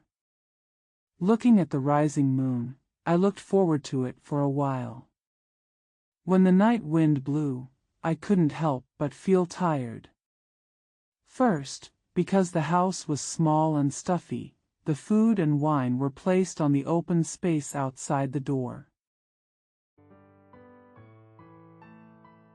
He also used a wooden basin to hold water and put wine and vegetables in it to prevent insects.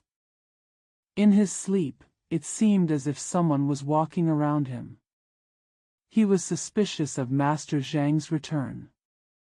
Just as he was about to wake up, he suddenly felt a slight soreness in his waist. Fall into a deep sleep. When I woke up, it was already bright and everything was quiet. What I felt in the dream last night was no longer in my mind, and I thought, Master must not have returned. If I didn't eat the wind chicken last night, and there was no wind at all, it would be hotter than yesterday. How could I afford to store it? And I'm glad that the wind was cool last night, so the food will never go bad if I don't eat it. The sun was shining all the time, so he was about to get up, wash up, and eat all the ready-made food. When he was young, Master Zhang went back to the temple to buy fresh food. When I walked to the place where the food was stored, I saw that all the food and wine had been eaten. There was also an extra set of cups and chopsticks and an empty wine bottle. As if there was too little wine, he took out another bottle. I thought that there was a wooden board pressed on top of the gauze cover. If a cat or dog ate it, I would wake up at that moment. There were 2 piles of chicken bones on the table, the cups and plates were neat, and there was an empty bottle. It was definitely not a cat or dog stealing food. Master Zhang was expected to turn around in the middle of the night, and a friend came with him. Seeing that he was sleeping soundly, he thought that he was tired when he was young and had come far away, so he felt pity for him and did not wake him up. According to this situation, it is clear that there is hope for becoming a master, and I am full of joy. I didn't know that I had only walked 70 or 80 miles in total and didn't feel tired. How could I sleep like this? Since Master Zhang came here to drink with his friends, why did he want to make a few jokes, but why didn't he hear any of it? I was puzzled, thinking that the genius was just shining right now. Master Zhang had another night of drinking and would lie down in his room without being disturbed. He quietly went into the room to get some toiletries. Unexpectedly, there was no one inside and outside. After a closer look, it didn't seem like anyone had gone in. Traces. Although I feel strange, I feel that there are no outsiders in the area behind the temple. The visitor came here in the middle of the night, ate calmly and left. Don't say that outsiders are not so bold, and they are definitely not so reasonable. He concluded that it must be Master Zhang. Maybe he had something to do and left.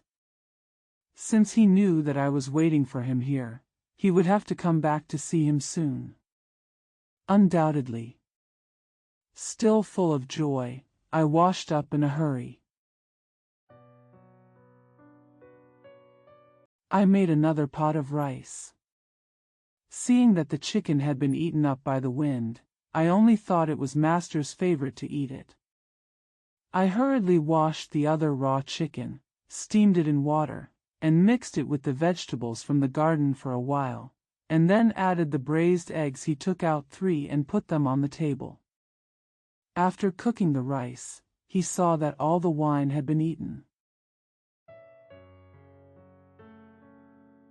I wanted to go to the town to have a drink, but I was afraid that I would miss the master when he came back, so I had to wait patiently. The sun had already risen, and sure enough, it was extremely hot. It was already noon, but no one was there. I couldn't think of a reason at first. At noon, I was hot, hungry, and worried that the chicken would go bad. I even changed the well water twice and was still worried. Then he used a bamboo basket to hang into the well, randomly took 2 bowls of cold rice, and ate it with some cold vegetables. He had been looking forward to it for a while, and unconsciously the sun was turning westward again. He thought to himself, Master must have a good drinker, but it is a pity that he drinks so much. There are not many bottles, only 2. I must go back tonight. Why not buy a big jar of the unopened wine, and buy a few more wind chickens to avoid annoying trips? What if Master is busy and happens to miss it? Thinking of this, I ran to the town again. Because when the monks in the temple were having their meal, not a single person was seen. The town is an important road to the east and is more lively than the city. In addition to the inns and taverns, there are more than a dozen shops, making it easy to buy things. Hao Ji wanted to please him and even added some pickled yellow river carp, which he picked out alone. Because there are 2 more places in town. After eating something, I left late. The moonlight was already high on my way back. The weather was very good and the moonlight was bright. I was just walking back to the temple when I suddenly saw a dark figure walking in the woods in front of me. It looked very strange. He walked very slowly, looked like a ghost, and had a hairy head. It's such a hot day. There was no wind that night, and I was still sweating in a short burlap suit. The person who came seemed to be wearing a lot of clothes, and the short and thick clothes were simply not like a stranger, and I couldn't help but feel strange. Hao Ji walked very fast, and the man flashed out of the forest and came towards him again, and they met each other in the blink of an eye. Hao Ji felt that he had never seen such a strange person before. He looked like a zombie, and his body was motionless. Unless he looked carefully, he would never be able to tell that he was walking. As he got closer, he saw that the man was already short in stature and was wearing several thick clothes. He had shaggy hair and a beard. It was like a ball of thatch, with 2 dots of black light showing in the middle. It looked extremely ugly. Under the moonlight, the quality of the clothes could not be seen. He dressed and acted like a madman. After coming out for a long time, I was afraid that the master would turn around and I was eager to go back to the temple to visit. The man walked slowly under the moonlight, his expression very serious. I didn't pay attention to it at the time. I hurried to the small house behind the temple. It was still the same as before, and it didn't look like anyone had been there. I had to put away the food and wine, made some chicken and fish, and paired it with 2 vegetarian dishes like yesterday, and put them in the basin. Running back and forth, I was burning doing it. The weather was so hot that my whole body was soaked with sweat after doing it. I first calculated that master would return that day, fearing that I would not be able to handle it in time. When I finished my work, I waited for a while. My body was really sweaty and uncomfortable. I thought, it was already early for dinner at this time, and maybe master would be back in the middle of the night. Why not take a shower and change first? Wouldn't it be much more comfortable to wait in the cool with clean clothes? He picked up a pair of unlined clothes and walked to the stream outside the door to take a bath. The moonlight had risen early, and although it was not as cool as last night, it was much better than before. After taking a new bath, I felt a lightness on my body. I returned to the house for the second time, but no one came back. So he hung the laundry pants in the stream on a tree to dry, and sat alone on the deck outside to enjoy the coolness and wait. At midnight, there was still no movement, so he had to lie down. Before going to bed, in order to prevent the master from turning around and being missed again, he wrote a piece of paper. The article was placed on the table, feeling uneasy just like this. At the same time, I remembered that I heard a noise in my sleep last night. I was about to wake up, as if someone tapped my waist, and I fell into a deep sleep. When I woke up, not only had the wine and vegetables been eaten, but also half a fat chicken hanging in the well. After being taken out and eating nothing, he seemed to lose consciousness. Although I left a note tonight, if master doesn't want to see me and taps my acupuncture points like yesterday, wouldn't I miss it again? Thinking of this, he moved the plank to the side of the well, pressed one end of the long rope for hanging the vegetable basket on the pillow, then closed his eyes and rested to see how he could make sense. I didn't really want to sleep, I just planned it in case the master would come in through the side door, so I closed the door and slept facing the door. If someone walked in, I would wake up at that moment. I thought about everything. It would be best if I didn't sleep. Even if you fall asleep, you won't miss anything. Unexpectedly, it took a while. Seeing the shadow of the moon slanting to the west, the night was already dark, and no one had been seen. When recalling the past, many of them were unexpected. They were doubting and hoping, but were not sleepy. For some reason, there was a slight numbness in the waist, and the person lost consciousness. I woke up after a while because of what happened the first night. Although I was not sure whether someone had tapped my acupuncture points, I paid extra attention and saw that it was broad daylight and the sun had risen. Based on my habits, I would not have woken up so late anyway. I concluded that someone had tapped my acupuncture points again the second night, which made me sleepy. When I woke up, I saw that the sling beside the well was still intact.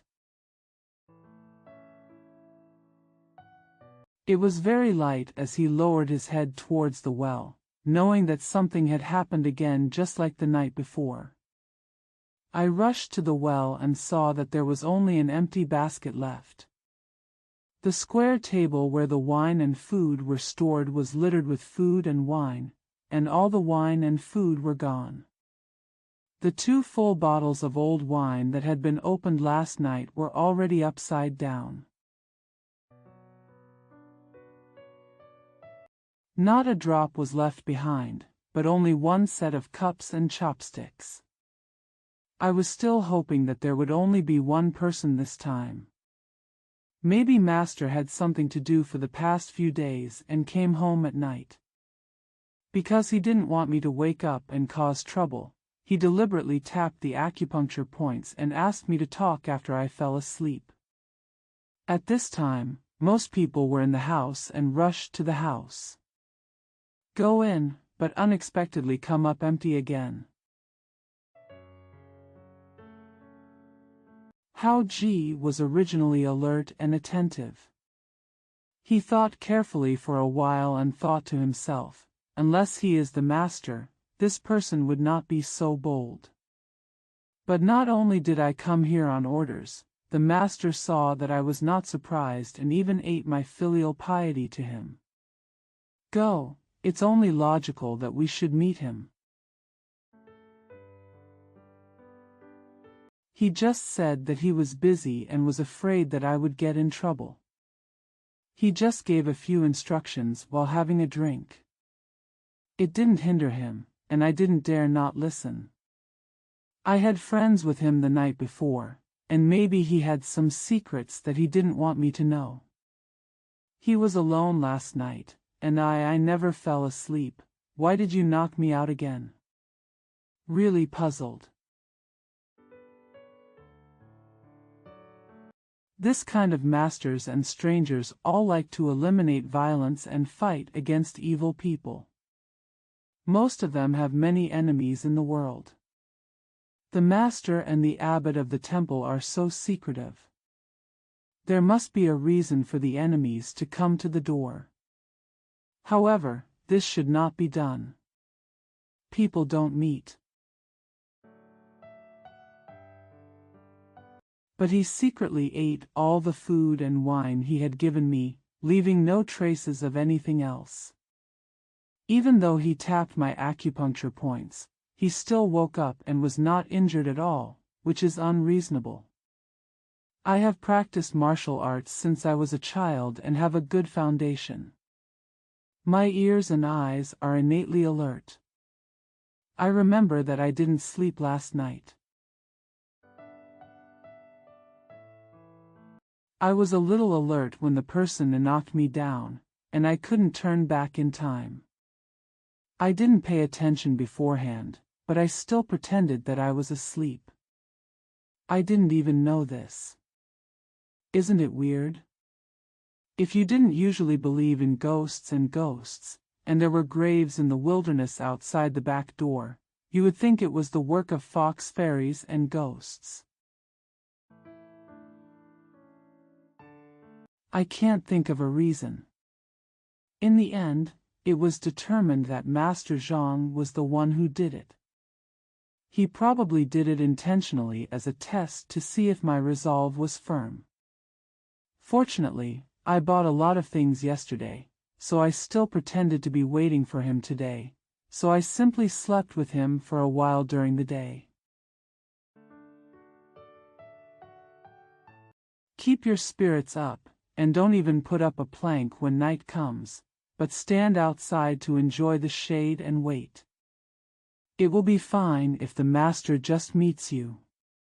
Otherwise, if the sun doesn't come again, no matter how powerful he is, he can't knock me down without being seen. Fortunately, the items are readily available, so there is no need to buy them again. After breakfast, I took a nap. Because I felt many strange things in the past few days, I first concluded that the master was deliberately testing me. I also felt that the master was erratic and unpredictable. He couldn't go to the front temple, so he might be hiding in secret. I am checking for movement, fearing that it will suddenly turn around and I will miss it unintentionally. So he didn't even go to the appointment with the young monk Fakin. When I woke up, I practiced kung fu for a while, sweating profusely, and went to the stream to bathe and change clothes. I also prepared everything for food and drink. It was dusk and the moon was shining, so I soaked some rice in cold boiled water. After eating some stewed vegetables, I took a cattail leaf fan and walked outside the vegetable garden gate to enjoy the coolness. When the moonlight got higher, I placed some wine and food on the open space in front of the house, put a bamboo chair beside it, and thought to myself, Master still hasn't returned in the day, and he probably came here in the middle of the night. I will stay until dawn, no matter what. I want to find out whether the master is willing to test him, or if there is someone else who is secretly making fun of him. After sitting for a while, I was thinking, Master is such a big eater that he would eat up all the food and wine without leaving anything behind. The meal the night before was still untouched when he came back for the second time. He even ate most of the rice. Such a large appetite is really rare. Because it was still early, I felt that it was not the time for Master to come back, so I sat there bored and walked to the stream outside the door. I smelled some noise inside, very slight, so I hurriedly went back to check. Haven't reached the front of the hut yet. The moonlight was very bright, and there were vegetable patches on both sides of the large open space. It was easy for anyone to spot it no matter which side they were coming from. When I saw that there was no trace of people on all sides, I realized I had misheard.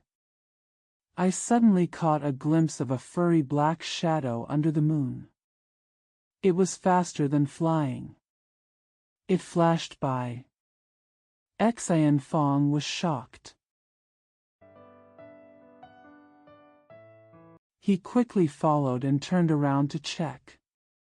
Before he could turn his body, he suddenly felt something hit his waist.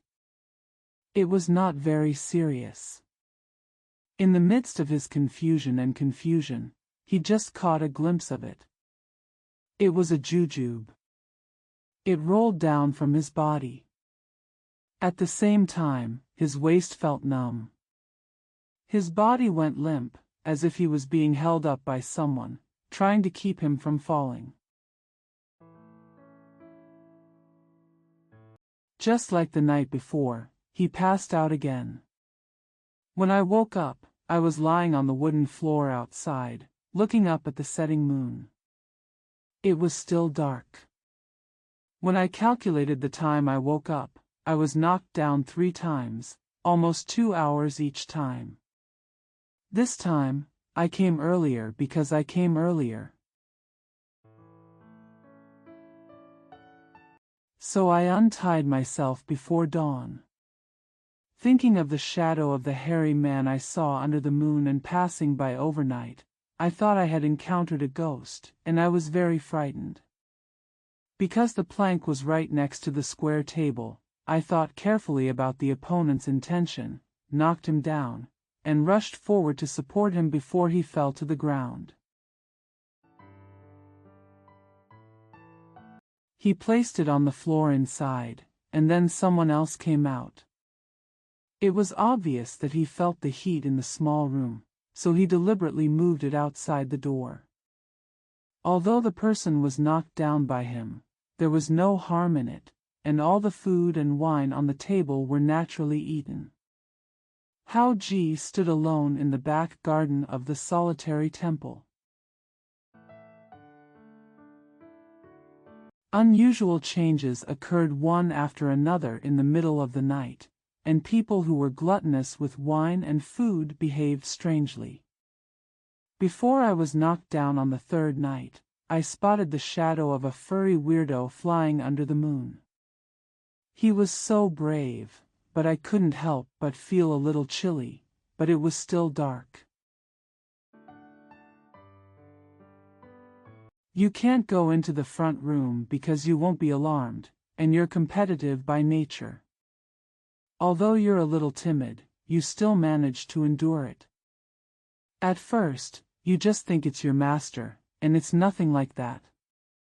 But that night, you fell down 3 times and fell into a coma, and you noticed something like a ghost beforehand. Mao Ren, I feel that master is willing to give me a try. He wouldn't do anything like this. Especially that night, because he felt that the master had too much food, he specially made double the food and drinks, and also added more wine. At least it weighed about 10 kilograms.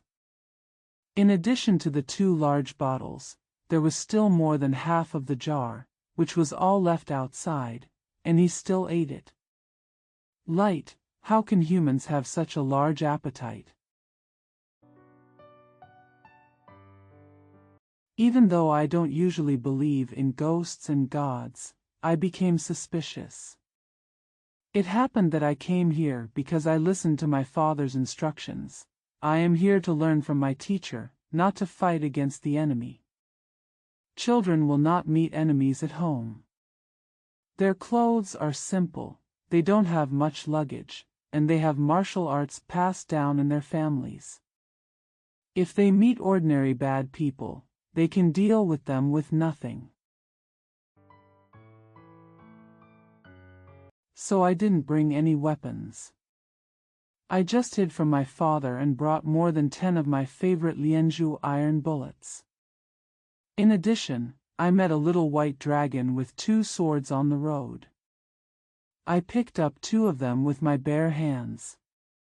They were like iron anchors with 2 iron bullets attached to the front.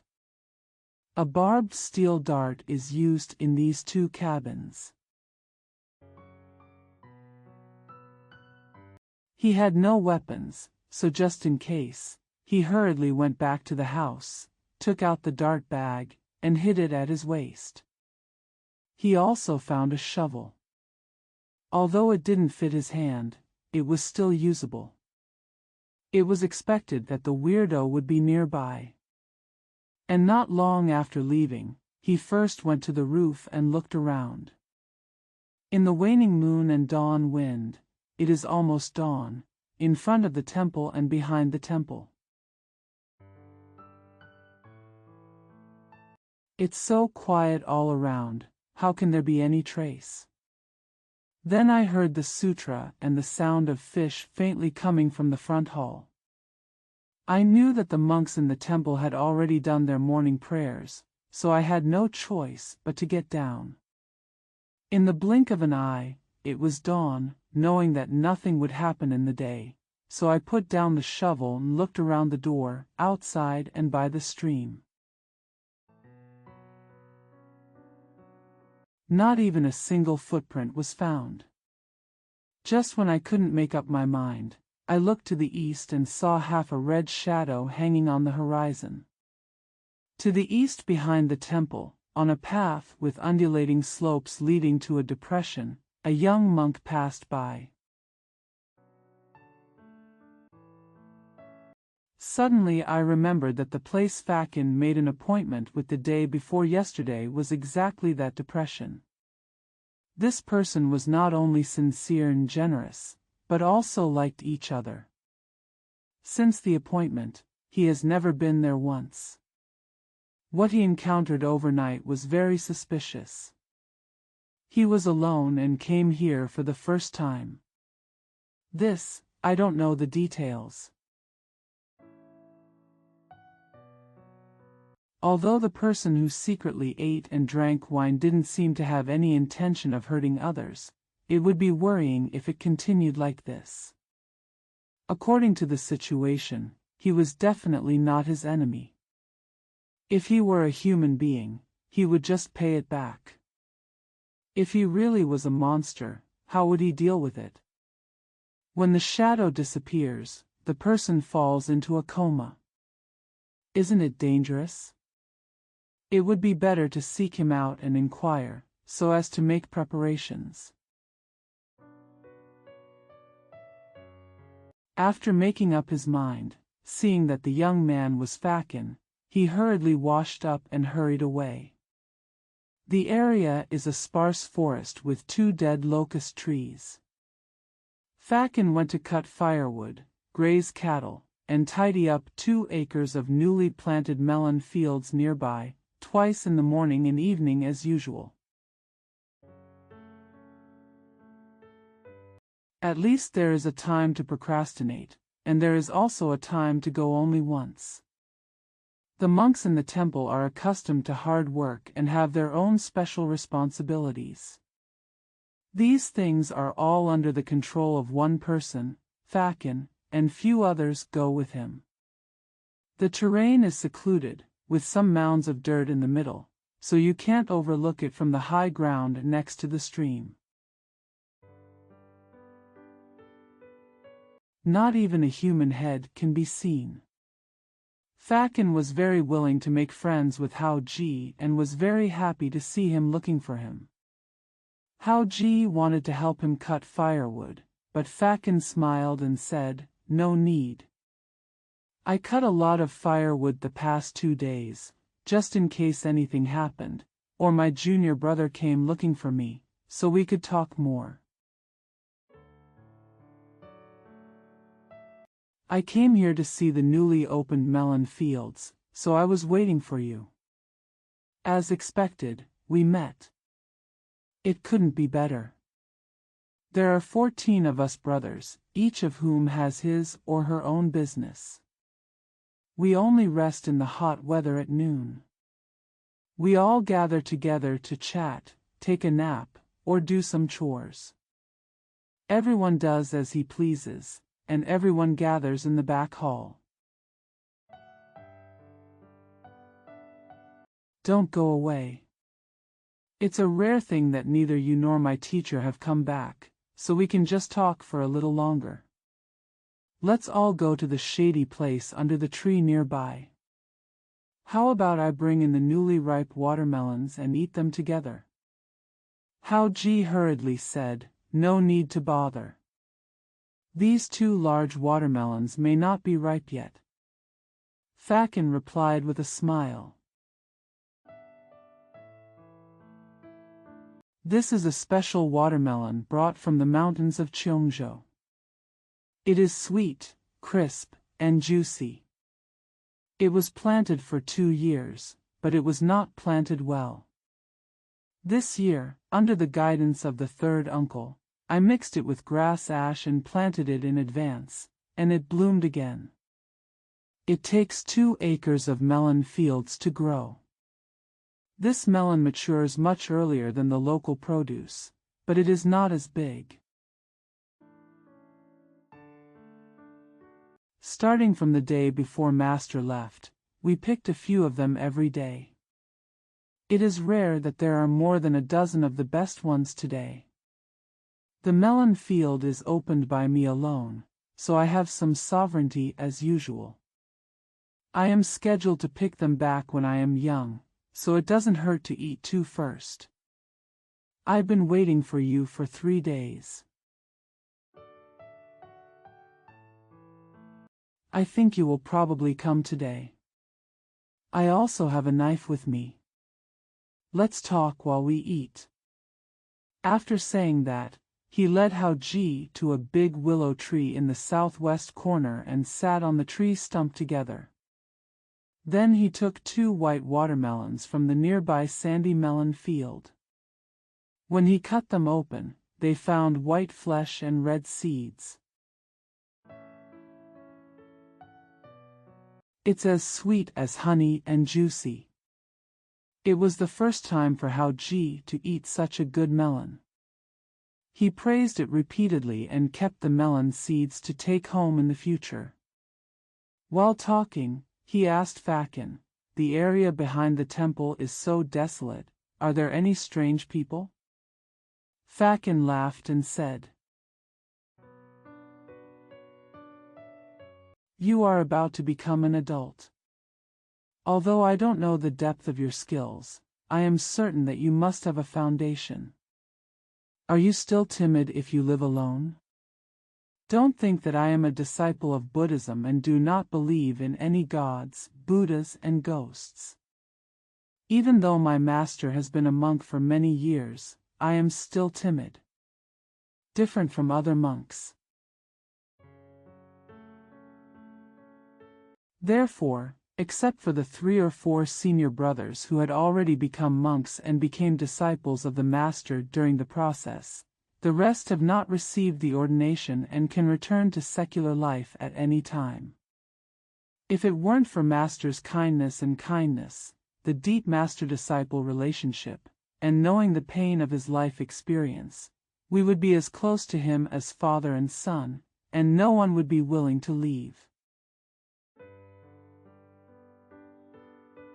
According to Master's advice 3 years ago, at least half of them have returned to secular life.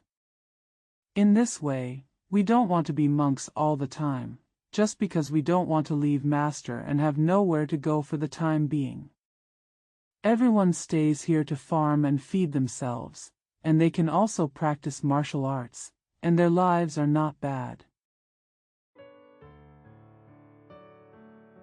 To be honest with my junior brother, he is called a monk. Except for chanting sutras twice a day, the rest is almost the same as ordinary people. There is no ban on meat and wine in the temple, everyone can do as he pleases, and they are never forced to show off. However, there are only 3 tooth sacrifices per month, and there must be a surplus, so that no outsiders know about it. As for going out to help the poor and eliminate violence, it is even more casual to go out in plain clothes, but stealing is not allowed. It has always been quiet here, there are no strange people, there are outsiders and enemies. It is his advantage not to make trouble, otherwise he would never think about going back. Over the years, nothing ever happens. With your statement like this, have you seen any suspicious signs in the past 3 days? The more the conversation between Hao Ji and Fa Qin became more and more speculative, but they realized that they did not know the details and the other party's traces were secretive. If they said something wrong, they would be unable to survive and would be in a dilemma. There were some words that I didn't dare to say, but later I saw that the other party was caring and sincere, and they fell in love with each other, so I told them about their chance meeting with the master, the appointment they were ordered to attend, and the strange things they encountered for 3 consecutive nights. They only ignored the signals sent by the Sioux couple, as if they were what master taught us was not obtained from others. It's a little vague, but the rest is mostly explicit and not subtle at all. After listening to the first half of the story, Fakin joked and said, "Junior brother is here for the first time. I saw you the day before yesterday. You knew the signal.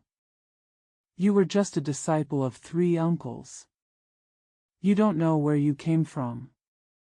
When I sent you back, you were complaining about the 2 people enjoying the cool breeze at the door.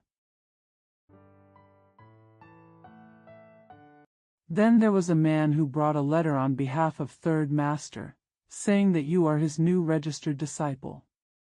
Perhaps you have already come here, but the old man has something to do and he will not be able to return for a day or 2. He ordered us to be taken to the back of the temple to settle down, and you can stay here. Inside, things are ready-made, and food and drink are freely available, unless we are ordered by a teacher. I've been looking for you for a long time." After that, I listened to Hao Ji's second half, and I couldn't help but look surprised, and asked for details again. Hao Ji was lucky that his master actually took him in. Seeing that his expression was different, he asked more carefully, thinking that he had turned out to be something special, unprecedented before, otherwise the word color would not be so tense. The heart is full of doubts. Fakin asked about the man's unusually large appetite and that a jujube fell to the ground when Hao Ji fainted for the 3rd time. He placed Hao Ji lying on the floor in a cool place outside the door. After thinking about it, he seemed to have awakened. A happy look appeared on his face, and he whispered in a low voice, "Although this matter is of great importance, and it is hard to say whether it is good or bad, it will definitely be harmless to you in this situation. You don't ask whether he is a human or a monster, just act as if nothing has happened, prepare wine and food every night, but don't wait for him, and sleep peacefully. Calm down and observe the changes, and you will know when the time comes. There are many things I cannot say." As expected, it may be beneficial and not harmful, at least it has nothing to do with you. Just feel safe, but don't offend. Do you think there is something to be said for you being knocked down accidentally in the first 2 nights? On the 3rd night, you stood in the open space, with such a bright moonlight, and no one was close. He hit your acupuncture point with just 1 jujube and knocked you down without touching the ground. He then carried you outside. He did this 3 times in a row, but you didn't even see his shadow. Junior brother is so talented and his life is under his control. How can he fight against the enemy? The slightest bit of hostility will lead to big losses. Don't look at the dozen or so brothers and sisters in the temple who are not very powerful. They have practiced for many years. They have worked hard and are easily dismissed by enemies from outside. Even if they encounter something like this, they will just avoid it and never dare to say anything. How powerful do you want it to be? Fortunately, it seems to be very good for you.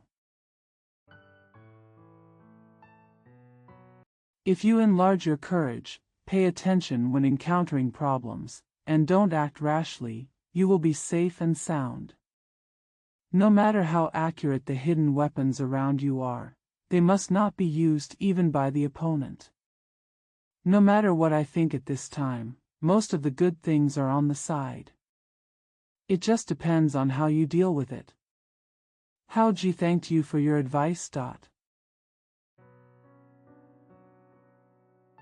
Fakin looked around and said in a low voice, Junior brother just said, don't expose yourself to others. I think Uncle Sean used to live in the temple. He went out occasionally and would return in 3 days at most. He recently said that he was looking for someone in Runan Mansion, been there for more than half a month, the day before you came. He just turned around and hurried away again. Maybe he wanted to avoid this weirdo.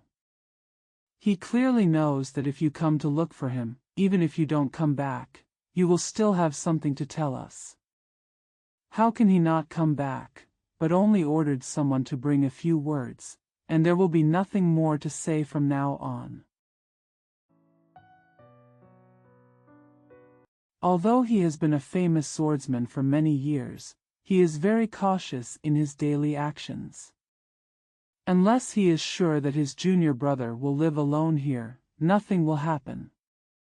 It may even be beneficial to you, and it will not be possible to test your courage and insight. If it was really dangerous, he wouldn't want to see this old man for the time being. I will also try to inform you that I will not let you live alone and will not come to interfere with you. His old man used to be very secretive. He would plant vegetables in the back garden every day, and occasionally plant some flowers. He would not even leave the garden gate. Taking advantage of the quiet terrain, the nearby residents had some affection for us. I know that all the monks in the temple are hardworking every day and often meet each other in the field. They can talk about things in person.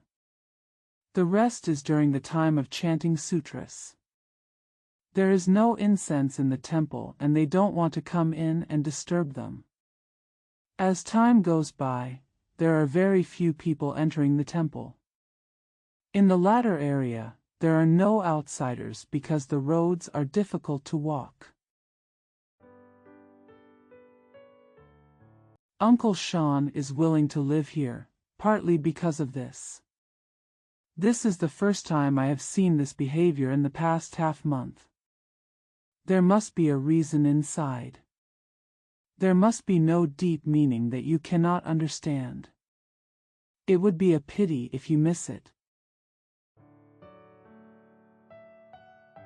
Hao Ji had long heard Nai's father talk about the strange people in the world in recent decades, but he didn't recognize them.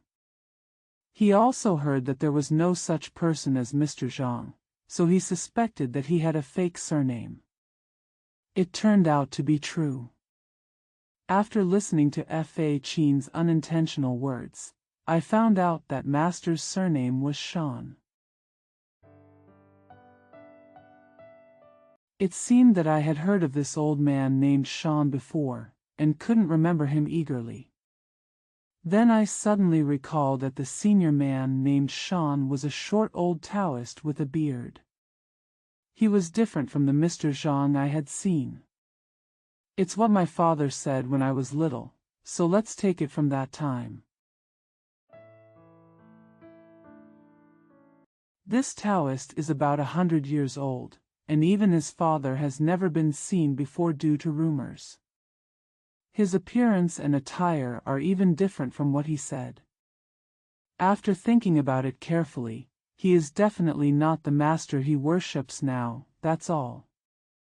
Fakin saw that he was lost in thought and thought he was young and living alone.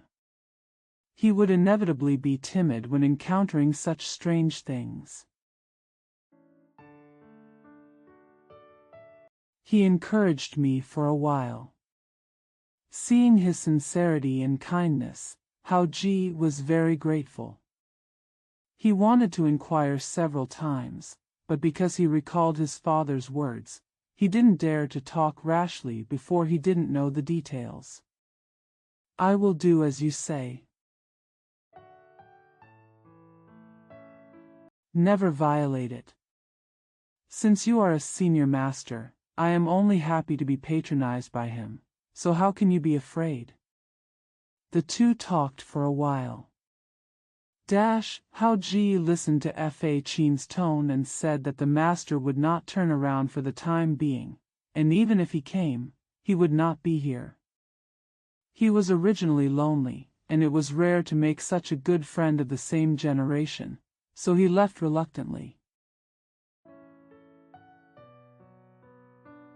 It was almost noon, and the weather was getting hotter and hotter.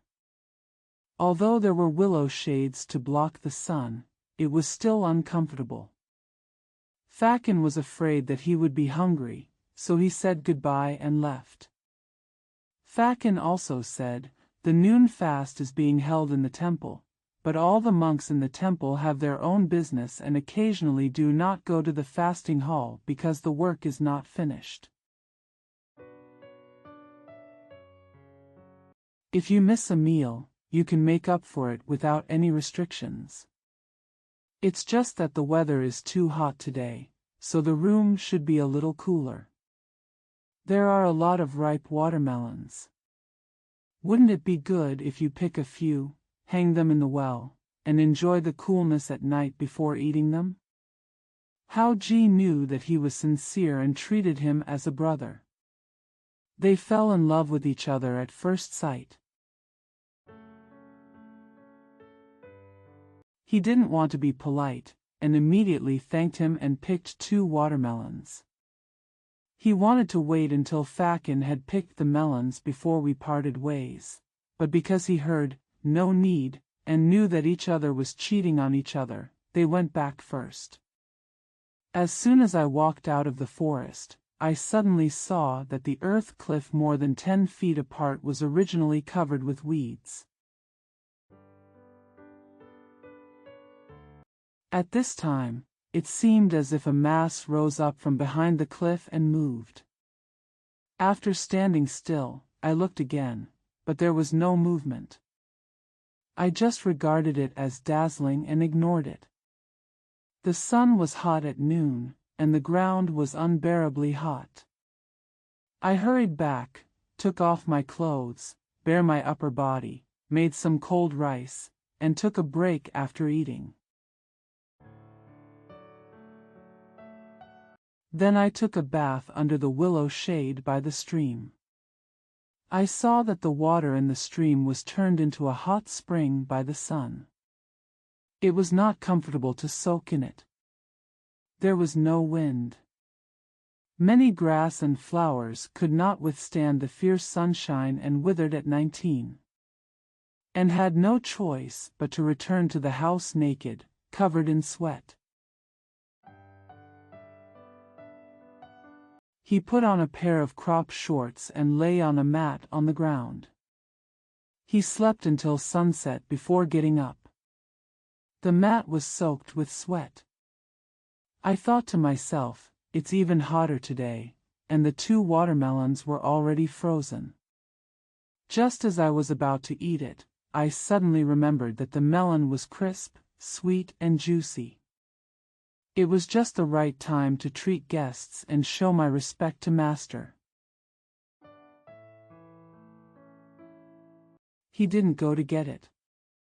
Seeing that there were many clouds in the sky, the sun was blazing, the heat was already extremely hot, the sun had already turned to the west, the ground was still hot, and the heat was fumigating. It was almost dusk and there was only a little wind. I had nothing to do, because I had not hugged the cow for several days, so I started practicing. A set of skills. I simply worked up a sweat and then went to take a shower and eat. I still had 2 large bottles of wine left untouched, so there was no need to buy any more. I steamed the chicken and fish just like yesterday, added vegetables, and put them in an open-air basin at night, covered with gauze. Ready for people to come and enjoy. On the one hand, I followed what Ferriton said. He was still setting up his bunk in the garden, sitting and lying down as he pleased, letting nature take its course. His original intention was that if the master did not return, weirdos would come here to eat and drink. Who knew that he had slept too much during the day and could not fall asleep at night? Seeing that the night was getting dark, he pretended to sleep twice in a row. It has passed the time when the weirdos came 2 nights ago, and the sky is not far away from dawn. There was no movement at all. The weather turned cooler in the second half of the night and the night wind was strong. As soon as my body felt cool, I fell asleep. I felt hot all over my body when I woke up early.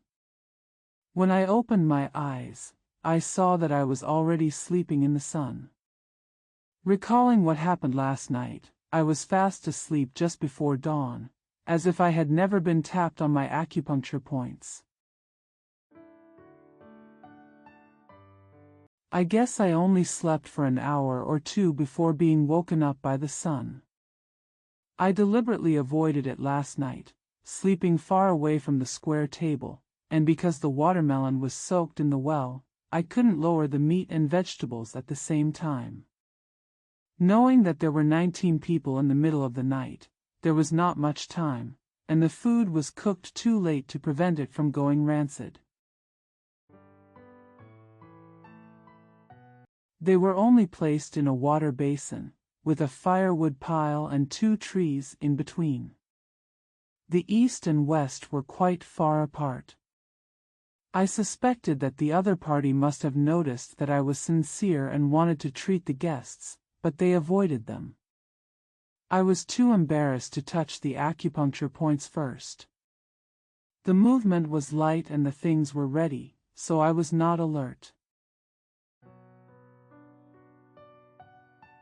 Or it may arrive after the person has gone to sleep, later in the evening than the previous 2 nights, so no sound was heard beforehand. When I walked to the table and took a look, I couldn't help but be surprised. To know what happened next, please read the breakdown in the next episode. Chapter 6: A Madman with Strange Appearance. In the previous article, Hao Ji met his enemies Tang Jian, the Harrier, and Shi Ning, a disciple of the old Beiji sect who invited the master thief Lu Xingyun, the little evil god of Shandong province, to come to find his father, Hao Jinbiao, to compete. Fortunately, he was prepared in advance and someone saw that he was very capable at such a young age. Lift the buffalo over its head. They misunderstood that he was a disciple of the great hero Jiao Sun. Although he later realized that the Vajra divine power and body technique he practiced was wrong, he was advised by his friends on the way there. Instead of taking action, he instead made a 1-year date for the Tang and Lu thieves as a way to delay the war. Use words to guide Jinbiao and his son. During this year, I quickly tried to make appointments with people to make preparations. Finally, I used Qigong to break a tree in the village, and walked away with a slight signal. Jinbiao was busy with disaster relief, but he felt suspicious because he felt that the bully Huang Chun and other local tycoons had made extra generous donations that year. I couldn't find anything after asking eagerly. It's rare for evil people to have good intentions, so I should do my best, so I stayed in Huangzhuang for several days to do errands. On the third day, I took the time to go home to see if there was any news. I was surprised when I heard that my beloved son Hao Ji had been in hiding beforehand. The process of making an appointment with the famous stranger Zhang Sanyi. He was ordered to rush to Shanfa Temple in Shinsai County and join the army. Hao Ji rushed to Shinsai and ate steamed buns at a tea stall. By chance, he met the young heroes Su Tianqing and Zhuang Shuyu, who were giving instructions. He learned the signal from Mr. Zhang to point his forehead with 3 fingers. When he arrived at the temple, he met a group of monks practicing martial arts. When asked, I learned that the old abbot Jiming had gone out but had not returned, and the master had not returned either. There was a young monk, Fakin, who hit it off with Hao Ji. Since he had already given the signal, he did not ask any more questions and was led to live in the vegetable garden behind the temple. Hao Jilian waited for 3 days, but the master did not return. All the food and wine prepared to honor the master were eaten by a strange man whose name and origin were unknown.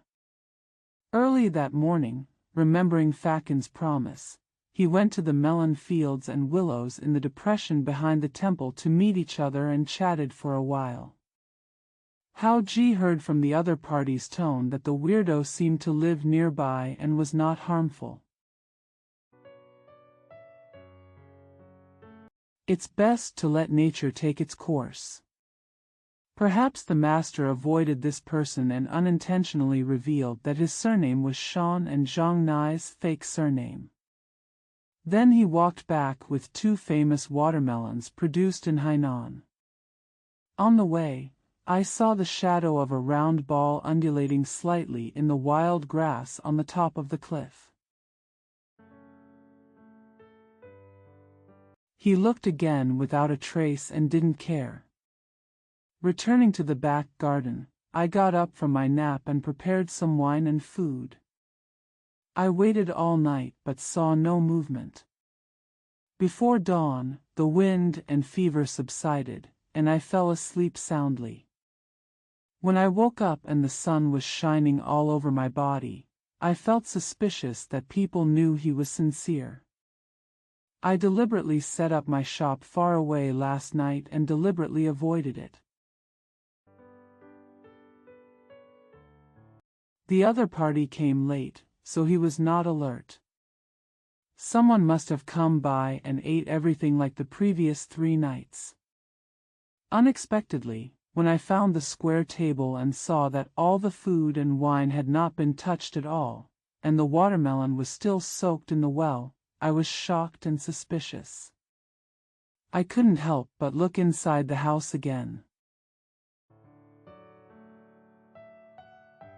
Suddenly, I found 3 large watermelons standing neatly on the shady ground in the corner of the room. They were the same famous species from Hainan as what Fakin sent me yesterday, but the melons were more ripe and bigger. The most surprising thing was that they looked as if they had been soaked in ice. When I touched them, ice cold. I remember that all the ripe melons in the field were picked by Fakin yesterday. It is said that because the monks in the temple collect food every day, after this harvest, the remaining ones have not grown, and it takes at least 1 or 2 days before they can be picked. I have not seen a single melon like this. This is not a local product. Where can I find it? Got it? How can it be the same as what Fakin sows and still be iced so that it can be delivered? Very puzzled. After careful calculation, I suspected that only Master could get this kind of watermelon, and the place where I kept it was where I kept my clothes. Most likely Master would turn around in the middle of the night and disappear for some unknown reason. He didn't think of anything else. It was extremely hot that day and I refused to touch the 3 big ones. So he took out the melon from the well and ate one. It was sweet and cool. After eating, the heat subsided and it was very cool. He didn't bring the food and wine into the well last night for fear that it would go rancid. After washing, he took the ready-made dishes and soaked them in them. After eating the cold rice, I touched the 3 big melons and they were no longer as cold as they had been earlier. The more he thought about it, the more he realized that the melon was for him to eat, whether the master had brought it back or not, otherwise it would not have been iced and delivered. Since he was thirsty after the meal, he replaced the melon in the well with another one, cut it open and tasted it. It is as sweet as honey and extremely delicious. It was my first time to eat such a good melon, and I was very happy. Because Fakin once said that there was something going on in the temple that day, he would not go to the willow forest behind the temple to meet him, so he could not go to inquire about it, and he felt depressed in his heart. I was bored in the afternoon and saw that all the vegetables my master planted had grown, and the melons on the melon racks were all heavy and drooping. I thought, I picked the melons and beans too late for a few days to get enough light, and these vegetables will get old if I leave them. What a misfortune! There are many monks in the temple, and it is just right to eat. Fakin will meet you tomorrow morning. Why not take advantage of the cool breeze in the evening to prepare it, pick half of it to the willow forest and send it to the monks to eat, and dry the other half for later use. And then plant the vegetables that should be planted, so as to avoid idle time and discomfort. And waste things. I made up my mind to pick all the vegetables that were too ripe to be kept and rely on them to grow. The farmer is an expert in everything. There are many ready-made pots and reed curtains in the house, and people are accustomed to hard work. They are busy from afternoon to dark, although it is noisy. One was sweating profusely and everything was done. The vegetables were all washed, and some were allowed to dry in the wind, and then tied up again, ready to be taken back to the temple by Fakin the next morning.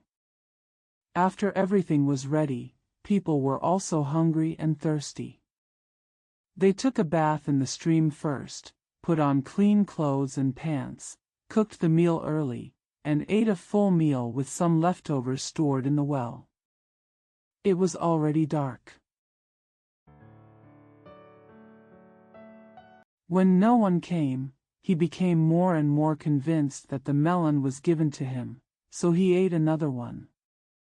I sat on the plank and thought for a while, then lay down to enjoy the coolness and let nature take its course.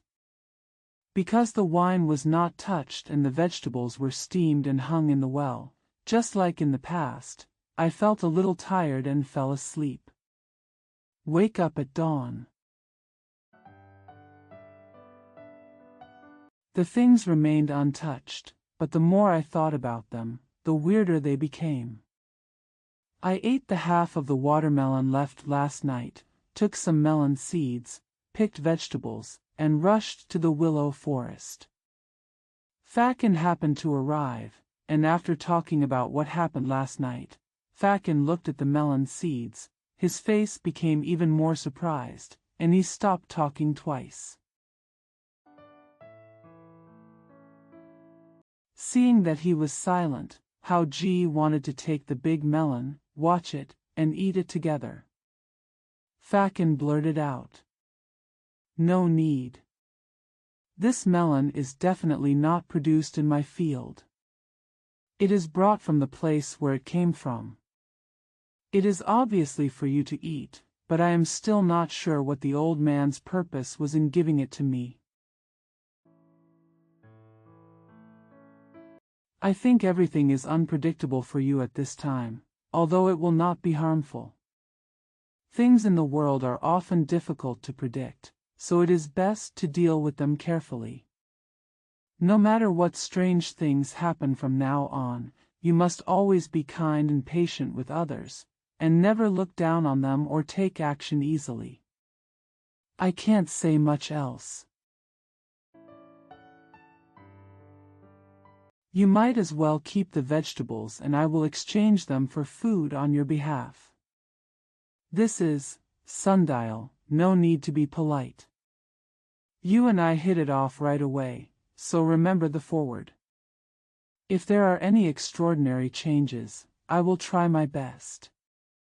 I predict that something will happen within the day, and you will know whether it is good or bad depending on how you cope with it. According to this situation. Uncle Sean may not be able to turn around for the time being. If you can't bear the loneliness, if you leave for a moment, all your previous efforts will be wasted. You are a smart person and can understand. Just feel at ease and do what you usually do. I am busy at the moment and have to go back to the temple, so I have no time to talk with you. Don't look at anyone during the day. Things are not certain. It doesn't matter if you walk around the town. It's best if you don't come to the willow forest behind the temple these days. Otherwise, it will be of no benefit to you but will hinder you. When the matter is over, or the third uncle comes back, we can come here to see each other more often. When Hao Ji saw him talking, his expression seemed a little anxious.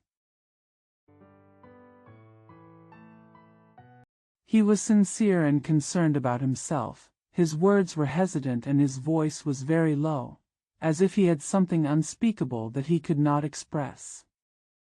He peeked at the cliff from time to time, as if he was afraid of being seen through, and kept urging him to leave.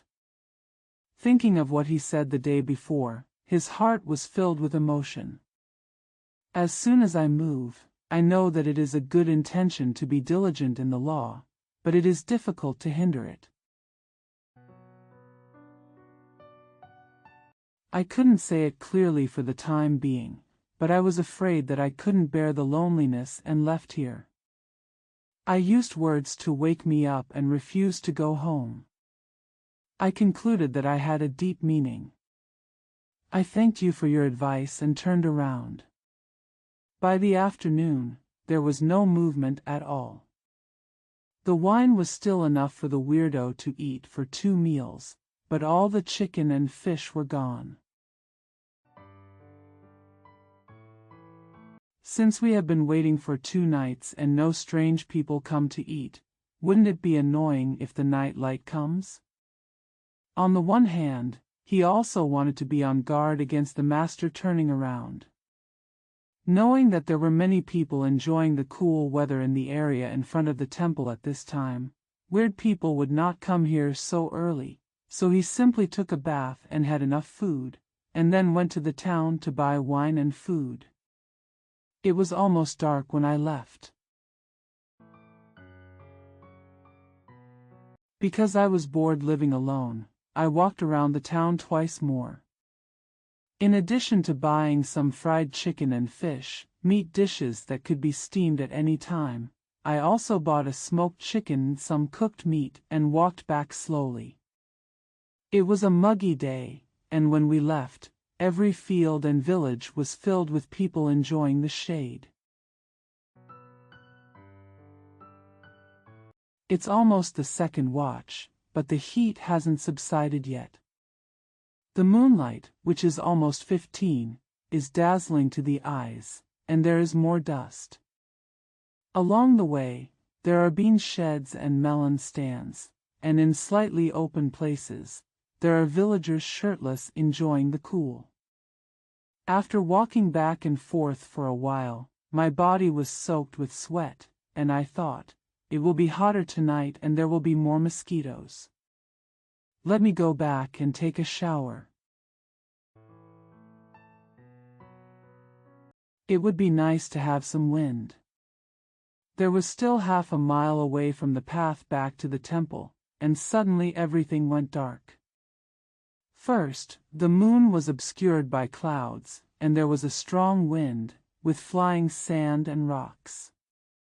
The wind was so strong that it was rarely seen. There was a lot of dust mixed with many grains of sand, like a roaring sea tide, coming with the wind. It hurt my face and made it difficult to open my eyes.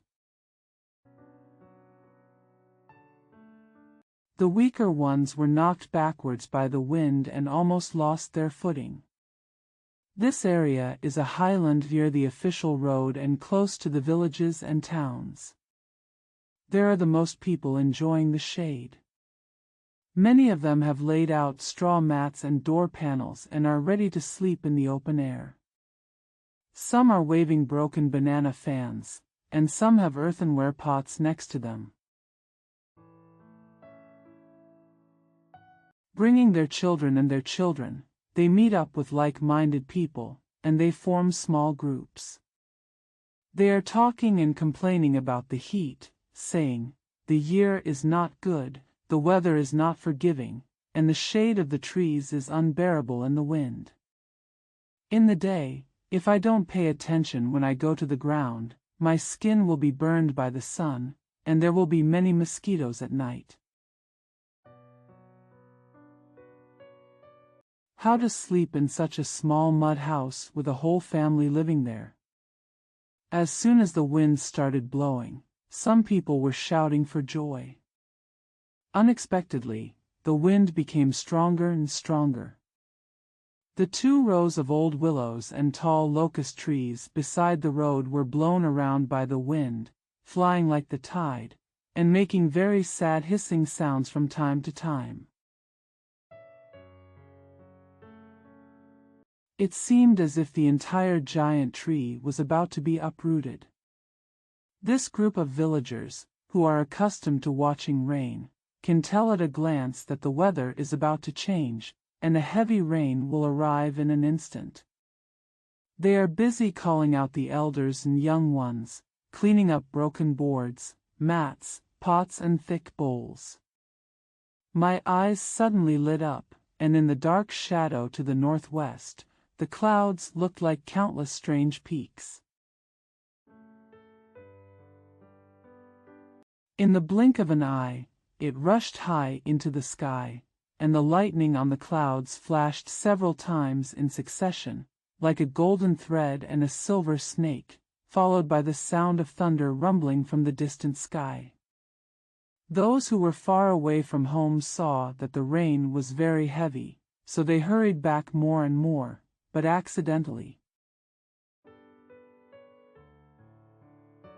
Either half of the broken mat was blown away by the wind, or the broken cattail leaf fan placed next to it was picked up by the wind, flew away, and fell into the shadows without knowing where to go. The wind was strong and the sky was dark. People here were rushing to pick up the items. Before they could finish cleaning up, a huge thunderbolt fell from the sky. The lightning flashed before his eyes, shaking the mountains and the earth, deafening. As soon as the wind subsided, the torrential rain from the east was like a projectile, shooting down from mid-air, causing dust and mist to fly all over the ground, and heat rising. The young children couldn't help but cried out as the raindrops hit them hard. The adults rushed to escape again, and there was a big chaos. Hao Ji saw that the wind and rain were coming fiercely, and he was afraid that the food and wine he had bought would be ruined, so he hurriedly followed the crowd and took shelter when going downwind. In a blink of an eye, the chaos stopped, and everyone fled in all directions. The strong wind did not stop completely, but the rain seemed to be strong. The Tianhe falls upside down. The more generals want to come. Hao Ji came and went several times, and he had already caught a glimpse of a small temple on the slope of the road. There was only an old incense shop in the temple, and a tea stall was set up by the road during the day. Because it was a hot day, the tea stalls were sold until people enjoying the coolness had quickly dispersed. When we got back, we would enjoy the cool air together, knowing that the natives were hardworking and simple. He couldn't buy many bowls, but he liked to join in the fun and was kind-hearted. He didn't care if a thirsty person asked for a bowl. Everyone called him Qin Laohao. Hao Jixian had a few words with him when he passed by, so he recognized him. When taking shelter from the rain, Laohao was a few years old. The wind was strong and he had a tea basket in his hand. He was almost escaping down the slope, but he was careless in the darkness and fell to the ground. The pot and bowl were broken, but he couldn't even struggle. Just then Hao Ji came over, saw him helped him grab things, and went to the temple to take shelter from the rain. Seeing that he was heartbroken and had lost his belongings, and his face was sad, he expressed his condolences with kind words. He took off his wet clothes that were splashed with mud and rain on his behalf. He also stripped his shirt off and gave him hundreds of coins to buy new pots and bowls. The old friend refused to accept the offer again and again and thanked her profusely. Hao Ji looked out from the gap in the door and saw thunder and lightning flashing down the slope. The water light is like a very large horse, rushing along the official road. The raindrops are hitting it, causing the water to spray. When the lightning shines, it is like billions of stars, flickering on and off, and you can hear the roaring sound.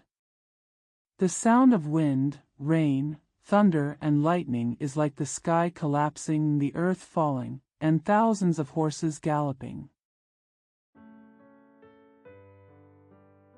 The entire hillside seemed to be swept away by the violent storm, and carried away with the current. The momentum was very shocking, and the water on the flat ground was about a foot deep. Knowing that it would be difficult to get on the road without stopping the wind and rain, and that no weirdo would come in this weather, I chatted with the old man. I was bored for a while and wanted to wait until the weather cleared up so I could leave. Who would have thought that after accidentally talking, something would come up? The old man turned out to be a good man. He grew up in the local area and was familiar with the local environment. In the past, he worked as an incense burner in the Shanfa temple. He knew that the abbot had changed 3 times in the temple. The first half of what Hao Ji said was similar to what Hao Ji heard when he came. Not even close. Finally, I talked about the current old abbot's wisdom. No matter how good a person he is, within 3 years after he came here, he dispersed the temple property to the original people and distributed it according to each person. The excess was distributed to the poor, and he led other monks to open up wasteland for self-sufficiency. It is good for him to have more people. Even the poor in the surrounding area often receive alms. Somehow, such a kind old monk has many enemies. People often come to visit him to cause trouble. Most of them treat themselves as guests when they first come to the temple. When they find him, they stay in the temple for most of the day and then go away. At first, I didn't know what the purpose of the visitor was, because Lao Hao was at an important intersection, and people coming and going from the temple were all passing by. Some of them asked Lao Hao about it. As time went by, I gradually realized that there were many people, old and young, monks and laymen. He has a strong accent and most of them carry weapons around him. I asked the monks in the temple very carefully. Some of them had angry looks on their faces after listening, and their movements were so light and strong. They were all energetic before entering the temple. 19 were dejected on the way home, and some seemed to be injured and in pain. He hurriedly hired a carriage and horses and headed off. There were 2 more people coming, and once I saw 2 of them walking back. The second time, 5 strong men came, and their tone was the worst, but no one saw them walk out. On the other hand, the locals in the area were very friendly with the monks in the temple. The farmers in front of Er's temple are far away from the temple. He also knew that the temple was poor and had little incense. When he met young monks in the fields, they all said, "Most of the visitors are the benefactors of the Songshan Shaolin Temple in the past. They came here to visit the master." He had already gotten up and left at night. The person who asked the question heard. "If you pull it down too much, you will be a little suspicious, but also because you are diligent in your daily life." He never refused to say a bad word about his master and disciple, and until the past 3 years, no one came to his door.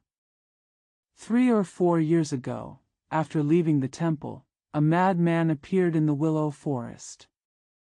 I don't know where he came from, and I don't know where he lived. He rarely appeared on weekdays. The natives sleep when it gets dark. The madman only comes out at night and does not ask for food from people. He seems to live exclusively on grass roots, tree bark and fruits, and only comes out late at night, which is contrary to the daily life of the natives. Originally it was rare to see anyone, but because of old age and illness, he couldn't sleep well until late at night, so he rarely slept. I was lonely and bored, and on nights when the moon was white and the wind was clear, I would often walk around and watch the moon, so I saw her many times. I didn't pay attention to him. It was already 3 o'clock that day. I had just fallen asleep when I was awakened by the barking of a dog. I looked out through the broken door and saw the madman sitting in the big woods beside the slope. As if looking at the moon, a village dog was already lying on the ground, and another one heard the sound and pounced on it. Just after barking twice, the madman raised his hand, and the dog turned sideways, as if controlled by him, lying there without making a sound. The madman's hands didn't touch the dog's body, and he felt strange. The sound of horse hooves is faintly heard. The madman suddenly shouted to the sky, raised his hands and walked slowly towards the big tree beside the road. He wore the same clothes from winter to summer, which made him look like a living ghost.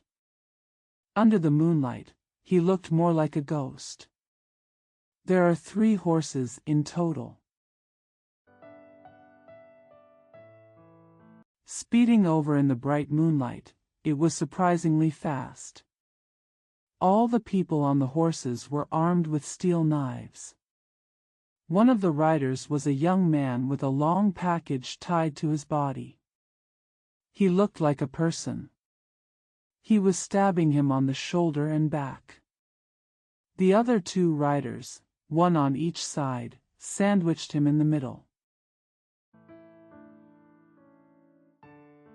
He looked back from time to time, still holding a hidden weapon in one hand, as if to prevent someone from chasing him. The horse moved like flying, and in a blink of an eye it was not far from the slope. Lao Hao just recognized that the leader of the group was the second son of Zhao Hanlin, a local tycoon in Zhejiang. He was a little bully and the former great benefactor of Shanfa Temple. He had a close relationship with the Japanese abbot who was burned to death, and he also learned a lot of skills. He was powerful in both official and private circles. He often took the women of the people as concubines and ran rampant in the countryside, doing all kinds of evil. Because he is a member of the society, unlike other bullies, he always brings a large group with him wherever he goes, every time he goes out. With only 2 or 3 capable party members, he claimed that he had contacts with people from all over the rivers and lakes in Shandong and Hunan, not counting the county officials of Runan and Xinsai Prefecture, but also had deep friendships with senior officials in the provincial capital. The people just hate him and can do nothing to him. Look at the long package tied behind him. Most of them robbed folk women and drove them back from outside. My heart moved. Suddenly I heard a roar, I looked everywhere, and a black shadow appeared in front of the horse. Under the moonlight, I saw a flash of black shadow. The 2 riders beside him turned over and fell first. The one was carried far away by the horse before he stopped. He was already covered with wounds. He almost fainted from the pain and fell to the ground. Looking at the bully Lotus Taibao Zhao Rongchuan, he was caught off his horse. He just screamed in agony, but for some reason he suddenly lost his voice. Only then did he realize that the black figure was the lunatic he had seen every day. Zhao Rongchuan is a strong man in his 30s. There was also a woman wrapped around her body, but the madman lifted her up with one hand and grabbed her off the horse. The 2 knights who came with me were both powerful martial artists under the bully.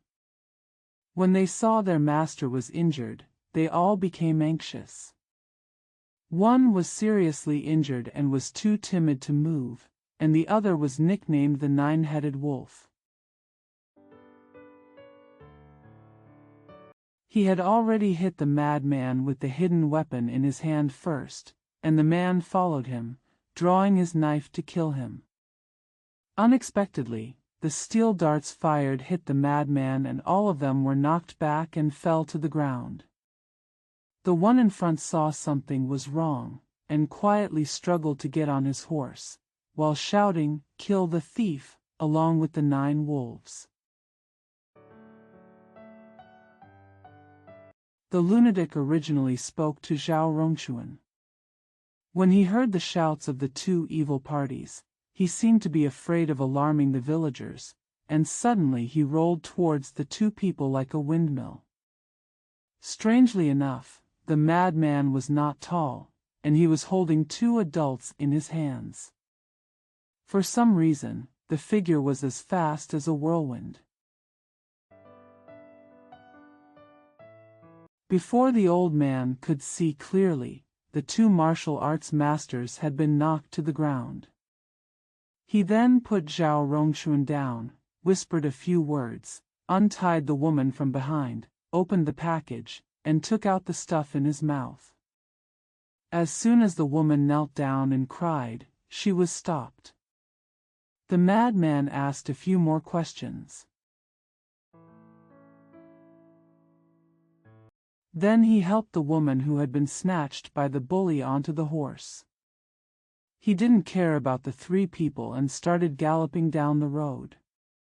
The madman followed the horse, going faster and faster, without a trace. The old man is timid and afraid of getting into trouble. He hates these three villains and doesn't know whether they are dead or alive. He dare not tell them and is in trouble. I am afraid that someone has died in the place, and I will be affected by the evil spirit of the earth protection tomorrow. I was just thinking about it when I suddenly saw two monks coming from the small road. They were about to go to the official road. They were only 3 or 4 feet away from the three people. It's quite far away.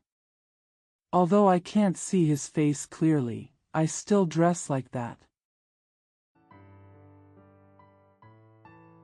When he saw the monks in the temple, he was suspicious that the three thieves were just shouting.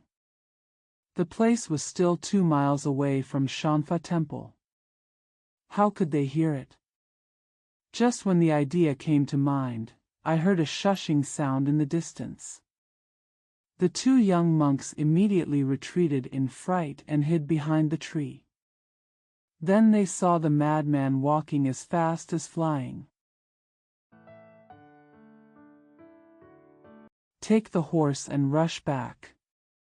Because the weather was September or October, the third watch was about to end, and the roads going back and forth were quiet. There was still more than half a mile between the former village, and there were only 2 howls in total, which did not alert anyone. The madman walked very fast and arrived in a blink of an eye. He pinched the 3 thieves and they were able to speak.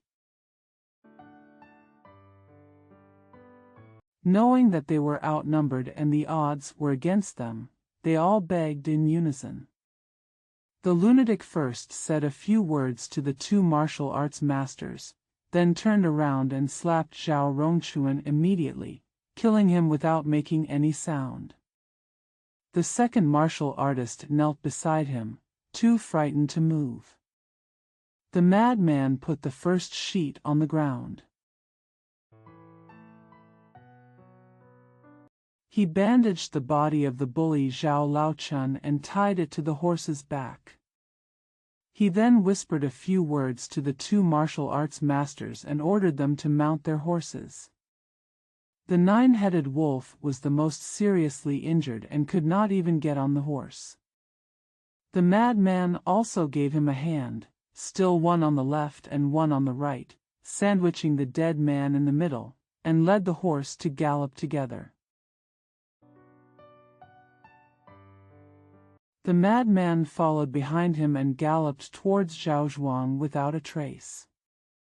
Although the old friend thinks this move is very satisfying, the madman should get rid of these 3 thieves together.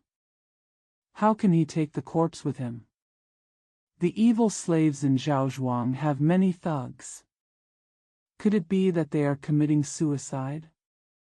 On the one hand, it prevents things from getting serious. The people nearby were inevitably implicated and were turning uneasily on their beds. Before dawn, I suddenly heard a woman speaking in a low voice outside the wall. "Hello, Mr. Chin, please don't publicize what happened last night." When I looked up in surprise, I saw that there was no trace of the person, among the waning moon and cold stars. I caught a glimpse of a thin figure flashing on the path into the temple. He was not a madman. After a few days, I only heard people say that the second husband of Zhaozhuang died of a sudden illness a few days ago, and that there was a large-scale religious ceremony in the village. In recent years, Shanfa Temple has cut off contact with wealthy donors inside and outside the city. The monks in the temple devoted themselves to cultivation and refused to attend religious services. They even invited the two large temples in Runan Prefecture, and it was very lively. It was scheduled to be completed on the 7th day of the 7th lunar month before the burial. However, before the 7th day of the lunar month was completed, the old village owner suddenly stopped. Since then, no one has seen the two martial arts masters again, because they were usually tyrannical, and no one knew the truth about them. They all felt strange and so on in secret, so the madman never appeared again. Last winter, I heard from people in front of the temple that I could hear the howling of wolves that night. The man was very courageous and feared that he would eat the pigs he raised. He took a shovel and secretly went out to take a look. He heard that there were many wolves and the snow was slippery, so he did not dare to go far. He hid outside the door and was secretly on guard. Suddenly he saw a headless man. The brainless monster galloped towards the area behind the temple, first hearing that there were many wolves. Monster obsolescence has been discontinued. I waited until dawn and rushed to take a look. There were blood stains everywhere in the snow. Two dead wolves were lying on the side near the official road. They both died with their heads scratched. I made an appointment with some more people, and followed the blood trail to the back of the temple. I saw more dead wolves, a total of about 10 before and after. The method of death was similar, except that the largest one was split into two pieces, as if it was torn apart violently, and the rest were injured on the head. The wolf's forehead is the strongest. I wonder how it can be scratched.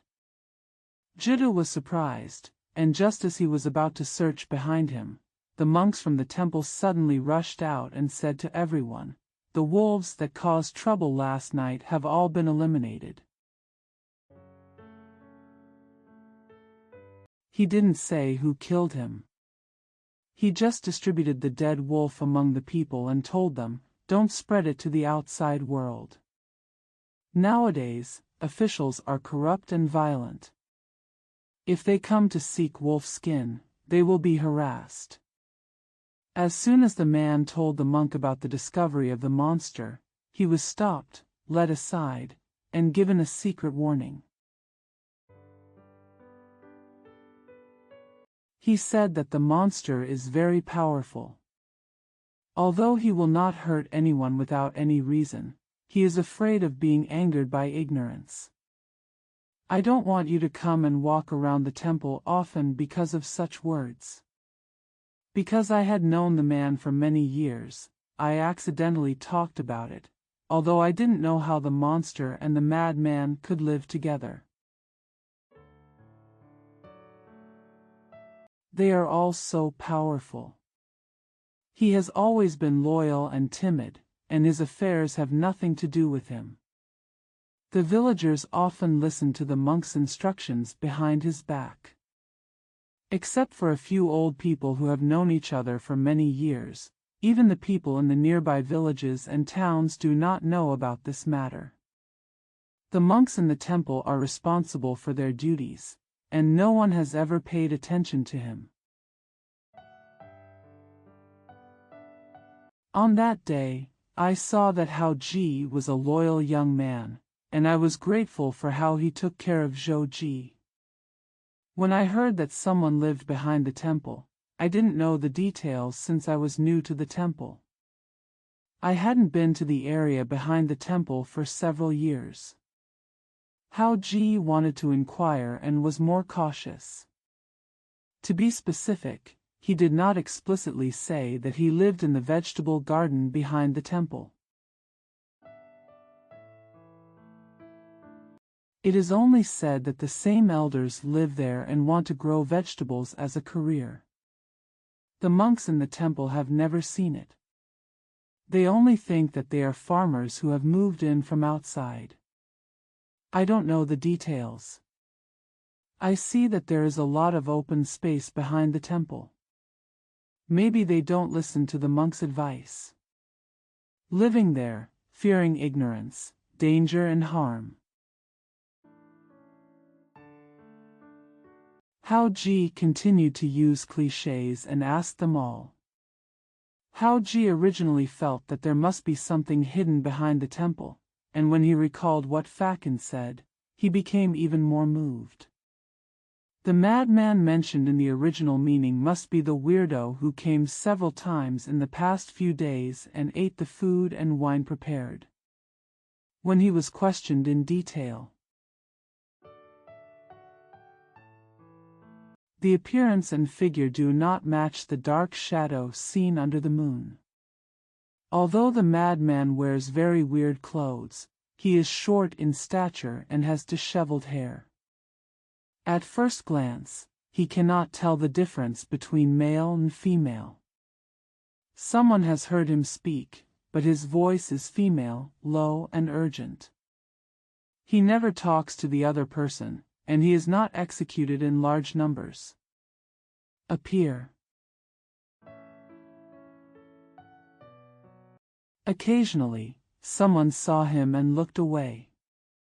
When he followed him, he had disappeared. It seemed that he was not walking very fast, so he couldn't catch up to him for some reason. Because once I saw him going crazy, he was rolling and howling all over the ground, and sand and stones were flying everywhere. No one dared to go near him, because when he was crazy, he stayed in uninhabited places and in the woods. He has never harmed anyone. He often picks grass roots and tree barks and walks by them at night. He does not beg. People are used to it and ignore him when they call him. There are people with good intentions and curiosity. Even if I try to give him food, he will scream strangely and shake his head. At the same time, he grabbed some leaves and stuffed them into his mouth. He was extremely strong, and his hands were like iron grips. The thick bark of the tree broke easily when he touched it. After a long time, he was used to it, and he was not surprised. Half a year after he came to the local area, he was rarely seen again. Day and night were reversed, and no one paid any attention to him anymore. Only once. I heard that the two kind-hearted people who took pity on him made a little fortune one after another, and their days were getting better and better, and no one else noticed. Because he had too little sleep, Lao Hao would often see him walking back and forth in the moon field late at night, shaking his head and sighing from time to time, and later found out that he was killing the bully. Looking from afar, he was shorter than before. Thinking of something suspicious, he asked the two people about him. They all changed their colors and talked about what they gained from doing business. The old man knew that these two people were loyal farmers, so they went to the town market to buy some food and did not do business. Although they were suspected to be related to the madman, they recalled the past and did not dare to ask more questions. He never told anyone again. In the spring of that year, the madman suddenly appeared under the moonlight again, and there were two other people, dressed very neatly, all bowing to him, as if something was wrong, and they were begging endlessly. The madman ignored them at first, but after a few words, The two people were overjoyed, thanked them and left. When I got up early the next day, I found that there was an extra piece of silver weighing about 2 taels on the Kong bed. I haven't dared to use it yet, and there is no other difference. I just feel that the last time I saw him, the man seemed taller, which I still don't understand. Because her head is full of unkempt white hair, and sometimes even her face is covered, she looks like an old crazy woman. He hasn't appeared since February and a half, and although he hasn't seen him again, according to Lau Hao's estimation, he is still there and has never left. I think he doesn't want Lau Hao to see through his traces or where he moves. After hearing the previous story, Hao Ji was suspicious of more than one strange person. Maybe there were senior experts living here in seclusion. Pretend to be crazy to hide your traces, and keep your heart in mind. The violent storms in June stopped as soon as they came, and they stayed for a while. The sky was clear with clouds, and the clear light came. It was cool after the rain. It was already late, and everyone who had just enjoyed the cool air had gone home to sleep. Although there were accumulations in the low-lying areas beside the road, a lot of rainwater was flowing in a hurry. The sand on the road has been cleaned by rainwater, making it cleaner and easier to walk on than usual. Fearing that something might happen behind the temple, I picked up the food and wine I bought and hurried back under the moonlight after the rain. Not far into the path, I saw clear light everywhere. The moon was as bright as frost, and the water on the grass and trees along the way was still wet, so I could catch the moonlight. Thousands of silver gleams flickered from time to time, and the large forest fields looked as if they had just been washed, full of fresh air. The wild wind blew, and the heat was completely gone. Only then did I feel cool and comfortable, and my feet walked faster. We walked up to a sloping field in front of us, crossed the corner of the slope, and emerged from the woods, which was the slope in front of the temple. Suddenly I heard someone talking beside the road. I took a closer look.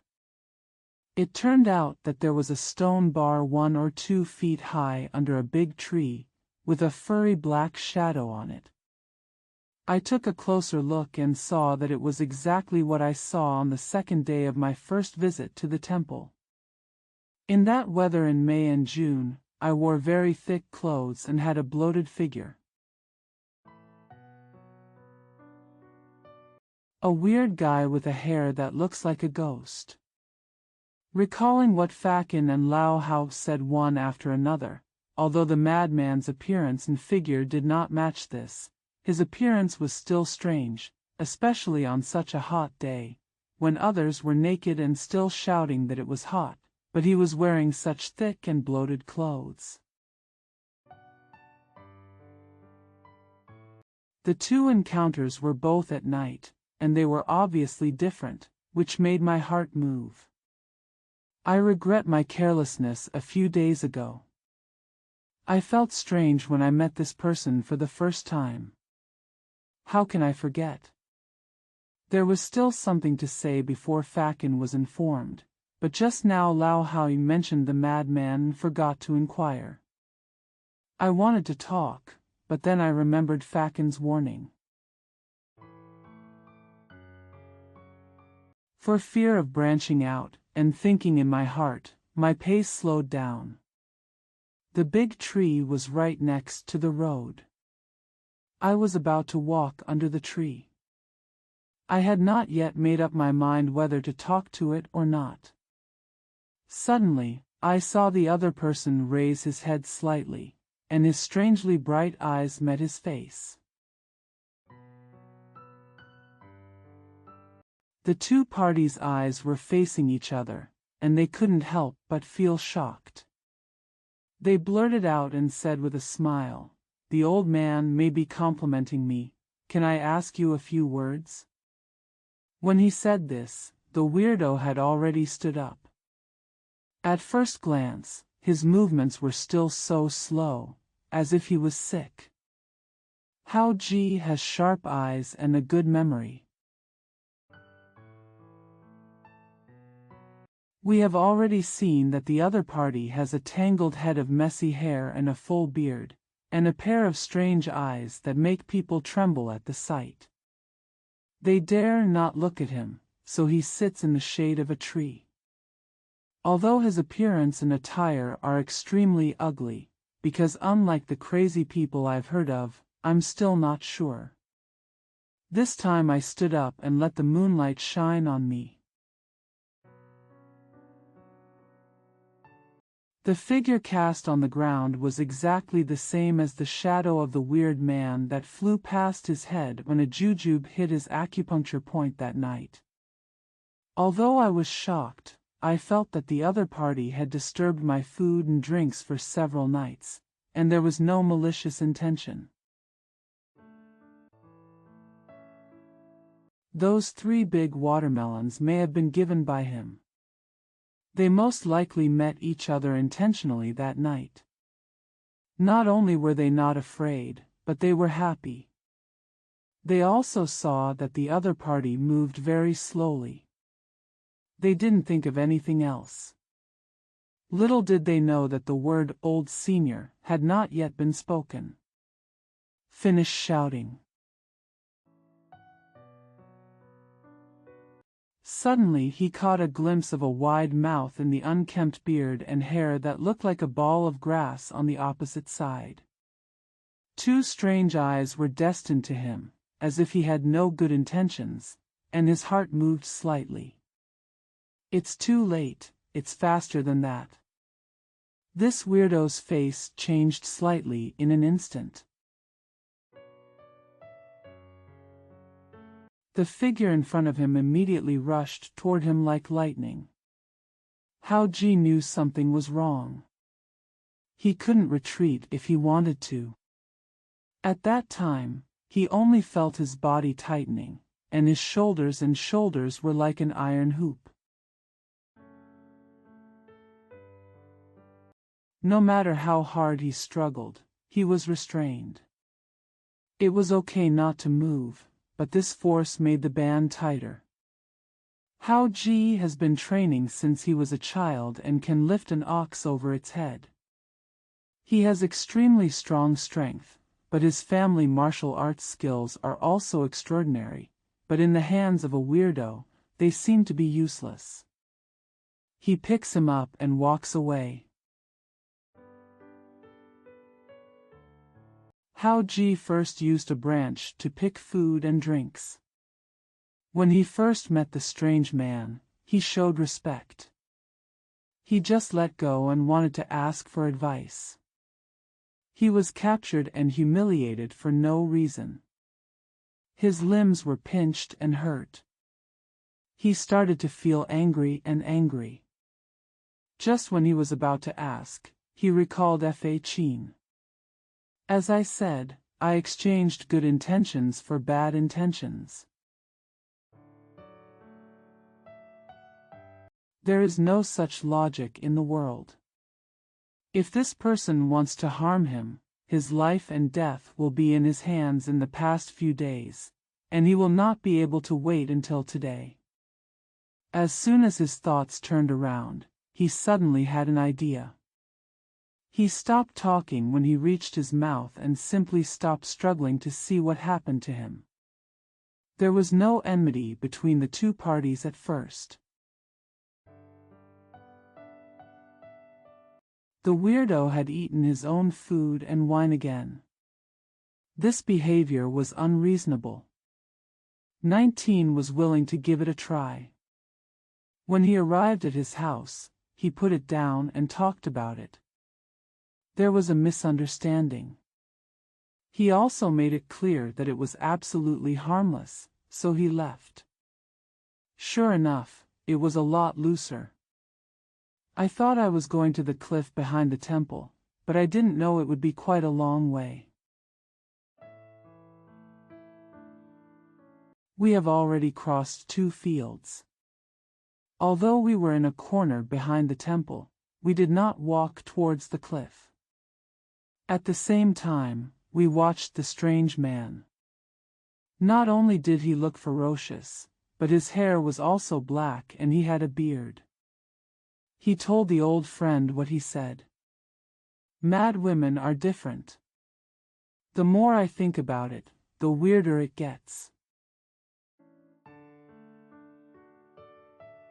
It seems that as expected, there are more than one weirdo, and they have passed through to the cemetery on the side of the temple.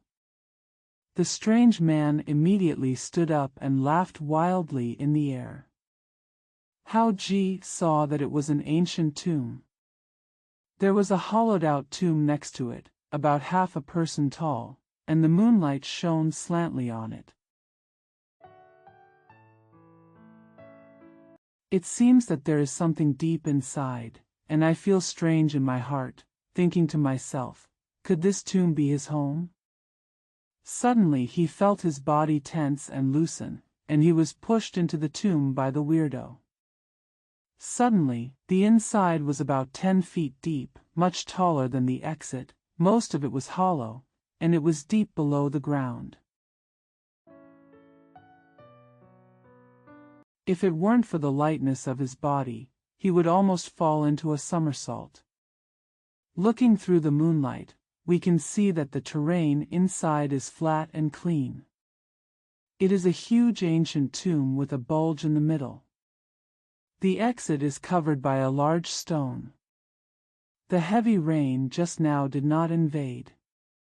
Although there is water on the concave ground next to the tomb.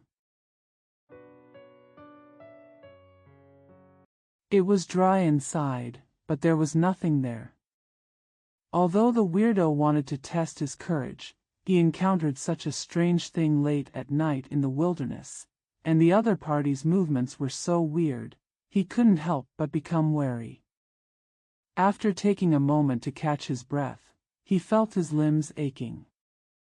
The strange man was surprisingly strong, much stronger than himself.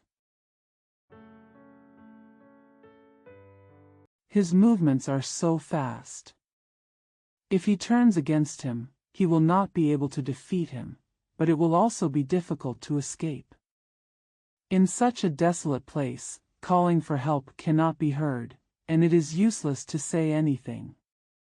After 2 thoughts in succession, I heard the strange laughter of the weirdo playing outside, which was clearly crazy. He wasn't pretending, but he was so strong that he couldn't help but feel frightened, so he hurriedly covered himself up at the entrance of the cave.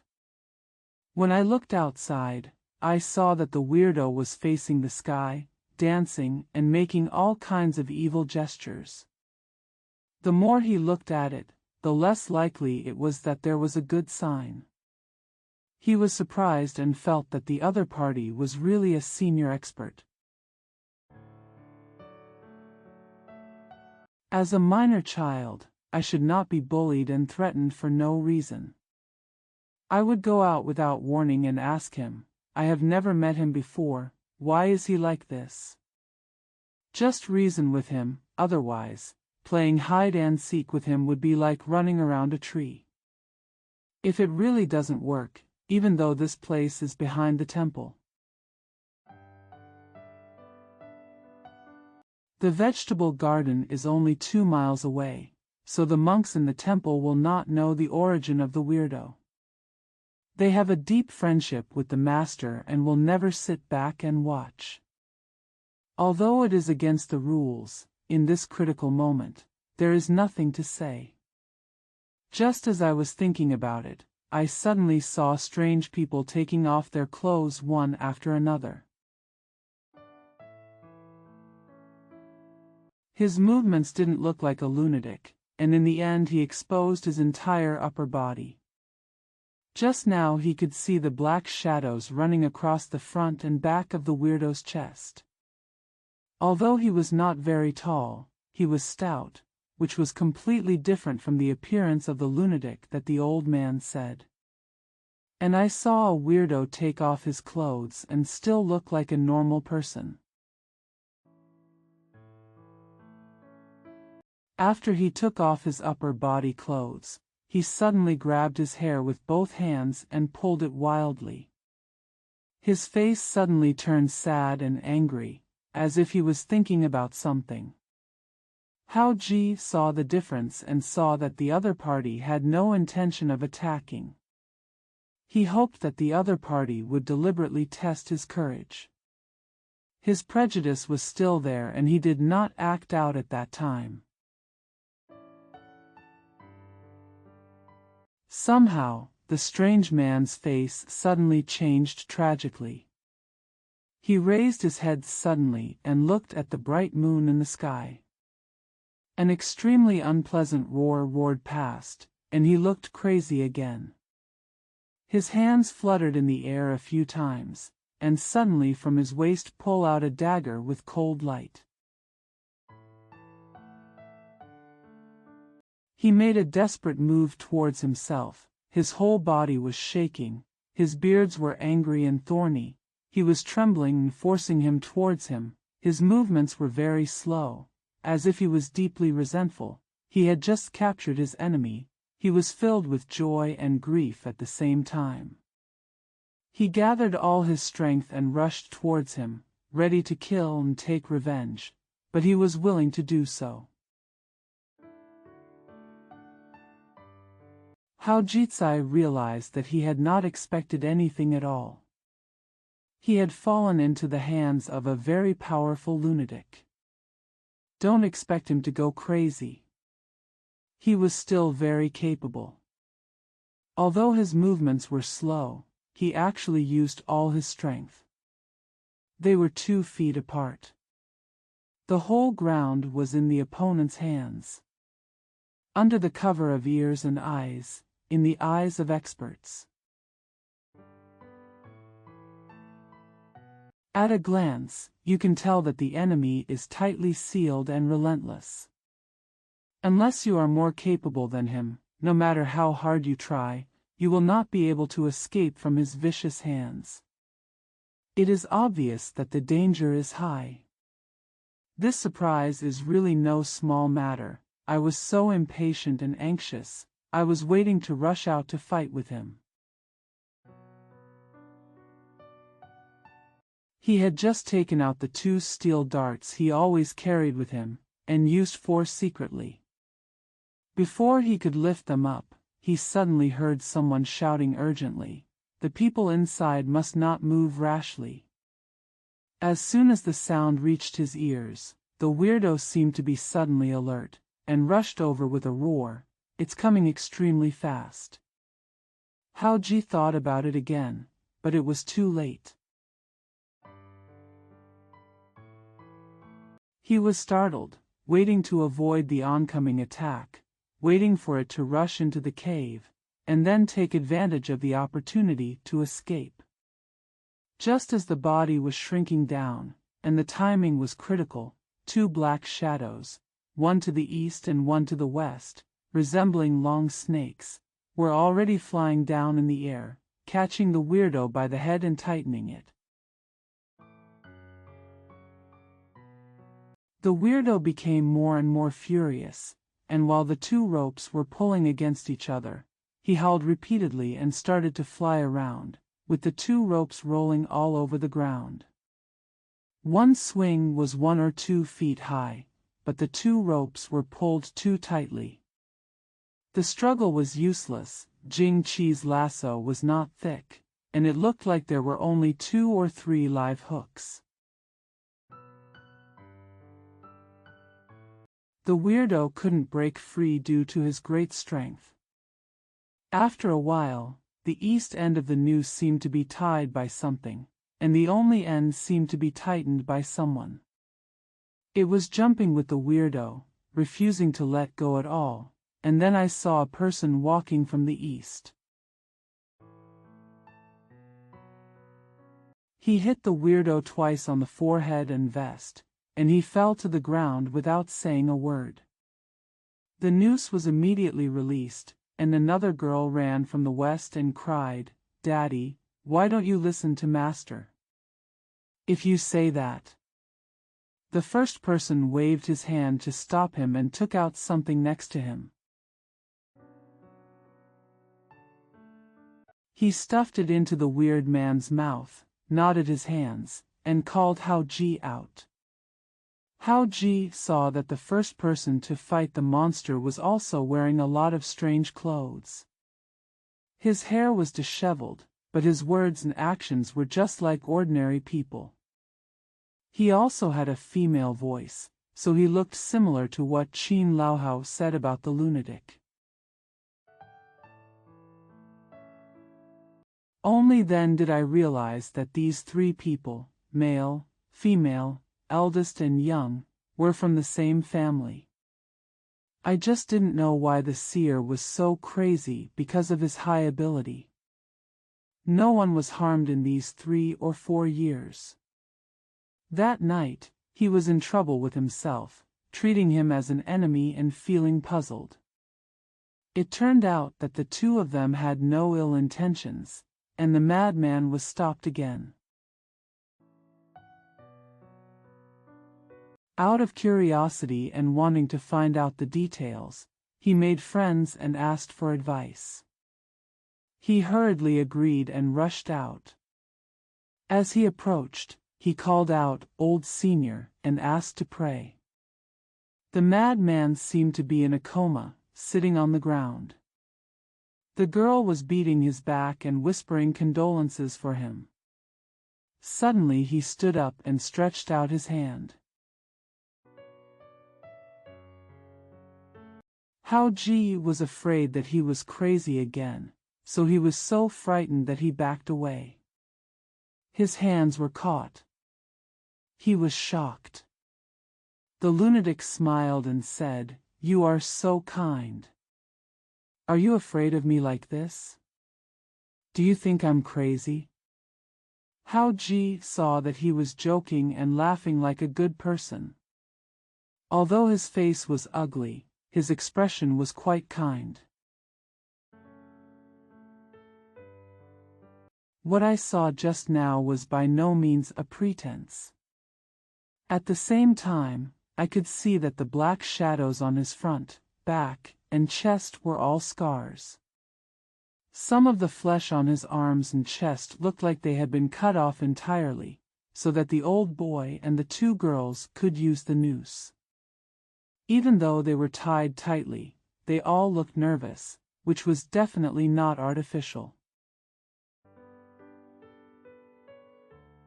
Because the noose was slender and tough, and there were still 2 or 3 deep cuts in the muscles where it was tied, how in the blink of an eye, his tone and demeanor were completely different, and his heart was strange. The one who knocked the weirdo down first was an old woman with white hair, who said from the side, "His madness, which only occurred once a year, has passed. Every year, his daughter and I worry about it and try our best to take precautions. Because of his extraordinary strength and high abilities, people who are even less capable will never be able to control him. And there is no cure, so I have been living in seclusion here for several years in order to find a cure." He finally found the medicine and cultivated it carefully for 2 years, preparing to cure this mad disease. Unexpectedly, because he had not been sick in the past 1 or 2 years, he was a little careless and was refining the medicine on his behalf. He forgot the medicine given by his friend last time. At most it can be managed for 2 or 3 years without getting sick. Especially when he was conspired by his enemies and suffered disaster, it was during these moonlit nights that he encountered a violent storm while escaping. First, he went to your place 3 times to harass you for food and drinks. The last time was known to the disciple, so he followed him out of fear that he would get sick and hurt others. The disciple accompanied him back after eating. After repeated admonitions, he also insisted that the truth was that he had suffered too much in the past and was often greedy. Even if he stole your food, he would be rewarded sooner or later. The three of us already knew about your joining a martial arts master the day before yesterday. He also has some intentions, so he can't say it clearly for the time being. Mentioned it yesterday. He also said he loved you very much and would never hurt a good person by mistake, nor would he bother you again. That was the end of it. We saw that his consciousness was getting clearer and clearer, and he was still happy. Unexpectedly, because he heard from his apprentice that he found traces of your enemies in front of the temple last night, he slipped away to help secretly without telling us. It was a good intention. Unexpectedly, a heavy thunderstorm actually aroused his daily illness. Although my master and disciple were alarmed, they were secretly avoided by him. At this time, people are not crazy yet, so they can't tell. The suspicious man went to the inn in the town to spy on the two thieves and followed them there, leading to a conflict. Wait until it is sunny or rainy. Suddenly he remembered that tonight was the most difficult time for him. There was another thunderstorm and rain. Fearing that something might happen, he hurried back and found no trace of him. He was worried when he suddenly heard the sound of wild laughter and knew that something was wrong. The young disciple came first, and I saw him, so I quickly went back to the cave to get the lasso spirit snake silk. I hid aside for a while, hoping to let him vent for a while and make it easier to treat him, so I waited for a while. It's rare for your child to be so brave and calm. Not only is there no hostility, but you can also see that he is crazy and not a villain. He hid in the cave and never escaped. It saves my master and apprentice a lot of effort, and he won't hurt others or himself. It really kills two birds with one stone, and it couldn't be better.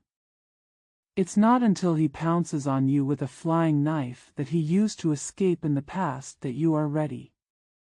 Resist, just like that you still didn't make the first move. I rarely see such a brave and steady young man. No wonder Dan San takes a fancy to you. My master and disciple have never cared about other people's business, but after this, I can't help but change my original intention.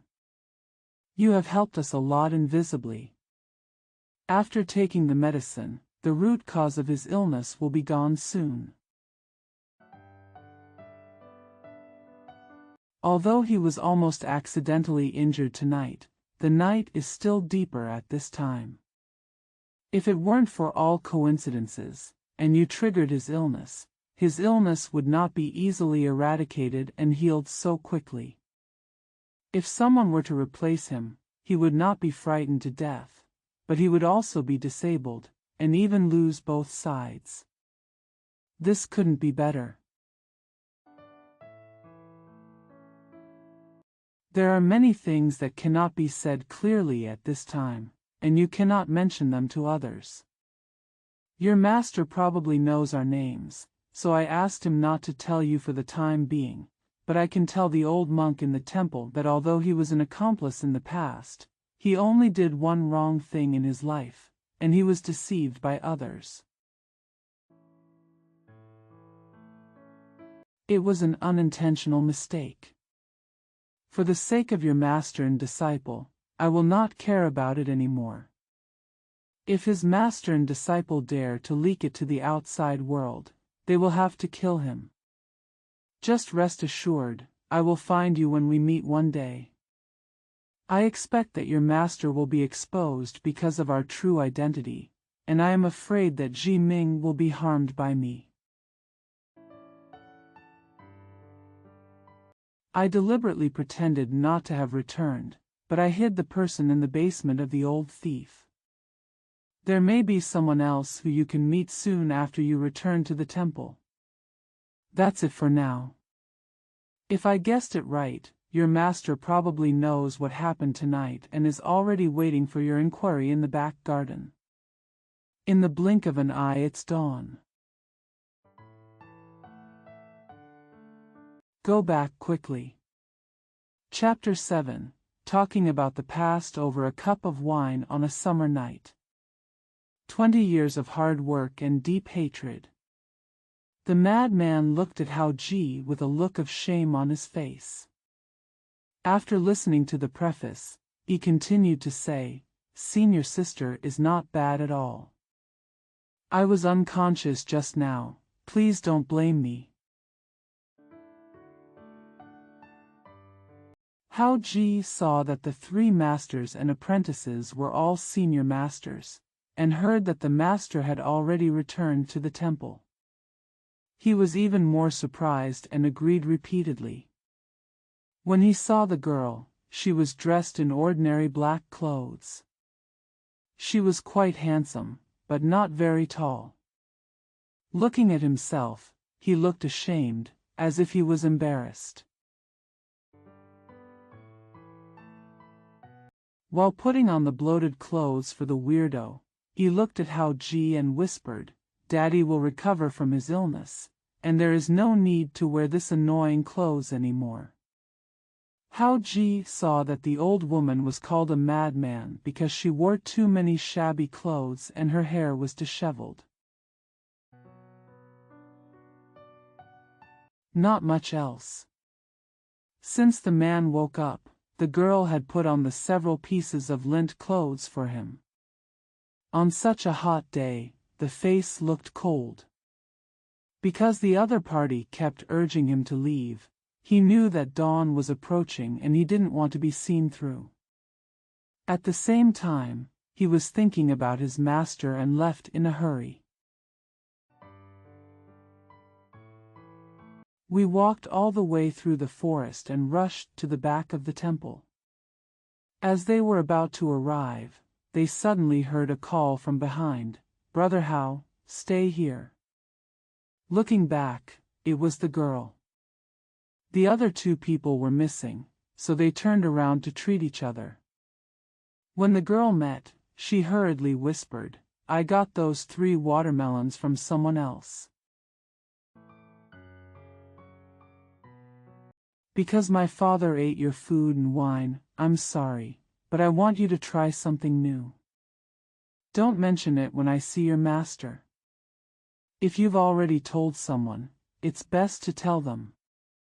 My father and daughter are very grateful today.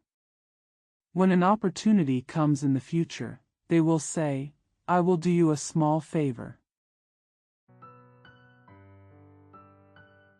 Father and master saw that you didn't look back and didn't spy on us. They said that you are young and mature, which is very rare. You will have good intentions in the future. Please go back." Hao Ji thanked him repeatedly. The girl stopped talking twice more before turning around and walking away. Hao Ji couldn't help but look back twice on his way home. Seeing the girl waving towards him, knowing that she didn't want anyone to see her, they turned around. As soon as he entered the back door, he saw that the planks had been laid out on the open ground in the courtyard, and there was also an extra rattan couch. There were wine and food on the small table, which were things he had left behind on the way. Xin Fang was surprised, and suddenly he laughed and said, "Disciple is frightened." I have been here for a year or two, and have come and gone several times. This button is always difficult to untie. Unexpectedly, you are so bold and alert. Wise, brave and calm, not only did the old abbot have a big worry, you also benefited a lot. It couldn't be better. These are all the things you left beside the road. When you were captured, I was worried and wanted to catch up. Suddenly I found that the master and the apprentice had already hurried away. The food and wine were brought back, and I was glad that he had never seen him. It was almost dawn by now. We are inevitably hungry and thirsty, so let's have something to eat together and do the apprenticeship ceremony tomorrow. When he said this, Hao Ji had already seen that the man was the master who called himself Zhang Sanyi. He was very happy and prostrated himself on the ground. Zhang Sanben named Yuan, the younger brother of Shan Yi, the hero of the past. While talking, Hao Ji pulled up and finished speaking. When asked what happened, he became even more happy and praised him repeatedly. Hao Ji knew that the master was informal, so he sat down with him and started eating. Hao Ji was very happy to see that his master liked him very much, and they started talking about it. Shan Yuan replied with a smile, "I know everything about you. Bully Huang Chun. And those rich people made an exception this year to provide a large amount of silver rice for disaster relief. This was not their intention, but it was the doing of 2 friends and me. Otherwise, these people would all have the intention of not killing the poor and leaving them with nothing to eat. The harder the year, the more proud they secretly become. It's rare for anyone to hear your nice and obedient words on the surface. Asking him to pay to save people is like cutting his flesh.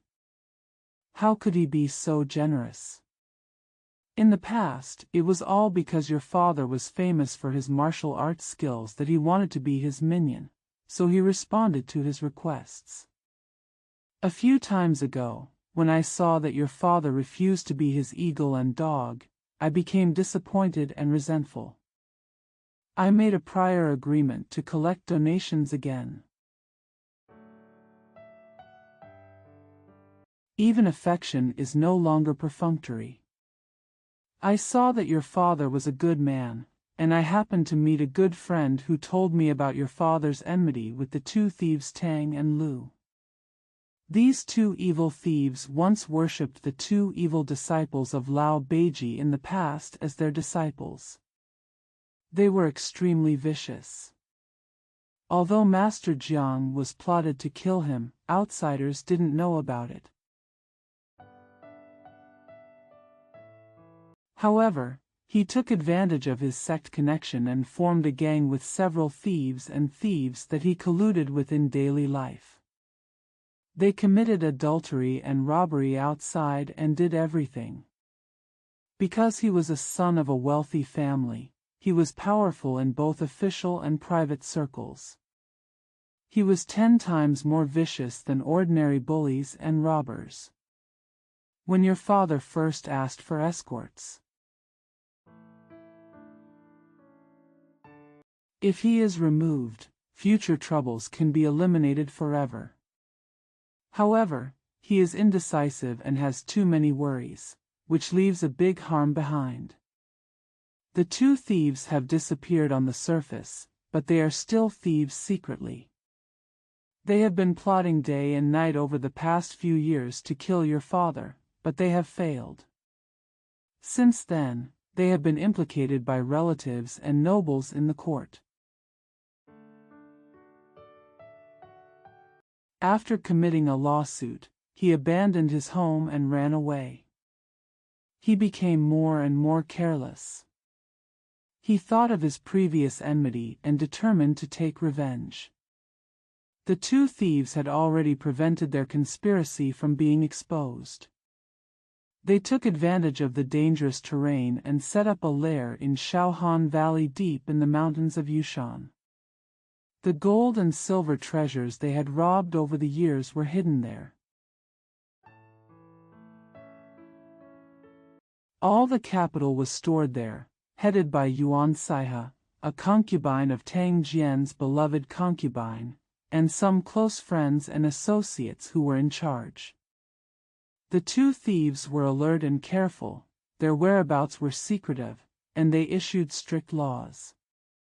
Only a limited number of us only recently became aware of the truth and the truth. Another lair where he interacts with outsiders is in Mengshan, Shandong. People say that the cunning rabbit has 3 dens. He has more dens than the cunning rabbit, and his traces are more secretive. Let alone outsiders, even his accomplices who have been with him for many years do not know about it unless they are sent there. Long before the lawsuit, he had made up his mind to plot against your father, and he had invited people to do it, but he had not yet launched an attack. After this, his plot became more urgent. We have hired an expert to seek revenge. This person's name is Xineng. He is one of the many people in Lao Beiji's sect.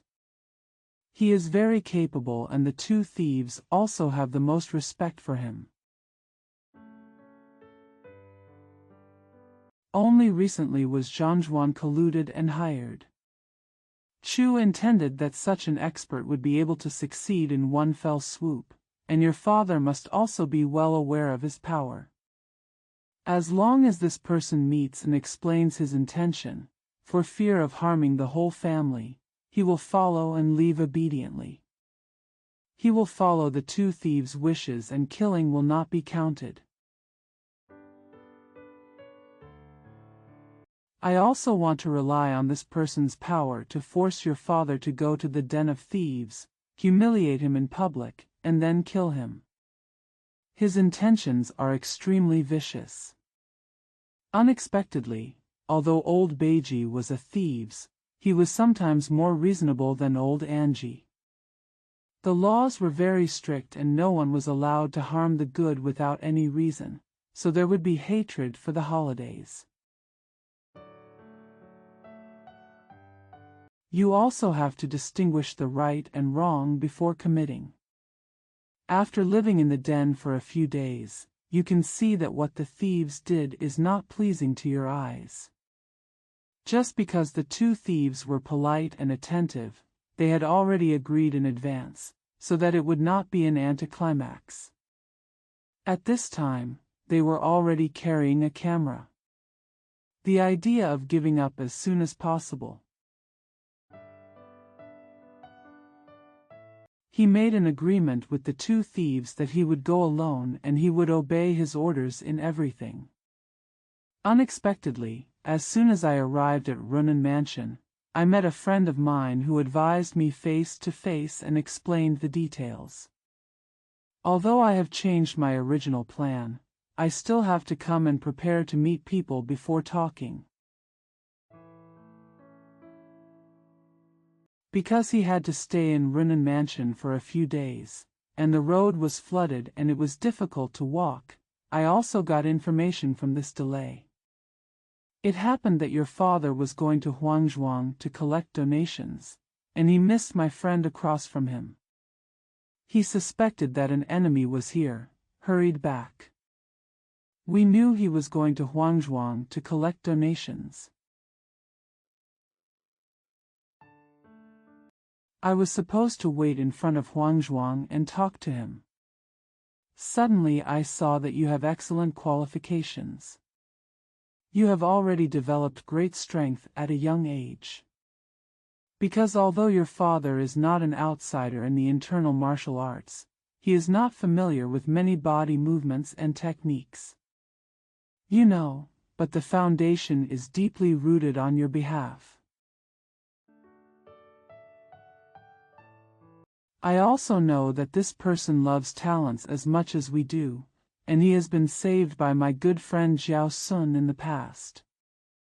I have been grateful for many years, and I once swore that I would definitely give in to the disciples named Jiao and never become an enemy. And what you learn.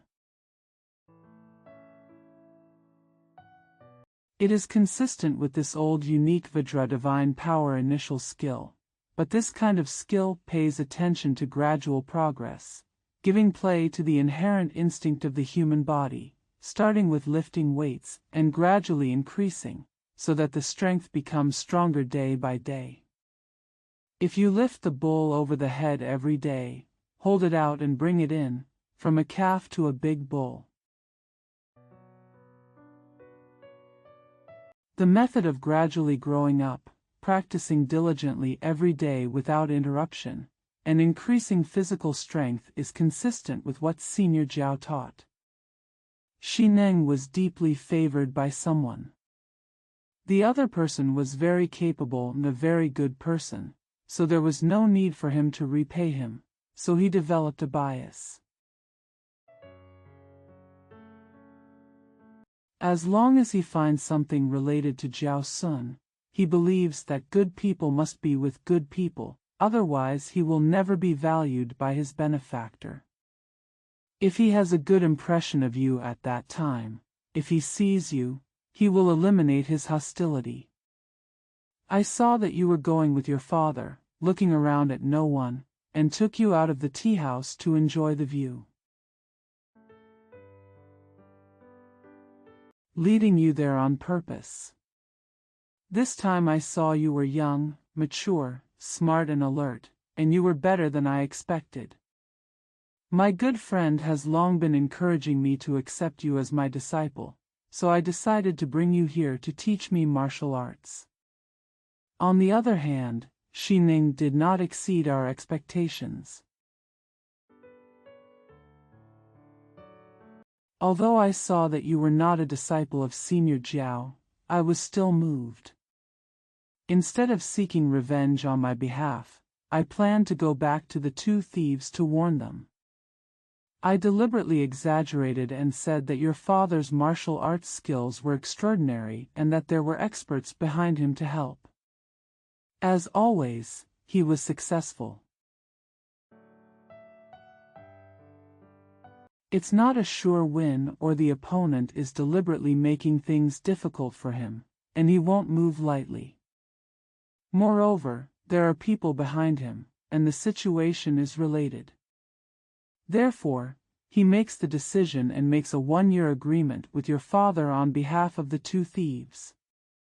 On the surface, it is helping the two thieves. I'm afraid that if he can't win with one blow, he will be in vain and lose his dignity.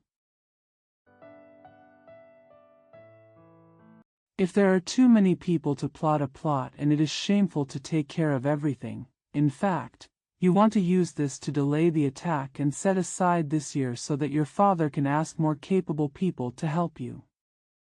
You can also find another master and learn from it. The cost leader is against it. And you are an ordinary farming family. You usually keep to yourself, and you don't have much money, so you can't make appointments with many people. Always be on guard. With a certain time and place, it is much more convenient to make appointments. This move has benefited you and your son a lot. When you came to Shinsai, I was on a date. I was scheduled to come back to meet you that night, but the old abbot Jiming accidentally injured two good people because of his unintentional mistakes in the past. Massacre, one suffers the most. After escaping from the violent storm, he fell into a ravine and passed out for 2 days and 1 night before he woke up. Although he escaped from a narrow escape due to this fall, he suffered so much that he became crazy and became vicious and powerful for the sake of the enemy. In the past, all his comrades and close friends were killed, leaving only his father, daughter, and a close friend and girlfriend who fled.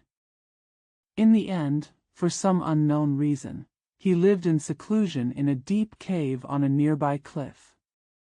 He wanted revenge for many years, all because of his madness. It gets better from time to time, but the roots are never eradicated. He also made a strong oath that he must take revenge with his own hands, and he has postponed it to this day.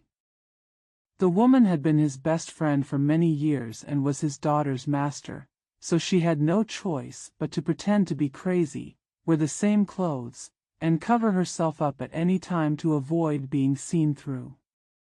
Her intentions were extremely hard, and her life was even more difficult. However, these three men and women have always been stoic and unremitting.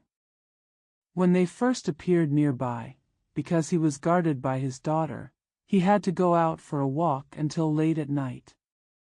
The woman pretended to be crazy. After many years, her appearance has changed, and she concealed it very skillfully. And I had only met him once or twice before. Although Master Jiming was a little suspicious, he didn't realize it. He ordered people to help him several times, but was rejected. Every time they met, they talked crazy words, with different colors, good and evil, and hard to grasp. It wasn't until I was living here that I came back in the middle of the night and saw him looking at the moon, and I realized that it was really him. Uncle Jiming was panicked after receiving the letter. He kept on guard for several days without any incident, and only then did I see his intention. After a while, the woman's master and apprentice were seen killing Zhao Rongchuan, a bully outside the county town, and took the body to Zhao's house in person, forcing them to bury it themselves. They are not allowed to reveal it to others, and they are even prohibited from performing Buddhist services. The three of them had not taken action for many years. According to this situation, Master Jiming and his disciples became more suspicious. Recently, they found him walking around the temple. Not once, they even complained to heaven and mentioned Jiming by his old name. Now even I am worried. The most worrisome thing is that this person suffered a lot in the past and had a lot of hatred. Once we meet, he will be enraged and crazy. He is also very capable. We can't take him lightly. Wouldn't it be embarrassing? Master Jiming asked me for help again and again, so he pretended to go out and took the time to hide back. Together with Jiming, he stayed in the secret room opened by the fierce monk. While looking for someone to come here to decompose, he was secretly on guard to spy on his traces. I had long expected that he knew I was here and his actions must be kept secret, so I have not met you for the time being. Later I heard what Fakin said. You prepared several drinks and meals for me, but he ate them all. You also knocked people down beforehand. You knew that you had no evil intentions towards you. Now that you have found this, it is suspicious. And for him to leave without telling you is also an old illness. This is a sign that although the master and the disciple will be together, you will not be harmed. However, Master Jiming is worried, and he is afraid that he might want to ask me to say hello first. This person is stubborn by nature, and if you don't listen to him, you will inevitably misunderstand him. Listening to him will hinder Master Jiming, so he has to stay aside. I've been spying secretly every night, but I can't think of an idea to help the two sides resolve their differences and reconcile. It happened that you were righteous for a moment on the way and helped Su Tianqing and his wife fight against the evil horse-riding thief Xiao Bailong Baiqiang with 2 swords. Unintentionally, he used his daily strength to hurt his beloved horse and forged a deep hatred. When I met you, I saw you dressed as a peasant and with a local accent, so I concluded that your home was not far away. 2 powerful disciples were sent to visit nearby. Because you once inquired about the direction of this temple, you were actually visited. The incoming thief did not know that I was here, nor did he expect that there were 3 other Tai Sui. Even the monks in the temple did not have any easy to bully, and they had many ears and eyes, so the person who came here was arrogant and arrogant.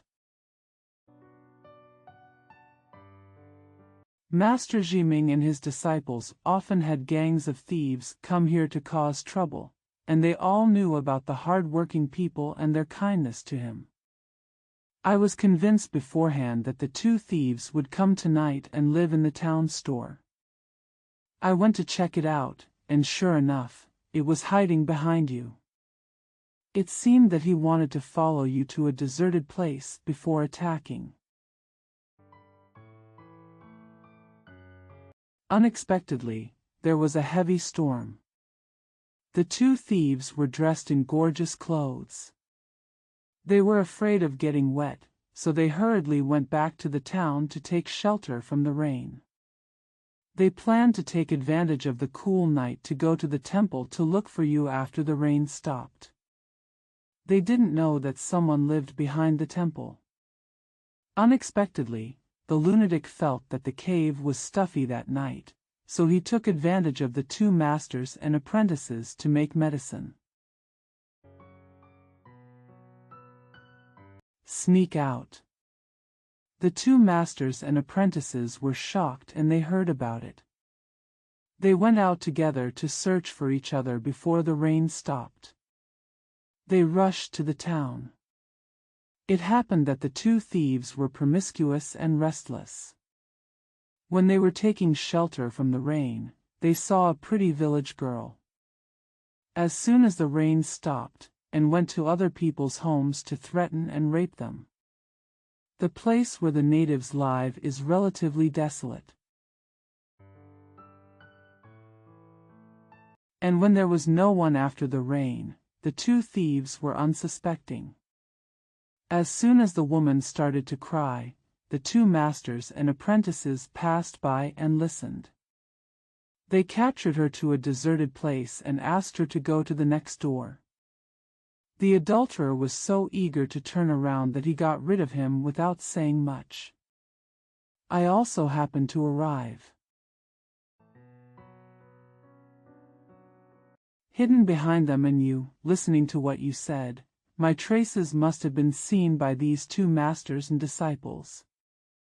The 3 of them have very good breath.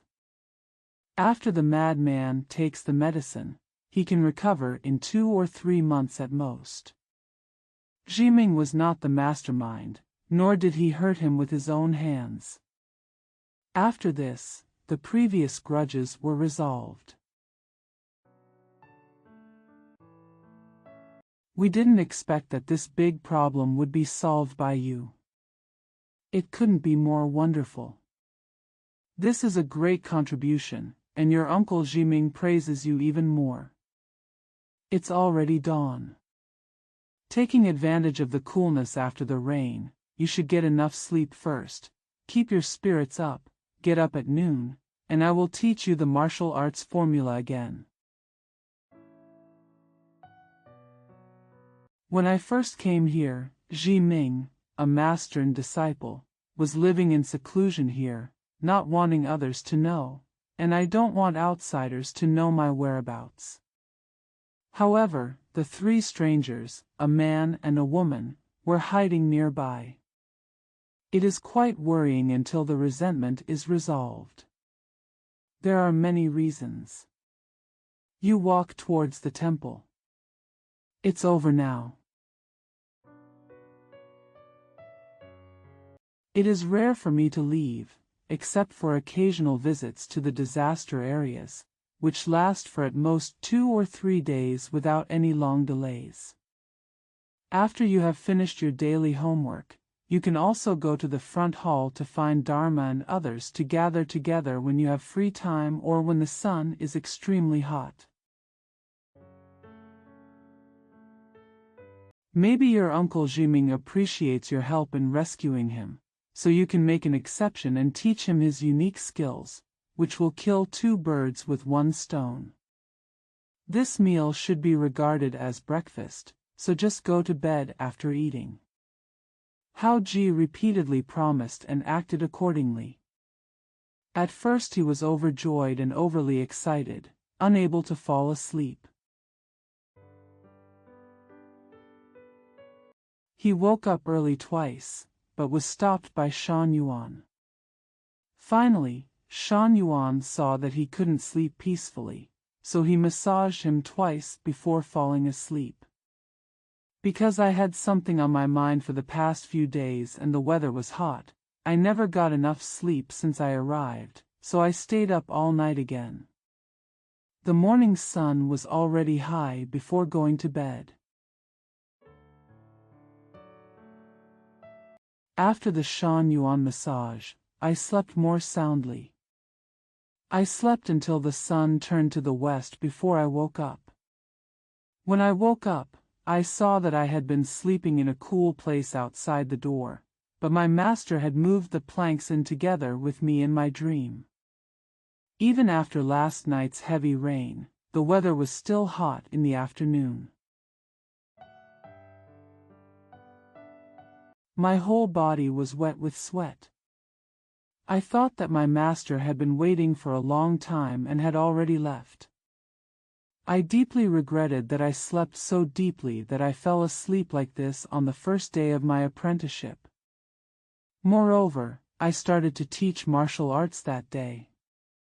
Although I thought that my master had a very good tone and never woke me up, in the end sorry, I wonder if you are offended? I felt anxious. Goodbye, my body was muddy and messy. Not only was it uncomfortable to sweat, but the fumigation caused by the smell of sweat also caused a lot of inconveniences. I hurried outside to see where the master was, so I had to go back inside, took my clothes, and hurried to the stream to wash up. I washed my wet clothes and hung them up, and ate some cold rice. I saw that master left after dinner and there was still food left, so I was afraid that something would happen again. If he left and never returned, he would miss the opportunity. I don't know when I will be taught. If you want to go and ask, Master only said last night that he would look for it in the future. The monks in the temple should go there on the same day for fear of causing discord. Planning. Fakin suddenly came over with a happy face, and said after entering the door, "Congratulations, junior brother, last night's false alarm has won the respect of all the teachers and seniors, and there is no doubt that you will achieve great things in the future. Third junior uncle knows that you have not slept well for many days in a row, and you have been in danger. It's inevitable that you will be tired, so I specially ask you to sleep more. It's hot today and I don't have much to do. I went to the front to chat with my master. I just had a lot of iced watermelons. I ordered me to take a look. When you wake up, you can go to my master's room to rest and eat melons. Maybe there are other things. Intention. Judging from your demeanor, I think you have been awake for a while and have changed your clothes.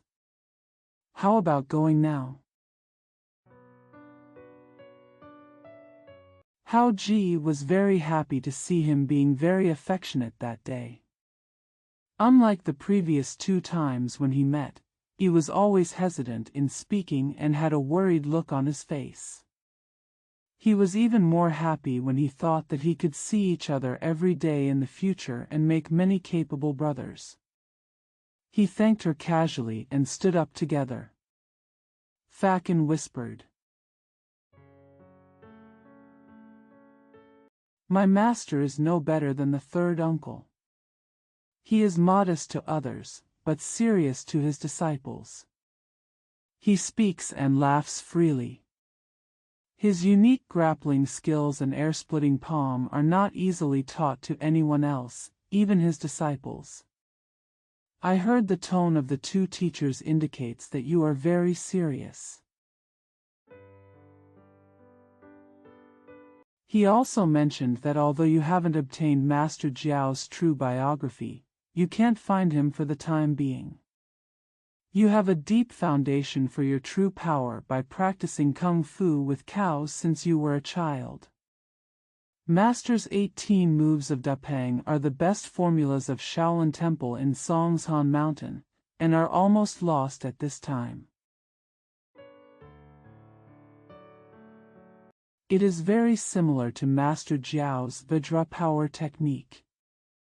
Not only can you learn it once, but you can also master it quickly. I think Master has great intention to teach it. To be honest, I have been studying under my master since I was a child, and many of my fellow disciples have mastered all kinds of martial arts. Only the 18 Dapeng-style grappling skills were taught to only 2 people. There is a second senior brother who is far away in Yunnan and has never been a monk with me. He is a disciple that Master accepted in the past. He is more than twice as old as me. He is considered to be the most capable. I have only seen 2 faces. His name is Zhang Ji. Nicknamed Mr. Justice of Good and Evil. The other one is my 6th senior brother Fayun. He was the one who used the golden stake and sky-holding hand skills when he first came to the temple that day. He held many people in his hand and stood on the ground independently. Although he had learned it for 2 years, he could not do other techniques. I learned almost all the body skills. It's just that the true power is not yet home. Don't say that the master is willing to teach it lightly, but he is willing to teach it. If you suffer from a lack of basic skills, it will be difficult to learn the merits. For this matter, I have secretly worked hard to hone my strength. Although I am not as good as you, I may have hope if I continue like this. Follow the rules of the school. Disciples are not allowed to teach privately. Master means a lot to me, but I dare not ask. This kind of true teaching, if you don't know the formula, you won't be able to learn it even if someone is practicing by the side and you can draw the talismans according to the book. Unfortunately, the person will be injured. I don't dare to ask you to send it privately, I just want you to tell me the truth. Not sure if that's possible? Hao Ji is an enthusiastic young man, and Fakin is the first good friend he has made. Seeing his eagerness, he agreed and asked how to explain. Fakin said happily, "Master, just don't mention this matter. If you are willing to speak, you must teach. You only argue that you are young and just learning. You want me to give you some guidance. Master knows that you misunderstood that I have already mastered it. If my prediction is correct, I will definitely teach it to you together. Otherwise, if you have something to say, I will know Master's intention. Hao Ji naturally agreed and said with a smile, I am young and just beginning to learn, and my foundation is very shallow. I have seen that all the senior brothers are much more powerful than me in practice, some of whom I have never seen before. Sixth senior brother Shan Na's magical power to support many people is much greater than mine. How could I do it quickly? His real power is worse than mine, why? Fakin smiled and replied, Junior brother, you are the son of a famous family. From what the third master said, although he is not a very high professor, he is not bad at all and has not taken any detours. Why don't you understand? Don't look at the sixth brother's hands stacked flatly, stacking the tower as if he were holding 7 or 8 people. It seems that he is much stronger than you lifting the cow for a show, but in fact most of it is skillful. The people above have already offset 67 out of 10 of the weight on both sides, and they have all learned Qigong well. Each level is connected with each other, lifting qi and lightening the body, with less weight but a lot of weight. Add 2 more. Even though the person on the upper level was only a master of Qigong, he could lift it up. It looks beautiful and surprising, but although its true power is not small, it is not too strong. You have strong physical strength and good nature, and you have inherited it from your family since you were a child. From the age of 10, you have used perseverance to carry a cow from small to big several times day and night, carrying it in and out, and holding it in your hands from time to time. Feel free to tease. His hands are the most ingenious. Not only do they become better and better with use like his mind, but also because of his persistence, his abilities naturally increase and even his form changes. You don't realize it yourself, just looking at your 2 arms, they are much longer than ordinary people. It's almost above the knees, and your hands are wider than others, with longer fingers, you can tell. This is still a combination of internal and external martial arts, not just brute force. The muscles and bones all over the body are condensed and the muscles are solid. It is not an expert. Apart from the growth of the arms, it is not easy to see other things, otherwise the hands and feet would be thicker. Among my 10 or 20 brothers, there is no one else with arms like yours. Once taught skillfully, they will soon succeed. You have never started, but you have already developed such a good foundation. You are like an uncarved jade. How can you compare with you? If the 2 teachers don't think you are an excellent material, they won't value you so much. Hao Jijing was telling the girl what she had asked him to do with melons, when he suddenly saw 2 young monks walking in front of him. They were the 2 water carriers he met that day, and their expressions were different from before. One of them was Fayun. They greeted each other and chatted for a few words. They had almost finished walking along the corridor and walked around to the back hall. There were monks in both side halls and in the shady area next to the hall, 2 or 3 people together, each guarding 2. The watermelon is a joke, but it hasn't been eaten yet. Hao Ji heard that the old abbot had divided the melons. When he arrived and was eating together, all the monks respected their master and were waiting. Feeling uneasy, they hurried in following Dharma diligently. Jiming Zen House is located in a side courtyard, with windows on 3 sides. The room is quite tall, and the doors and windows are wide open. There are more than a dozen sycamore trees planted on the front and back sides. The trees are tall and provide deep shade. There are 2 wisteria trees and some flowers and trees planted on one side. The house is filled with greenery and is very cool. The bamboo bed pillows in the room are clean and dust-free.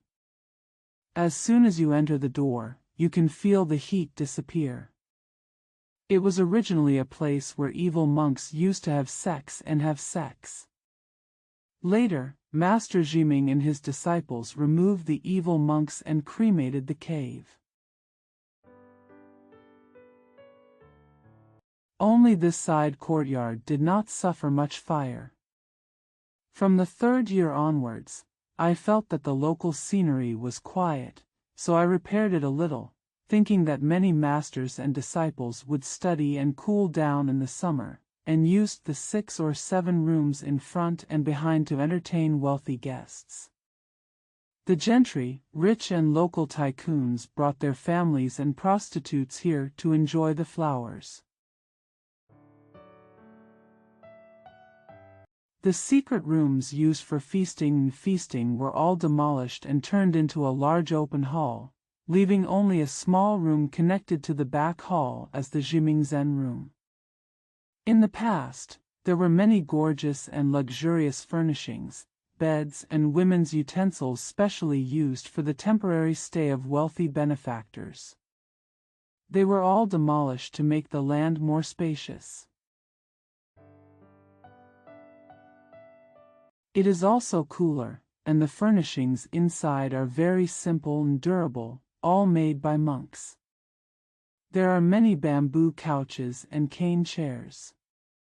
There is also a large open space in it, with a few textile utensils placed in one half, and the other half is where the haters practice martial arts. At this time, all the monks shared the watermelons and went outside to eat. Only 3 or 5 were sitting in the northwest corner, and 2 of them were reading books. Shan Yuan and Jiming were sitting opposite each other on the bamboo couch by the south window with the densest vine shade. They were talking and laughing. It looked like the relationship between master and disciple was very casual. It's not as serious as Fakin said. Before the 2 of them got close, Jiming had already turned back to greet them. Hao Ji hurried over and was about to pray when he was grabbed by Jiming and said with a smile, "I'm really sorry for you these days. I had no choice but to become a monk. Your master repeatedly urged me to return to secular life, but he refused.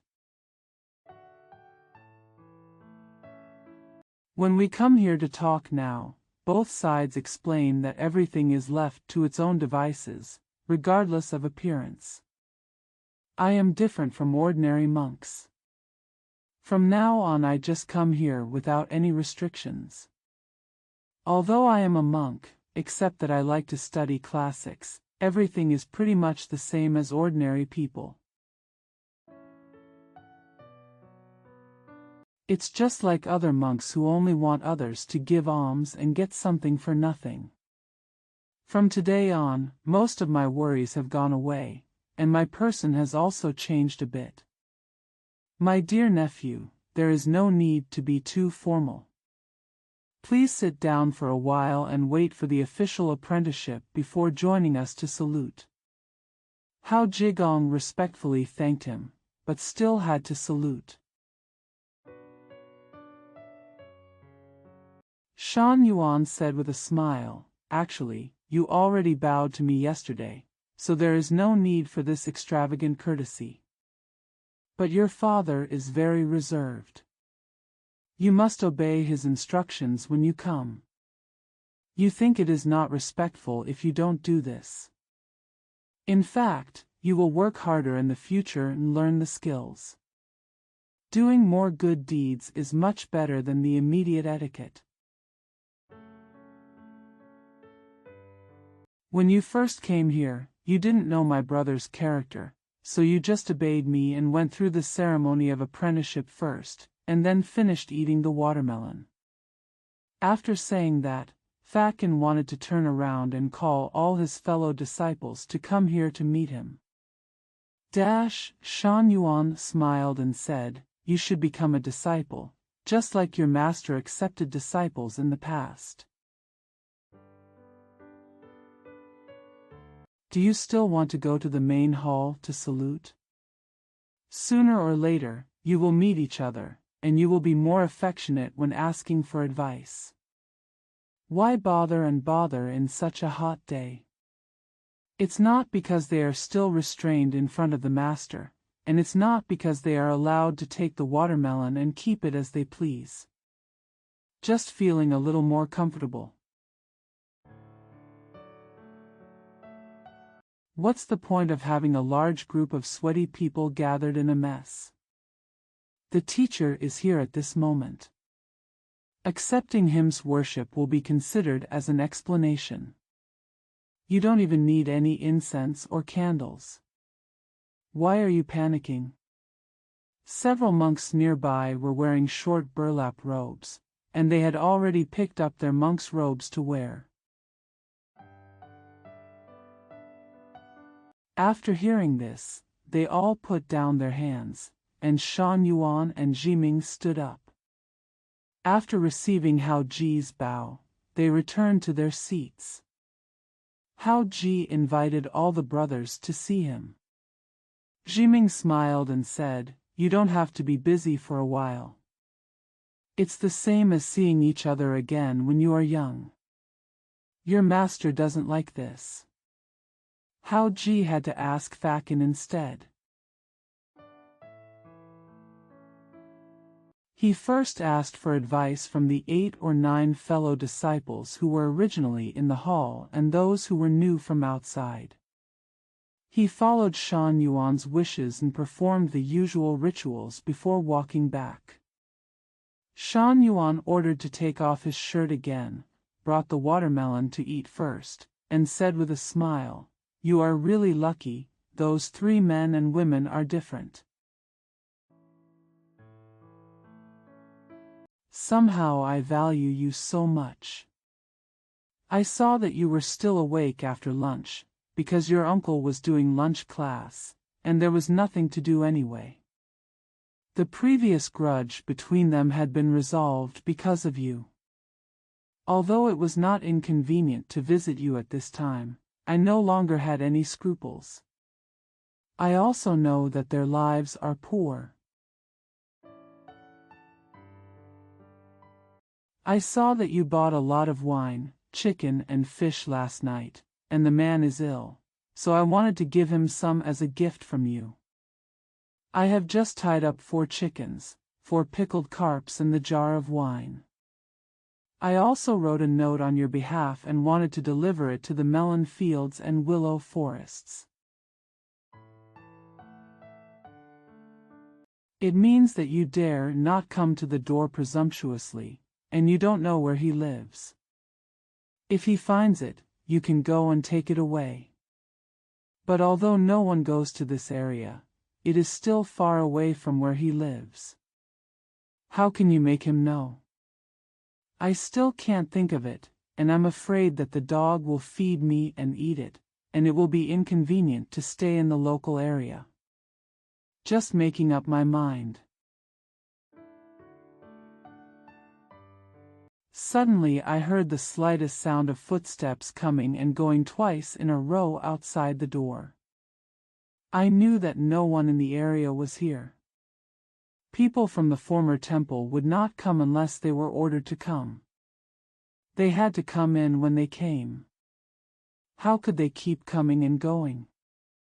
I felt suspicious in my heart. When he looked over the fence, he saw that it was his daughter who had just retreated, her feet very fast.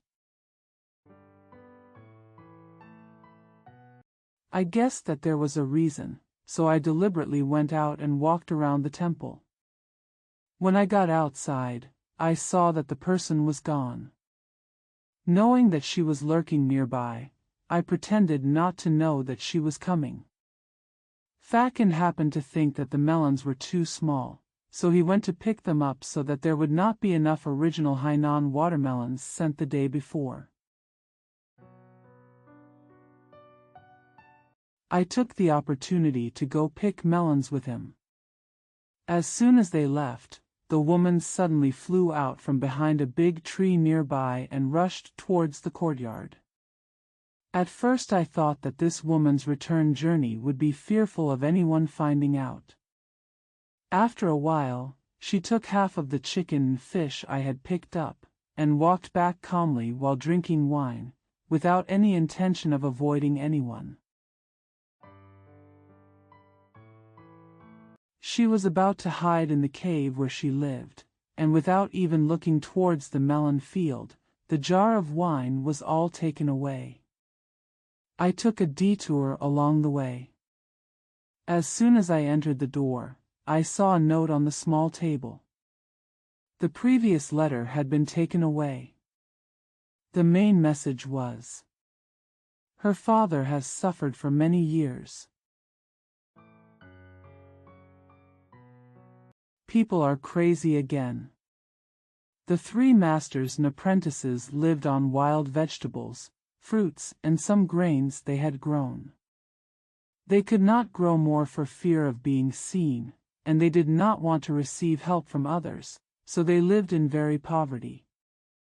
When I first arrived here, Master Nai still had a lot of clothes and bedding, which were left over from his youth, although they were not new. It was still intact, and inside it was a large bundle of animal skins that had been taken from the mountains.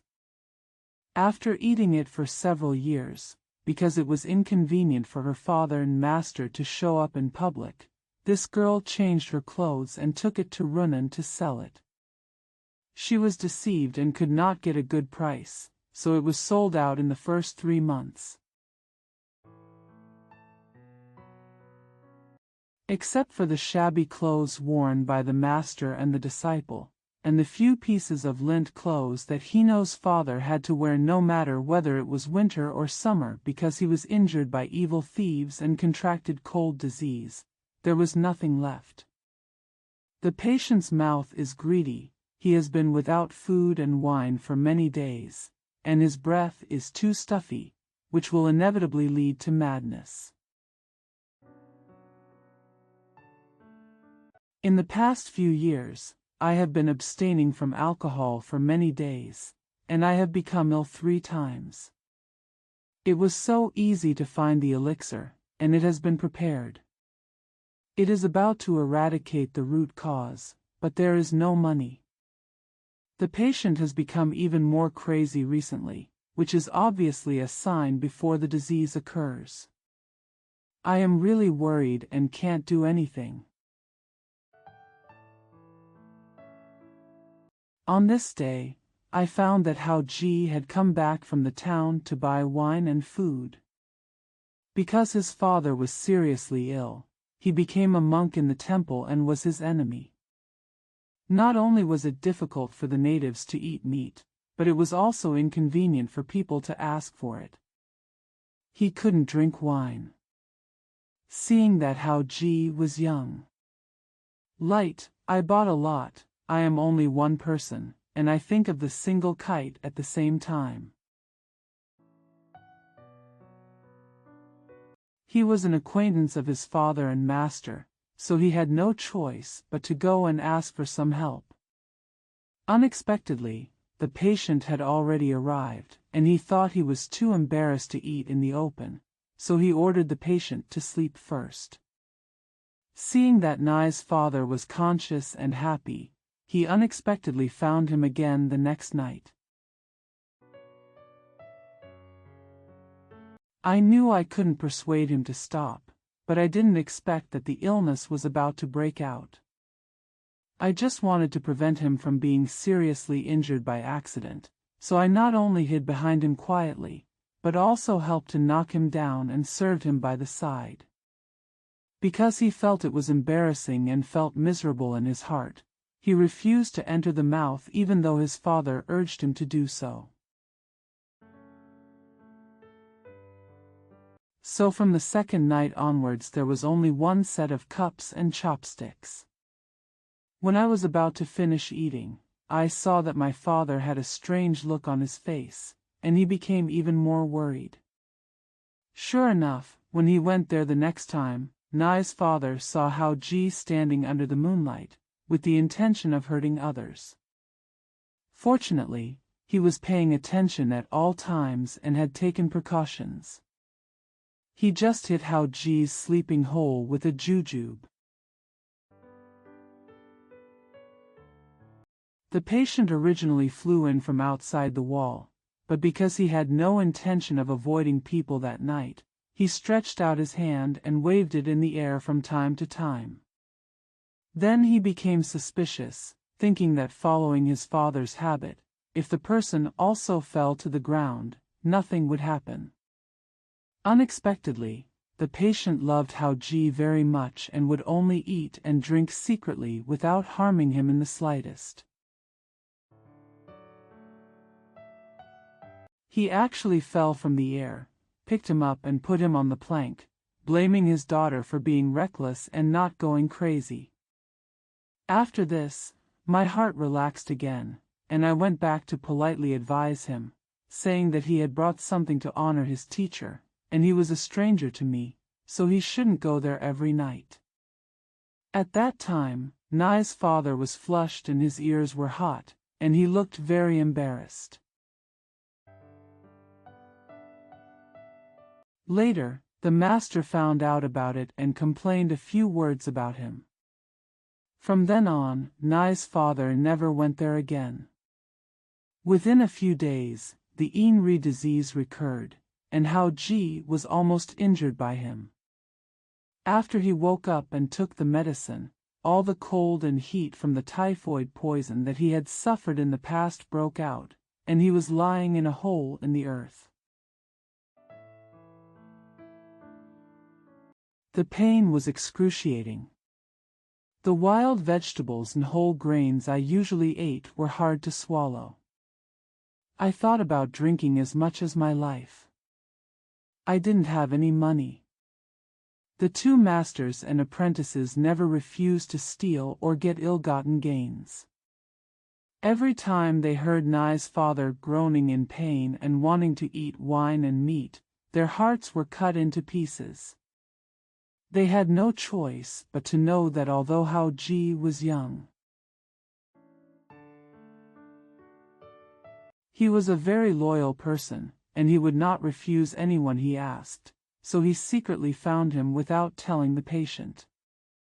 When I got outside, I remembered that Nai's father would regret every time he ate, blaming himself for his lack of future, and said that Hao Ji was a child, a long-time master, and he must be from a farmer's family by looking at his clothes. How much money could he have around him? I have to prepare to honor master. How can I go to disturb him? The next time we met, before taking the medicine, he even said that Hao Ji was doing well, regretted his past mistakes, and almost shed tears. If he is found out, he will never agree. Besides, the two parties are strangers and just had a quick meeting last night. If he is not his father, he will get sick in the future.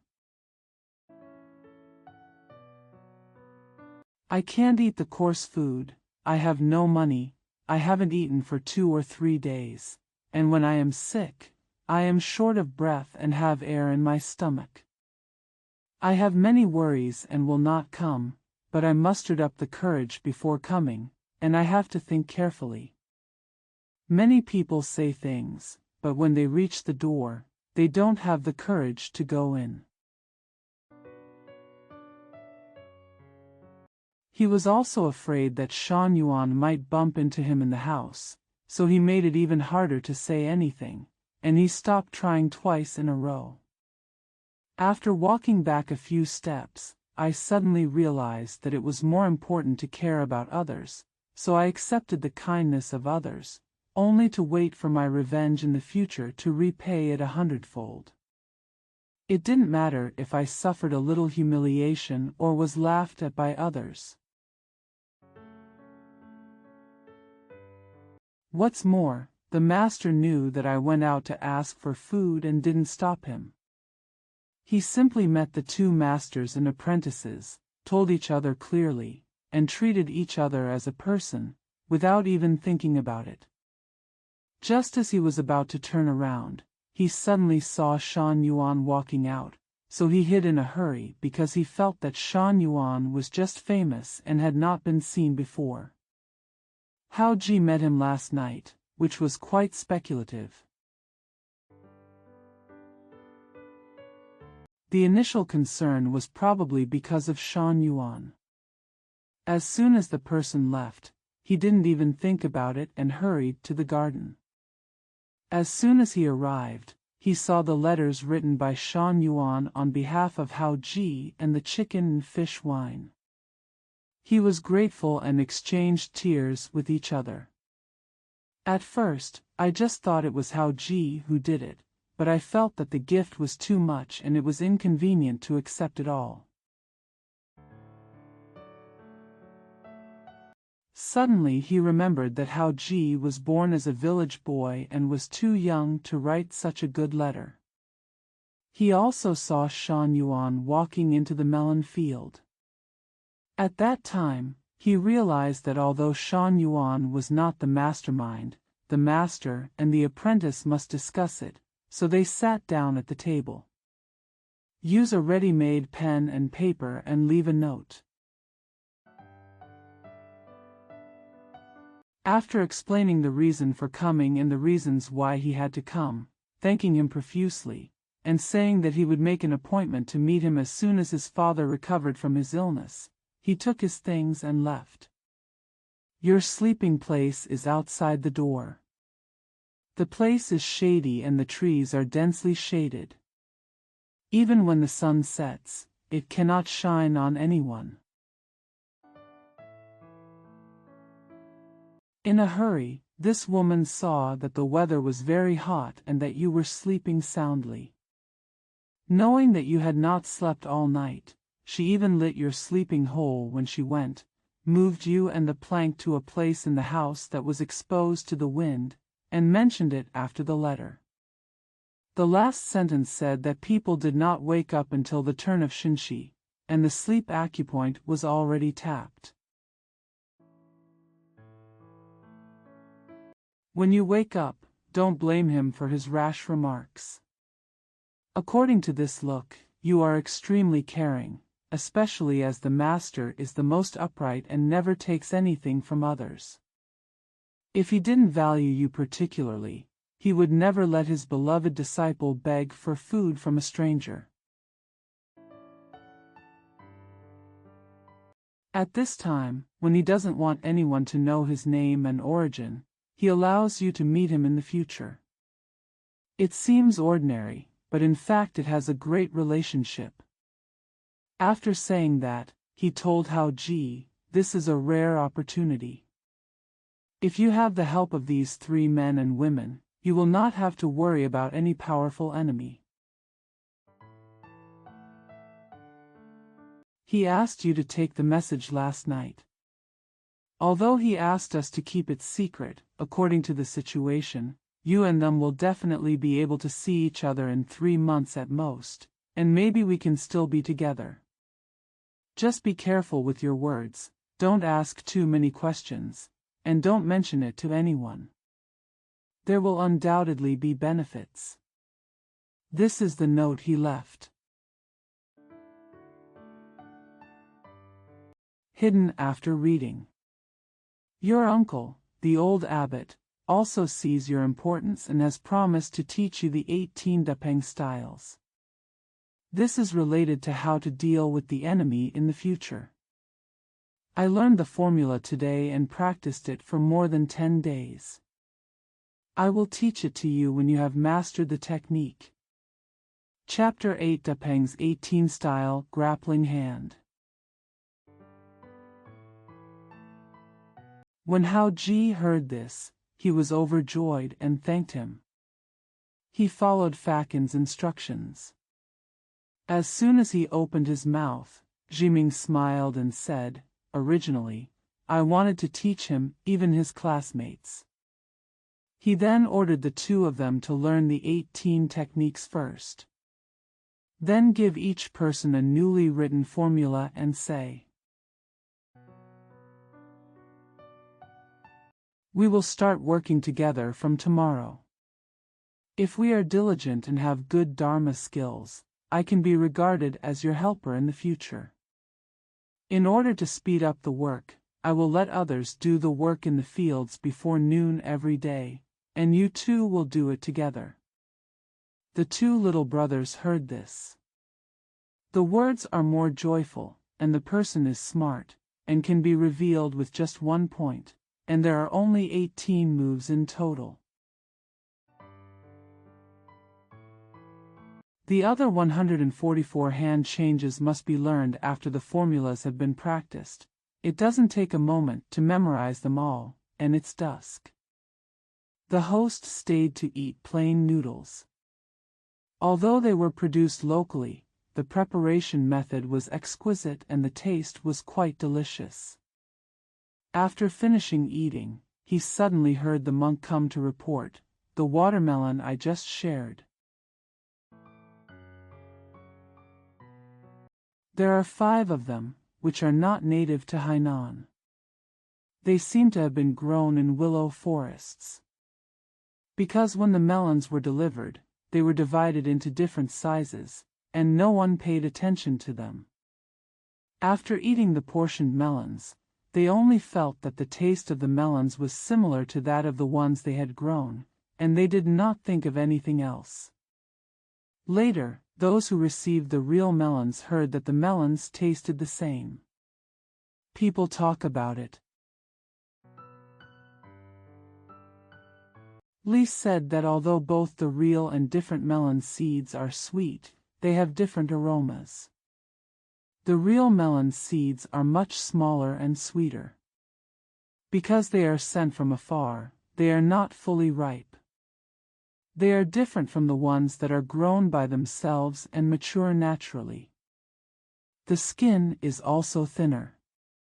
Comparing melon seeds and melon rinds again, it turned out that they were both fake and had clearly been exchanged. The monks in the temple would never do such a thing if they stayed together day and night. Moreover, although the melons they mixed were of the same kind, they were produced in the year behind the temple and not elsewhere. It is absolutely unreasonable to say that the melons were exchanged in secret.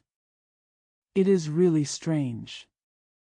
Hao Ji naturally understood, but at the request of the girl, he ate all 3 big melons. Fearing that Fakin would be exposed, he glanced at him. Fakin understood this and was afraid of being asked by his teacher. He didn't dare to hide it. He said that he was sorry for Hao Ji and was in a dilemma. Unexpectedly, although Master Nai looked surprised and doubtful when he heard this, he lowered his head and thought, but did not speak. Shan Yuan even smiled and said nothing, and then looked at each other. They all turned to smiles and ordered everyone, "There is no need to talk about this matter anymore. Maybe the person who sent it could have some seeds elsewhere." Because the gift was too few, 5 more were added. Otherwise, the melons would be piled up in the side hall. In such a hot day, there would be people up and down the hall corridor day and night. He is no match for him. If someone steals a melon, there is no reason why he should not be seen. Besides, if the other party can just take it away, why bother to make up for it with local production? All the monks also retreated. They all stayed together during the noodle season. Hao Ji had his father's orders, but for fear of neglect, he even greeted the two cooks separately. Everyone saw that he was sincere and humble to others. There is no hypocrisy. All are speculating. Hao Ji also asked the disciples that there must be a gathering for exercises every 3 days to show their strengths. Perform in public, sometimes fight back, you can also join in. I really want to be able to practice with others in order to improve, so naturally I am willing, and I agreed at that time. After following all the brothers, I asked for advice. Shan Yuan then told Hao Ji, the monks in the temple each have their own specialties, and at the same time they have to farm to support themselves. From then on, every morning, you and Fakin will practice the 18 Dapeng postures together. After you learn it, after a few days, I will simply not be able to learn the Fa. Teaching together diligently. Every 3 days, when the meeting is due, you come here again and it will be easier to enter the country. After that, we talked for a while before saying goodbye. After returning to the back garden, Hao Ji accompanied his master and took a bath in the stream, because he felt that the 3 men and women were extremely poor. Want to send the money you have around you to the app? Shan Yuan said, there is no need for this. You will not accept it even if you give it away. This stranger is addicted to alcohol. If he had not been drunk in the past, he might not have suffered such a tragedy. He would never give money. There is plenty of food in the temple. There are still several loads of fine grain left. Tomorrow, take a load, add the vegetables I produce here, buy some raw and cooked broilers, and easy-to-store dishes, and send them to Willow Forest. Also include a gift letter, simply stating that you are trying to kill your father because of the enemy. Came here to study as a disciple, and saw that the 3 of them were highly capable. I admire you very much, and you know that you need to be nursed back to health when you are sick.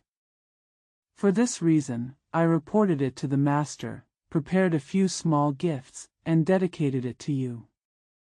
Because I didn't know where you lived, I didn't dare to disturb you. I left it in the forest and asked him to pick it up. Or if you have never seen it, you should send it to the nearby Tuya and ask them to remember you and respect you. Don't take no for an answer. He came here when you asked for something, and wanted him to help you and give you gifts to please him. Just like a normal person, he wouldn't accept them, but he owes you first. You are young and he likes you. I expect most of them will be accepted in the future. I'll repay him later. His daughter may have to meet for this. Disc details. But don't show any intention of begging him. First of all, a person needs to be self-reliant. He must first have the skills himself. If he is really not good enough, he can only ask for help. Young people should not be dependent first. Secondly, for your matter, as long as the two thieves don't invite the two most capable disciples of the two thieves from the North Pole and the South Pole. Don't say that we still have help, you and Fakin can probably do the job. This is just a precaution, and it has other purposes. You will know when the time comes, and you will just do what I say. There is no need for me to accompany my daily meals with the wine and food that I served overnight. I can only use what my master and apprentice produce in their vegetable gardens. There is so much to eat first. There are 3 tooth offerings every month. I know you are the most diligent and thrifty person, so you don't need to spend more in the future. Hao Ji repeatedly agreed and rested with him. He got up at dawn the next day and saw that the master was still awake and had just finished washing. Fakin came to find him for fear of alarming the master. We went to Lulin together and practiced kung fu for a while, figuring that the master had woken up. Just as he was about to look back, Shan Yuan suddenly came over and said, "As I said last night, I have asked someone to prepare it, and it will be delivered before dusk today. To prevent it from going rancid, I only bought 3 or 4 kilograms of raw meat, and the rest can be stored thing. There are also more than 10 live chickens, which are put in cages and pass through the partition wall to prevent them from being careless. You don't have to cook breakfast in the future, so as not to delay your studies. When the sun turns to the west and all the things are delivered, you pick this place and hang it on the tree to see if he comes to get it before you worry about it." Hao Ji acted as he said. In the afternoon, things arrived, including all the condiments. Fakin sent some watermelons and put them in the well to freeze, and wanted to add them to the well. Shan Yuan said with a smile, "This is not possible. I will first assume that those 3 big melons are gifts from Dharma Chin. If I had known about this earlier, I would have saved myself a lot of worries. If he really wants to become an enemy, he will never take anything from others. Although he feels that it is his father who has eaten your wine and food, I'm sorry, but if he had not heard the master's tone, he would never take anything from others, let alone himself. I even ate too. Just send it like this." Hao Ji heard that his master had seen through it, and his face turned red. He still kept the girl's words and did not answer any more. He hurriedly picked a gift and sent it to the willow forest. He hung it on the old tree trunk, deliberately holding a pole and jumping and shouting in an obvious place. After waiting for a while, seeing no movement, I had to turn around. On the way, I was worried that the other party would not know that the wilderness behind the temple, although no one came, was unguarded. Not to mention there were many dogs and yellow wolves, so I kept my heart in mind, so I stayed and watched for a while. Seeing that it was getting dark, I was afraid. Master has been waiting for a long time and is impatient. Perhaps he has something else to do and is about to turn around. Suddenly, he saw a small black shadow galloping towards the willow forest in the dusk, waving towards him. When he looked closely, he saw that it was the girl in black. Hao Ji had been attracted to the girl since the day he saw her.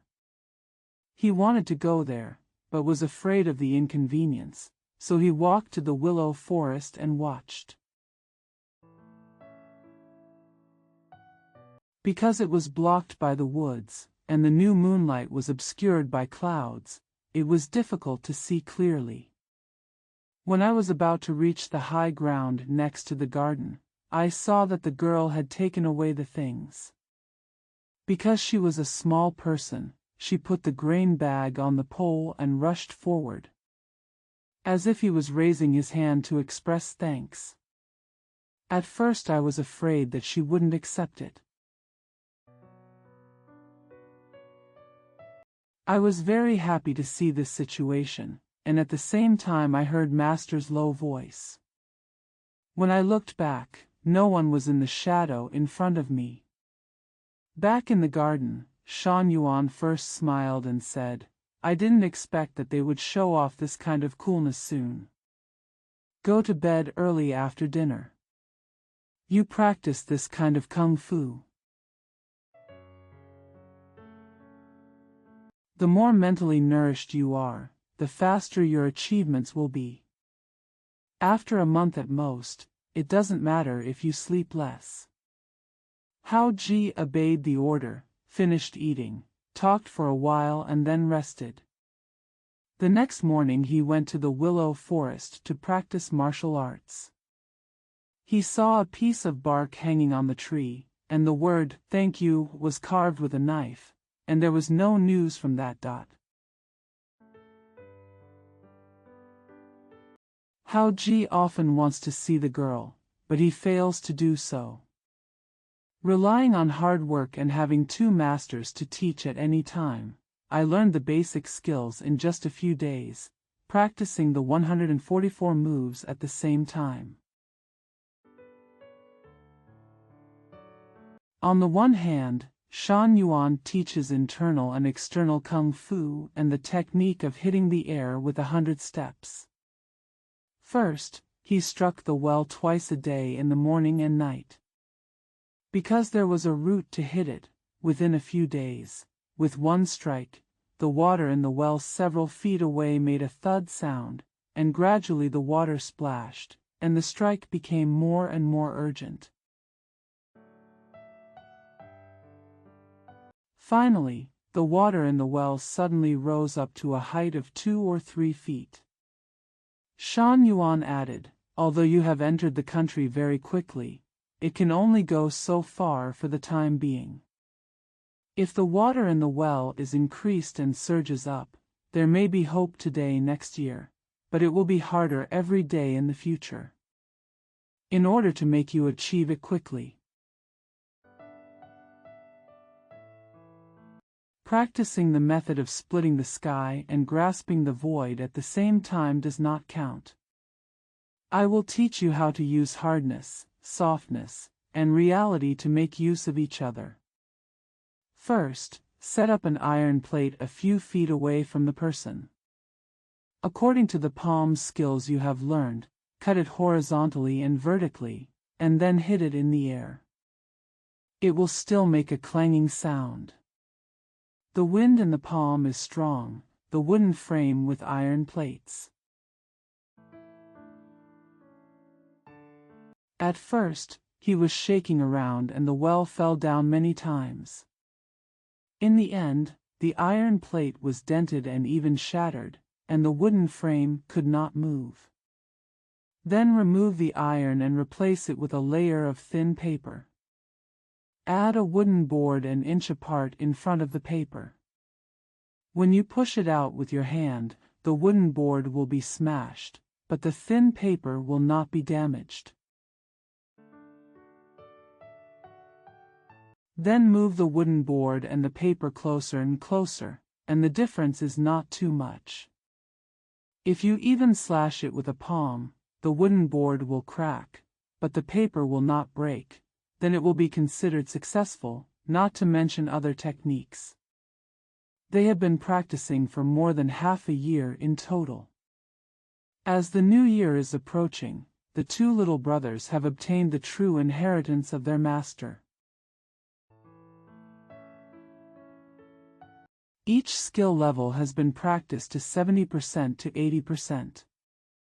In the meantime, Hao Ji missed the girl and wanted to see the three strangers, so he went to the willow forest every day and looked over the cliff while practicing, but he never saw anyone. I wanted to give something more, but Master stopped me and said, "This can only happen once and never again. Receive them all according to the number, and you have become one of your own." There are not many of them, and the 300 kilograms of fine grain is enough for them to eat. The two masters and disciples of Chu-yi once said that the disease can be eradicated in more than a month, and the person will recover within 2 or 3 months. Perhaps we could see him again after recovering from his illness. But more than 3 months passed by and there was no trace of him.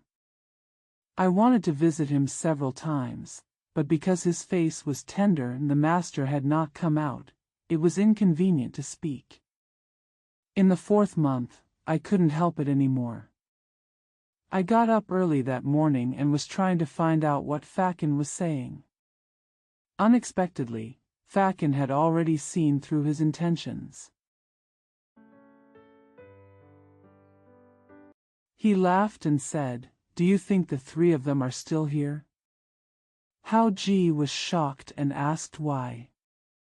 Fakin said with a smile, "Although these 2 seniors never go out late at night, Master, since 2 thieves led a group to attack in the middle of the night, not only do they have fellow disciples watching every night, but they also have more eyes and ears nearby." They were out and about, and 8 times out of 10 we saw them secretly.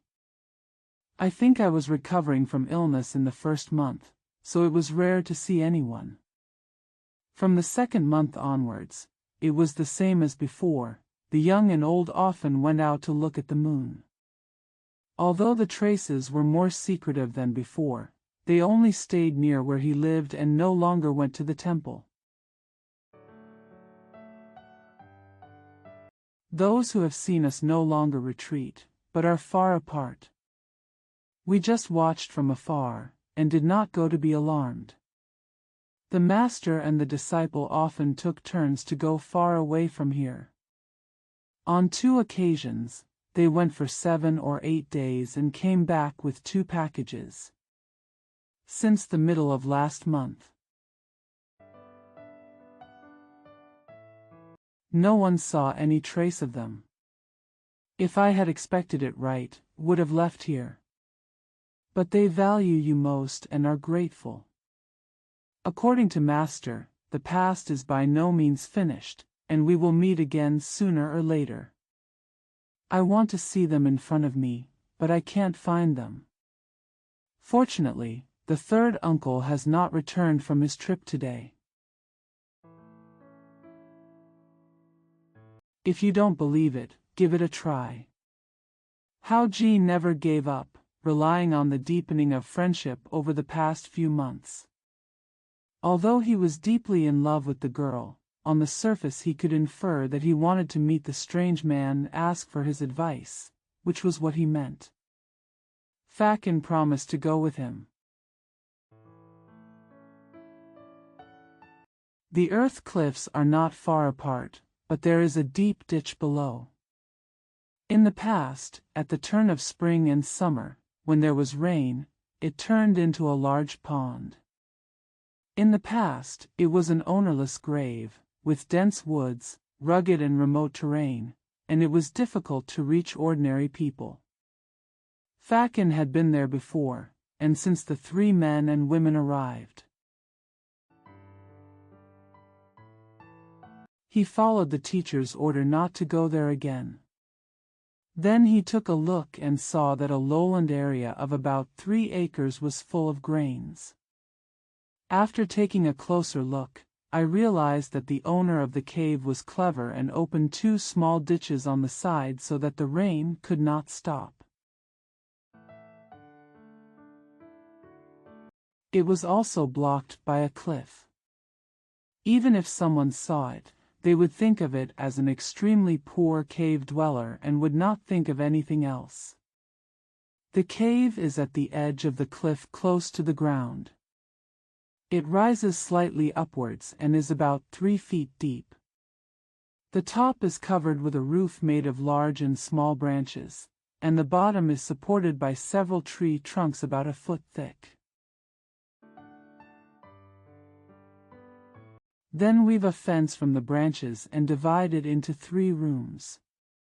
There is a small stove outside the mouth, and most of the utensils are made from local materials and made by hand.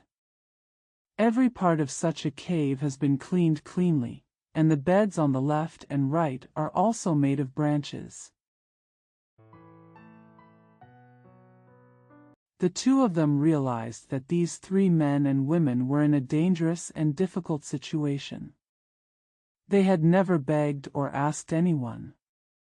They only relied on the hard work of their hands and their clever minds to build such a neat and complete cave dwelling that looked very unique. But one of them still couldn't. A crazy person who does things. This perseverance and hard work alone is amazing. It can be seen that any difficult situation can be overcome as long as you are willing to work hard. While Fong was admiring at the same time, Hao Ji suddenly discovered that there seemed to be writings painted on the earthen wall. When he went over to look at it, he saw that it was, "Thank you for your kindness, see you again," with a swallow painted underneath. There was no name, so I knew it was left by a girl. I was thinking about it when I suddenly saw Fakin. He looked at me with a smile. I couldn't help but blush on my face and said with a smile, "The 3 of them have indeed left." "What do these 8 words mean?" Fakin said with a smile. Knowing that Shan Yuan often asked him to read and write when he met Kong, he deliberately said this and replied with a smile. "Although I don't know the names of these 3 strangers, from Master's words, they are already top-notch swordsmen. Seeing from this, they are very fond of you. We must not be far away from each other." Although Hao Ji was in love, he had no choice but to turn around. I had no idea of marriage at that time, for some reason. The girl's smile when she said goodbye was always in my mind, and I couldn't let her go. Time passes easily, and it's the end of the year. Although Hao Jinbiao did not know the details since the relief, he had found out that 2 strangers secretly helped him to succeed. He personally brought gifts and tried to visit the master. Then I inquired about Aiko's studies. Because he was a native, everyone knew him, and he had asked someone to take care of him beforehand. He was prepared to go to discuss matters with Hao Ji, but he did not tell him where he was. Hao Ji also asked someone to bring a letter home early. He already knew about his apprenticeship, but he could only see that Shan Yuan did not want to meet strangers. Hence the future. Jinbiao only has 1 son, and such a good idea, so he loves Shan Yuan, and he also wants to meet Shan Yuan. He relies on his many years of experience to avoid making others unhappy, so he deliberately wears ordinary farming clothes and calculates the time to find him. It's already dark, so as not to be seen by anyone, then. At that time, Hao Ji, Fakin and several other brothers were hunting coyotes and dogs in the fields. They had just turned around. Although these young brothers drove away the small beasts that stole livestock and grain on behalf of nearby farmers, they did not want people to know that they relied on their martial arts skills to fight. The action is very secretive. In the past, foreign enemies often invaded, so I was extra cautious. When I saw a stranger coming with something, I was about to step forward to inquire, when a single kite suddenly appeared from behind a tree. Hao Ji also recognized that the person was his father, so he welcomed the general in, and the others dispersed. The father, son, master, and apprentice arrived inside and greeted each other politely. Shan Yuan said with a smile, "Brother Hao is a very good man, but he is indecisive and has caused great harm. Now your enemy has become more and more powerful, and even we don't despise him. This guy is really cunning." Although he still trusts what Xining says, did not dare to disobey, but on the one hand, he became wary because of it. I think Brother Hao is really talented and popular. In this year's time, many people must be enemies of him. With the huge gains from robbery over the years, he will do everything possible to collude with the experts. It's been more than half a year, and I don't know what method to use. He actually seduced an expert who had been living in seclusion in the Chilean mountains for many years. This man is not very old. The most surprising thing is that he has lived in seclusion for many years. No one knows his origins for this highly skilled man. His residence is high in the mountains and deep in the valleys, difficult to reach, and connected to a large desert on one side. He raises too many cattle and sheep to count. The whole family, young and old, including the 8 or 9-year-old boy, is good at riding horses, and his martial arts skills are unique. Outsiders think that he is the leader of a tribe, and they don't even know his name. Since then, 2 thieves have colluded with 5 or 6 of his wife, children and children. He showed many astonishing stunts, which were just beginning to spread. For example, the unique martial arts of dripping water through sand and flying bamboo through rocks have not been mentioned in the past 20 years. Called himself Yuchi Tiansheng. Not counting his family, even the gang he brought with him are all highly skilled in martial arts. The most powerful thing is that each has his own specialty. When encountering an enemy, he specializes in striking first and gaining the upper hand. At most, if 2 of them meet each other, they will block his attack without seeing the incoming force. If he doesn't die, he will be seriously injured. There are also many strange things about people. Although we expected that this place would remain hidden for only about 10 years. A famous murderer who had faked his death in the past, but after asking around, everyone said that he had been opening up wasteland in the Chilean mountains since he was in his 30s, setting up ranches as a business, and rarely leaving. His age did not match his appearance. It shouldn't be him, everyone thinks it's another person.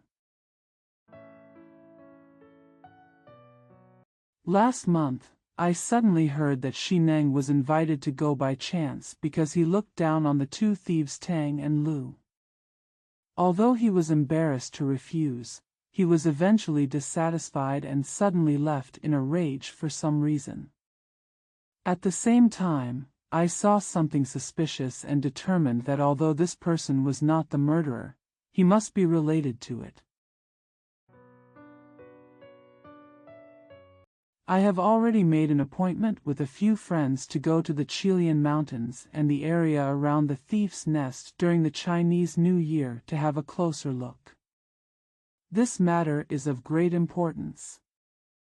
It is not only your personal vendetta, but also contains many innocent souls who have died. I heard that the two thieves Tang and Lu had built a palace in the mountain and were preparing to make him king. If my prediction is correct, I don't know how many more creatures will suffer. The few of us will never be enough. We must find more people. You made a contract with the two thieves, and nothing will happen before the deadline. Xinengru turned against the two thieves, and Yuqi Tiansheng was just as I expected, but he is extremely dangerous. He never talks about loyalty and uses all kinds of sinister methods. I think it will take a long time to go back and forth. It will probably take 3 or 4 months to find out the details of the other party.